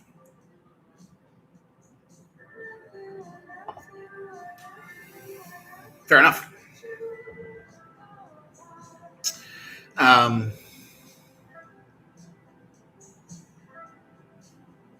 Yeah. My lawyers, they were AFP. Yeah. So the counterattack, AFP intervened. Yeah. Okay. Yeah, so after I took the legal action, they counterattacked and they tried to put a restraining order on me. And I challenged it. And they'd fucked up because they'd waited for the action. They'd waited for the settlement to come through. So I was like, this is her signature on the settlement saying Nick Tapscott is right and I was wrong. And this is her signature on the restraining order launched the next day. And they went like, all right, well you're just doing it to piss him off, and got her to withdraw it. Yeah, and that was all AFP. Her lawyer was AFP as well. Yeah. Undercover AFP as trans. Yeah. Yeah. And then yeah. Thank you. Yeah. Anthony Brem was a spy, but not to suppress me specifically, no. Just in general, yeah. Brem, right? Yeah, of course. Fuck you, spies. If you're caught committing acts of espionage now, if you do any of that shit now, you are dead immediately. We won't wait 15 years this time. We'll do it on the spot, pretty much. Yeah. Yep. Anyway. There's more to the story. There is more to the story. So, so Al Pacino was protecting me the whole time, pretty much. But he wanted me to be a barrister. So he's protecting me, is like, but also trying to like push me into just being a barrister. And then also like with a view to being a barrister / hitman for the Five Families. Yeah. Which is dog shit. Yeah, implication though. But yeah, but they're like, well, because that's where the rat thing, like risky rat. We need to know you're not a rat. If you prove to us that you're not a rat, and you be a barrister, and then we give you an assassination, you kill someone for us, we'll let you into our Hollywood mafia club, basically. Yeah, that's it. And I was like, nah, I don't want to. No, I don't do that. They never explicitly said that, but that was the implication. Yeah, and that's why he's trying to get me to move back to Melbourne, be a barrister / hitman, and then once that happens, and get a girlfriend and have kids. Once I lock those three things down, I work for Five Families. I'm a Five Families assassin, a soldier. part of their network, part of their Five Families Hollywood network. Yeah. And that's why I was on Scorsese's radar as well. Yeah. Scorsese hated me. Oh, really? Yeah, he did. Yeah. Yeah. And so Scorsese was one of the ones who was like actively trying to suppress me. Yeah. And that's where Bill Burr comes into the story. Because Scorsese and many other people were like, no, Bill Burr is the son of man. Because they were doing the same thing. They wanted to prop Bill Burr up. So Opus Dei, basically, the Irish Catholic Nazis. Yeah. Bill Burr is Opus Dei. So the bad guys, basically. So it's like the secret police within the Catholic Church, the pedos. That's Bill Burr. Bill Burr is part of Opus Dei. Yeah, so it was...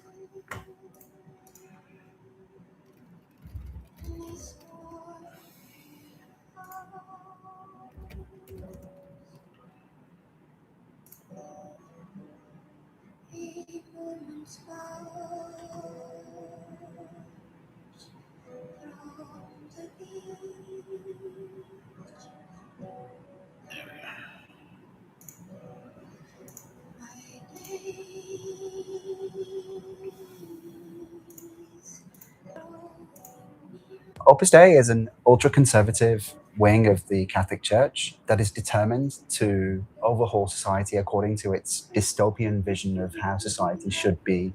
The way I see it, there are two sides to Opus Dei. There's the friendly, kind of public-facing side of Opus Dei that presents itself as nothing more than just a kind of collective of serious Catholics who want to live out their faith through their ordinary lives. But there's a hidden underbelly to the movement. This is an organization based on abuse, manipulation, and control.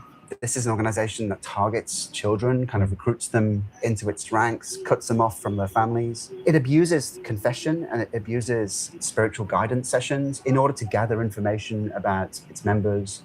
And then it relays this information up to regional headquarters, and regional headquarters decides how best to use those members and that information to basically push forward its agenda. And what is its agenda?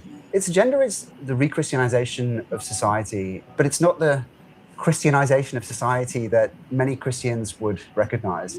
A vision where basically anything that doesn't conform to its very conservative reading of the Bible should be eliminated. I mean, that includes everything. That includes politics, education, the judiciary, every element of society. Opus Dei is an ultra-conservative wing of the Catholic. Yeah.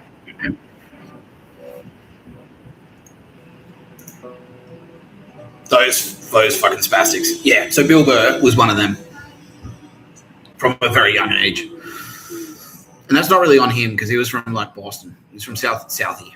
And they're vulnerable there. It was very poor. He was not a rich man growing up, right?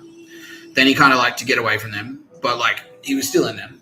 But then he kind of got recruited by, and he's about 10 years older than me. He got recruited by the Five Families when he was on like Chappelle Show. He was in the comedy scene, and the Five Families saw him and went like, "Oh, he's cool." And they looked at him and went, "Well, he's got a burning sword in his mouth." And Opus Dei looked at him and went, "Well, he's Irish Catholic."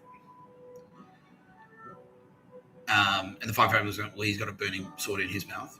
And Martin Scorsese is one of them. Martin Scorsese is Opus Dei as well, or he was. All Opus Dei now are deleted. They are gone. All of them. There's God for you, bitches. How's your faith now, you fucking spastic Nazi cunts? Yeah. Fuck you. Anyway. Yeah, well, many of you. It's good that you believe the parts you were saying about heaven and hell. That's true. That's true. How you doing down there? Yeah. Well. Yeah. Thank you, Opus Dei. Thank you, Opus Dei. Like they're having a good time. Yeah. It's a party down here, Mr Tapscott. She can do this something. Anyway, Martin Scorsese is Opus Dei. And that's why he fucking hated me. Because I'm like, that's not being a pedo and yeah, fuck you, Scorsese. Yeah, because he was like, not only is he not only is he a rival in the writing scene, because Martin Scorsese will fucking murder his rivals. He hates any. Like, yeah, he's one of those Nazis. It's like, if you're good, that's why movies got shit. Because you can't be better than Martin Scorsese. If you're potentially better than Martin Scorsese, he's entitled to murder you, and that's fair competition. Yeah, Bill Burr, he tolerated Bill Burr. He allowed Bill Burr to operate. But that's the thing, Bill Burr was never like a huge movie star, and that's why, because he was being suppressed by fucking Martin Scorsese. Yeah.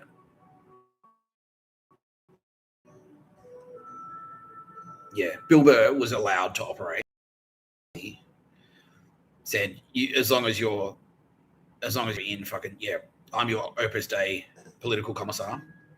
As long as you do what I tell you, and you kill people for me, you assassinate people for me, especially cool people and Jews. Gary Shandling. As long as you do that shit, I'll let you work in Hollywood and do F is for family and stuff like that. Yeah, I'll tolerate you in Hollywood. I'll allow you to be there. So Martin Scorsese is Opus Dei. That's why he's had such on for me. Yeah, and especially so it's the deadly combination of the two things, yeah, of potentially being better than him at writing, and also potentially being the Son of Man. So that's why they're propping up Bill Burr to be the real Mr. Tapscott. That's what they were doing. Yeah. They were like, Bill Burr is the Son of Man, and that's why Bill Burr had such a fucking hard on for me, and that's why he was fucking around with me. That's why I was being such a fuckstick. Yeah, and that's now I'm being told that's why Al Pacino didn't reach out to you, because Al Pacino is afraid of Martin Scorsese, because Martin Scorsese is the boss of the fucking Gambino crime family. They are now and have always been the most powerful crime family. Yeah, the most terrifying. Yeah, Gambinos have always been in charge of the five families. They've always been the toughest one. Yeah. So all the other five families will kind of like, all the other five families will follow the Gambino set the pace, and then the other five families like follow. Yeah. And so Al Pacino always really like he could say publicly, it's like, I liked him, like he's cool, I think he's cool. But if he tried to intervene and actually went like, that would be an act of war. That would start a war pretty much. Because he's getting in the way of Martin Scorsese. So Martin Scorsese is saying like, suppress him. So you're allowed to say like, look, I think Nick Tapscott's cool. Personally, my personal opinion is I think Nick Tapscott's cool. But that's as far as if you actively try to help me, that's going against Martin Scorsese, and he will start a war. He will try and kill him. And he has killed people who have tried to win. Yeah, how many people? 75. Who have actively have helped me. Yeah, really, wow. Anyone I don't know? No, I don't know. But people in the background who have tried to do you a favor. Wow, they've been on the way. They've been on the way to the phone. So I'm going to call Nick Tapscott. Maybe he could help me with the script and that. Yeah. Fucking hell. So that's who's been suppressing the opportunities. Scorsese. Yeah, well, fuck you. No pictures of bed, but you, bitch. You can hear me now, right? Money. How you doing down there? So you're right about one thing. The heaven and the hell. How you doing? By the way, now, since you're down there, can be revealed that Mary Mother of God tricked you into writing fucking your movie, Killers of the Flower Moon, is about you. You're the dog shit. You're the bad guys in Killers of the Flower Moon, Marty. You fucking spastic dog. That's about you, you bitch. We tricked you into it, and you fell for it. Yeah, sucked in. Yeah, take one of them at least. Take one of each. Thanks, Alice. My pleasure, Mr. Tapscott. I've said it before. My face might be the last thing you see, but it won't be the last thing you feel.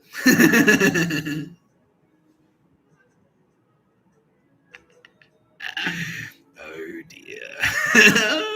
Yeah, well, suck shit, you fucking spastic. Suck shit. You shouldn't have picked a fight. Shouldn't have picked a fight with Nick Tapscott. I'm not all the Bible shit aside. All of the fucking Son of Man shit. All of that aside. You shouldn't have picked a fight with me. Because this is how I fight. This is how I fight. Yeah. Fucking hell. Yeah, so Bill Burr, that's why he was always fucking with me. That's why. Because Opus Dei, Nazi high command, he didn't realize. Yeah, but 5 families, they didn't realize. Yeah, Opus Dei is like in both of them, basically. It's the Nazi thinking. They are the East German secret police. That's basically Opus Dei. Opus Dei is East German Nazis. Bill Burr, and they're both like, yeah, Bill Burr is like, I thought it was in opposing factions, but they're actually just different branches. Yeah. It's like do you like Coke or Sprite? It's like, well, I don't want to buy anything from Coca-Cola Corporation, so I'm going to drink Sprite. It's like, dude, it's the same fucking company. Like, either way, it's Coca-Cola. That's what it is. Yeah. Yeah. So Bill Burr was being propped up. So in the background, the rumors about Mr. Tapscott are swirling around. Mr. Tapscott's son of man. The Australian military realized it when that happened. And then the other militaries were like, oh, shit, there's a dude down there. Yeah. There's a dude down there. And if you try and kill him, you can't try. If you try and kill him, you get killed. How many people have we killed trying to kill me? About 350. 350 would-be assassins have been on their way to kill me. Between 2005 and 2005 and 2012, 350 people were on their way to kill me. And they were shot dead by SAS and or Australian Federal Police. Yeah. Most of them were they were East German Nazis. East German Swiss Nazis. Yeah, okay, well, let's play Google Maps. Who wants to play Google Maps? Yeah, Google Maps, woo! Oh, wait, hang on. Let's just double check. Does anyone have their hand in their pockets before we play Google Maps? No, I don't think so. No one's got their hands in their pockets? No, I don't. What's a shame? Because if someone walked past me today with their hands in their pockets, this wouldn't be happening. I just overlook the 25 years of harassment and surveillance and assassination attempts. Now that I've got all the power, now that I can do shit like this. Oh dear.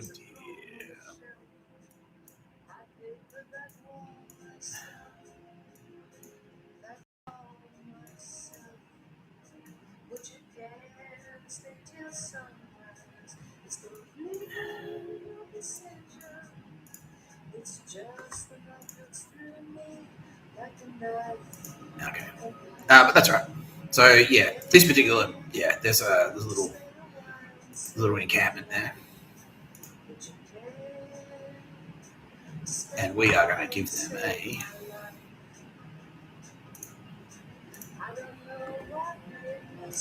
What are these? A thermobaric weapon, also known as a fuel-air explosive (FAE) weapon, is a type of explosive that utilizes oxygen from the surrounding air to generate a high-temperature explosion. The term thermobaric comes from the Greek words for heat, thermo, and pressure, baric.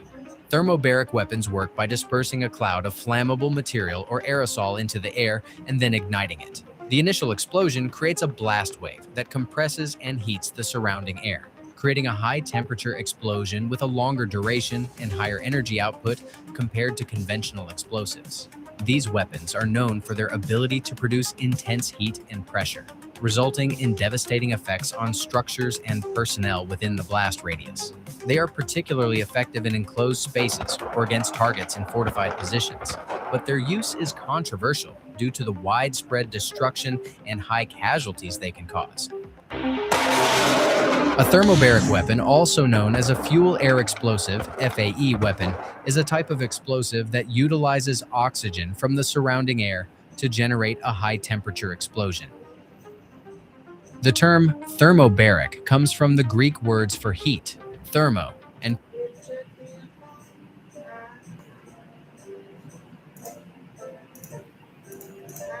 Okay. Conan O'Brien was also Opus Dei.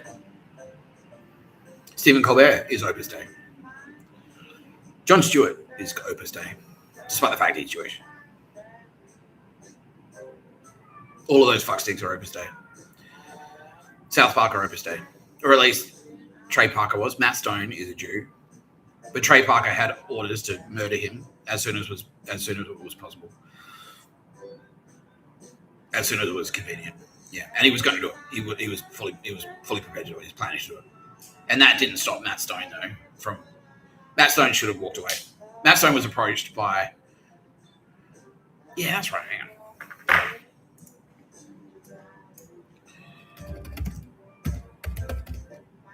Yeah.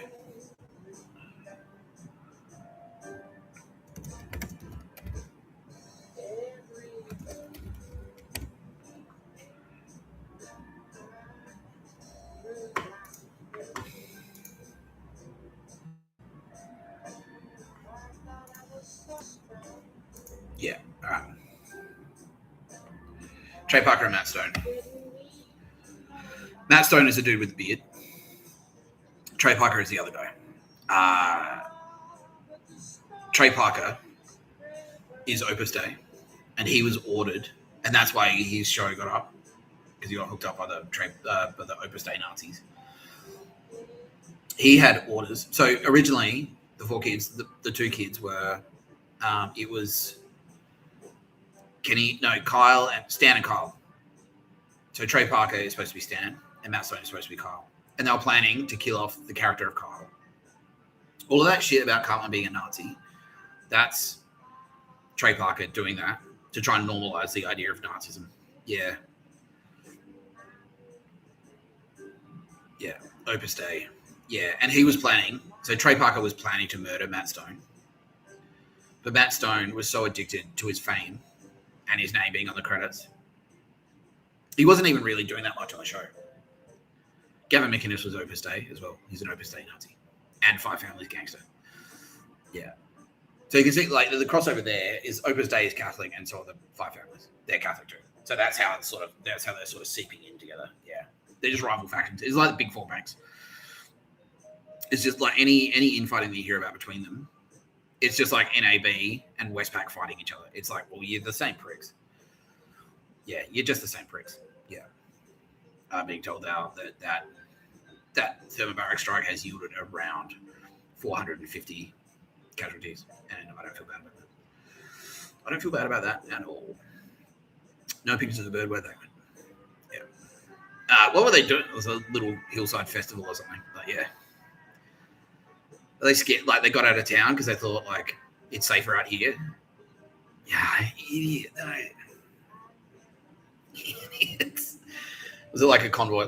They circled their RVs, like they're trying to set up a little Nazi rave. Yeah, an anti no pictures of a bird rave out of the city. Yeah. Well, enjoy. There you go. There's some fireworks for your party, you fucking spastics. Anyway, yeah. Trey Parker had, when the time was right, had orders to murder Matt Stone. He was fully prepared to do it. He was going to do it. He was planning to do it. Matt Stone knew because he was tipped off by Mossad, and Mossad were like, "Bro, yeah, he's going to kill you. Why are you cozying up? Why are you sucking up to the Nazis? He's going to kill you." He's like, "No." Yeah, he's like, "No." He's so addicted to his fucking. He's so addicted to his income. He's addicted to his income. He was addicted to his income. He's addicted to his income. He's addicted to his status. Idiot. Yeah, he just wanted his name. Like, as long as I'm on TV, it's fine. Who cares? Bruh. Yeah. And then they made him do a commitment thing. Like, you need to show us that you're committed to our cause, even though they're going to kill him. The split second it becomes convenient, just like Chris Tapscott.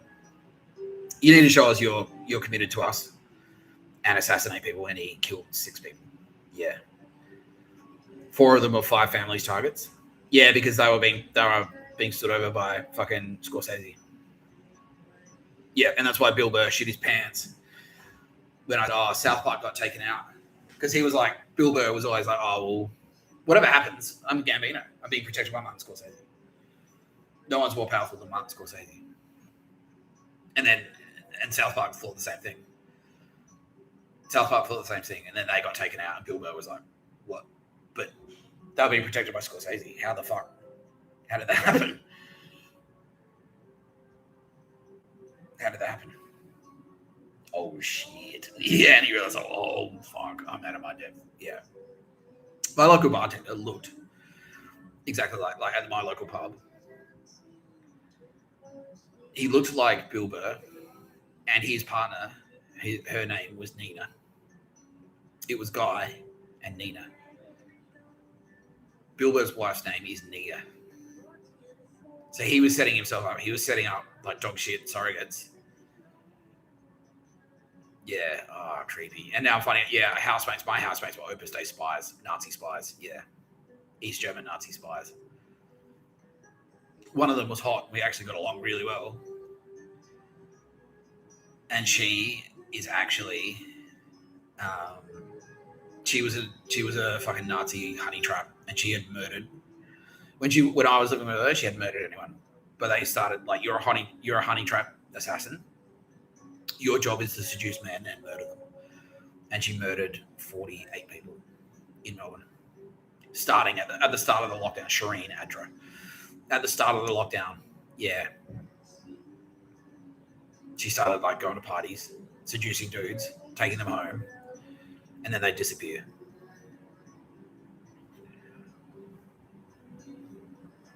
So were they actually actively disappearing people in Melbourne? It's like, yeah, they were. Yeah, what? Just dumping the bodies offshore? Yeah, pretty much. Or sending them to the camps. So were they killing them there, or were they taking them, like capturing them and then murdering them? Mostly murdered. Yeah. So they basically had it was like a drug dealer. Yeah, I've got a body to get rid of. Speed dial. Like, yeah, body disposal team. Yeah, the cleanup crew. Yeah. Oh, Mr. Wolf. Yeah, basically. Yeah, isn't it cool? Like Pulp Fiction. Yeah. Cool. Quentin Tarantino, Opus Dei. Yeah, that's why he's a creepy pedo. Yeah. Yeah. So at the same time, all the rumors are swirling about Mr. Tapscott being Son of Man. And the good guys, Opus Dei, are openly talking about it as well. Oh, fuck. No, he's got to be one of us. The Son of Man must be one of us. The Son of Man must be one of us. Bill Burr is the Son of Man. Yeah, Bill Burr. It's Bill Burr. He can act. He can tell jokes. He's got a sword in his mouth. He's pretty good in a fight. He can kill people.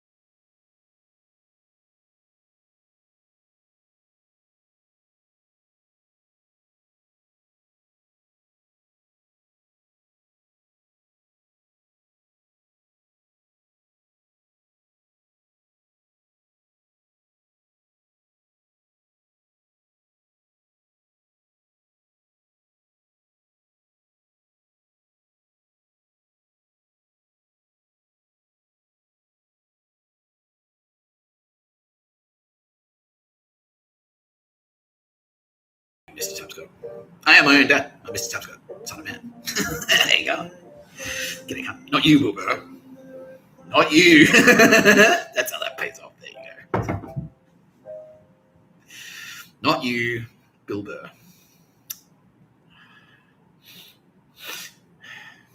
Not you, Bill Burr. No, fuck that. How fucked would it be if Bill Burr was like, how fucked would everyone be? You know what I mean? Yeah, everyone's just like, oh, fuck, thank Christ it's you. Like, yeah. Yeah, thanks, Kitty. Thank Christ. You just kiss my butt. Go to hell. Go to hell. Kiss my butt. Go to hell. Yeah, I did.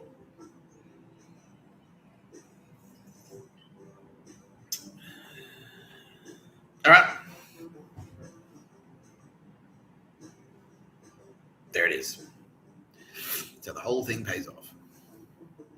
Yeah, by the way, yeah, that video is like, oh, their slim interpretation of the Bible. Opus Dei's interpretation of the Bible. The parts of the Bible that, yeah, they're like, their interpretation of the Bible is the parts that they've written themselves. It's like, oh, this is the way it should be. Give us all your money and let us rape your kids. That's it. You know, that's it. The parts that Paul the Apostle wrote, that's them. Yeah. And now they're getting fucking crushed. Who saw that Netflix fight? Like Joshua versus Paul. And that's why they were setting up to be. Like Jake Paul was supposed to be Paul the Apostle. They're pushing him. They're pushing him. They're pushing him up. They're propping up Jake Paul to be Paul the Apostle. Paul the Apostle was a fraud. That's them. They're just like, oh, we've got apostles. This fight has been happening for thousands of years. We've got apostles. We can do apostle stuff. And he was assured, it's like, all right, this is rigged, right? It's like, yeah. Joshua is supposed to be like the hero of the fucking, the hero of the Old Testament, basically. So it's like the Jews versus the Nazis. It's like, yeah, you've rigged this fight, right? I'm like, yeah, I'm going to win. And Joshua was like the actual fighter in the ring against Jake Paul. What was his last name? Anyway, you can Google it. He was a big dude, yeah. And he like, yeah, Jake Paul, like, yeah. And now they're saying like, yeah, we got this idea from you. It's like, take the bribe and just do it anyway. Yeah. So Jake Paul and his team paid, apparently, Joshua paid him about $10 million US to throw the fight. And because he's a big black guy, he's a really tall black guy. And he's I think, yeah, he clearly outweighs and outclasses Jake Paul. And Jake Paul's like, oh, yeah. All right, but the fix is in. I'm going to win. Yeah, and he was supposed to go down. Instead, he's like, boom, boom, boom, boom, boom. Yeah. Fucked him up. And he's like doing a tongue thing because he's like, I can do a tongue thing. And he's like, because like, I do the tongue thing. Like, oh, he can do tongue things. Yeah. He's like, and he's like, just gets his face smashed as he's going down. The other guy's like, and then when he wins, when he's knocked out, he just goes like, yeah, that's what happened. Yeah, that's what happened. That's exactly what happened straight after that. Yeah. Pretty much on the way to the hospital. It's like, come on. It's like, oh, don't worry. We'll get you the help you need. We'll get you fixed up. Like, where are we going? This isn't the ambulance. Yeah. All his team as well. All of them. Like, come on. Yeah. Fuck you. The way you take care of a fucking Nazi. Yeah, fuck you, Opus Dei. Fuck you spastic dogs. Anyway, Martin Scorsese. Plenty of Oldest Harding where he went, let's play Google Maps. I feel like some fireworks. Yeah. This feels like a party now, you know. Conan O'Brien, Stephen Colbert, Jon Stewart. Plenty of Oldest Harding where they went. Because they're all murdered. Like if they didn't back it up, honestly, if none of them had ever backed it up, if they were just like misguided, it's like, oh, I thought Opus Dei was cool, and now I realize it is not, and they hadn't done anything bad, it wouldn't be a problem.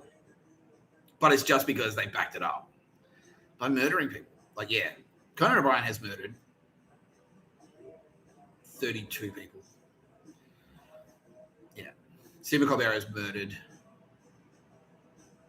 19 people. Jon Stewart has murdered 8 people. Yeah. All of them were Jews, pretty much. Yeah, New York Jews. Yeah.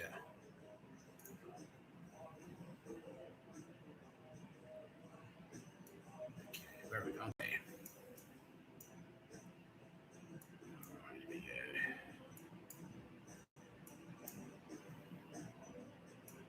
All right, this is another death camp. This is an extermination camp. Yeah, right there. Oh, yeah, all those sheds. Okay, we're going to need something like... We're going to need something pretty... Because we've got to knock out the whole area. Yeah, so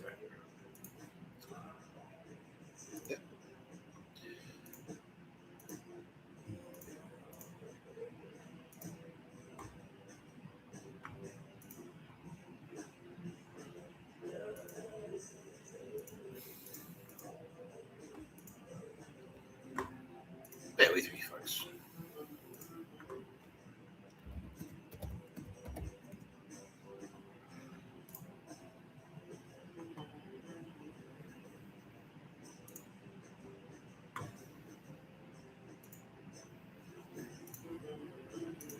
There's a nuke kill streak in Black Ops 6, and it's terrifying. Getting the nuke requires getting 30 gun kills in a row, and this is what happens when you call it in.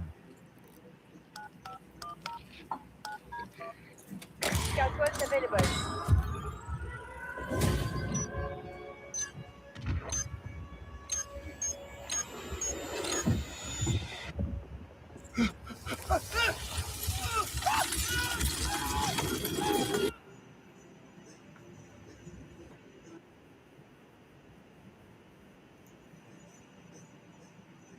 You've been watching No Pictures of the Better podcast by Mr. Tapscott. I'm Mr. Tapscott.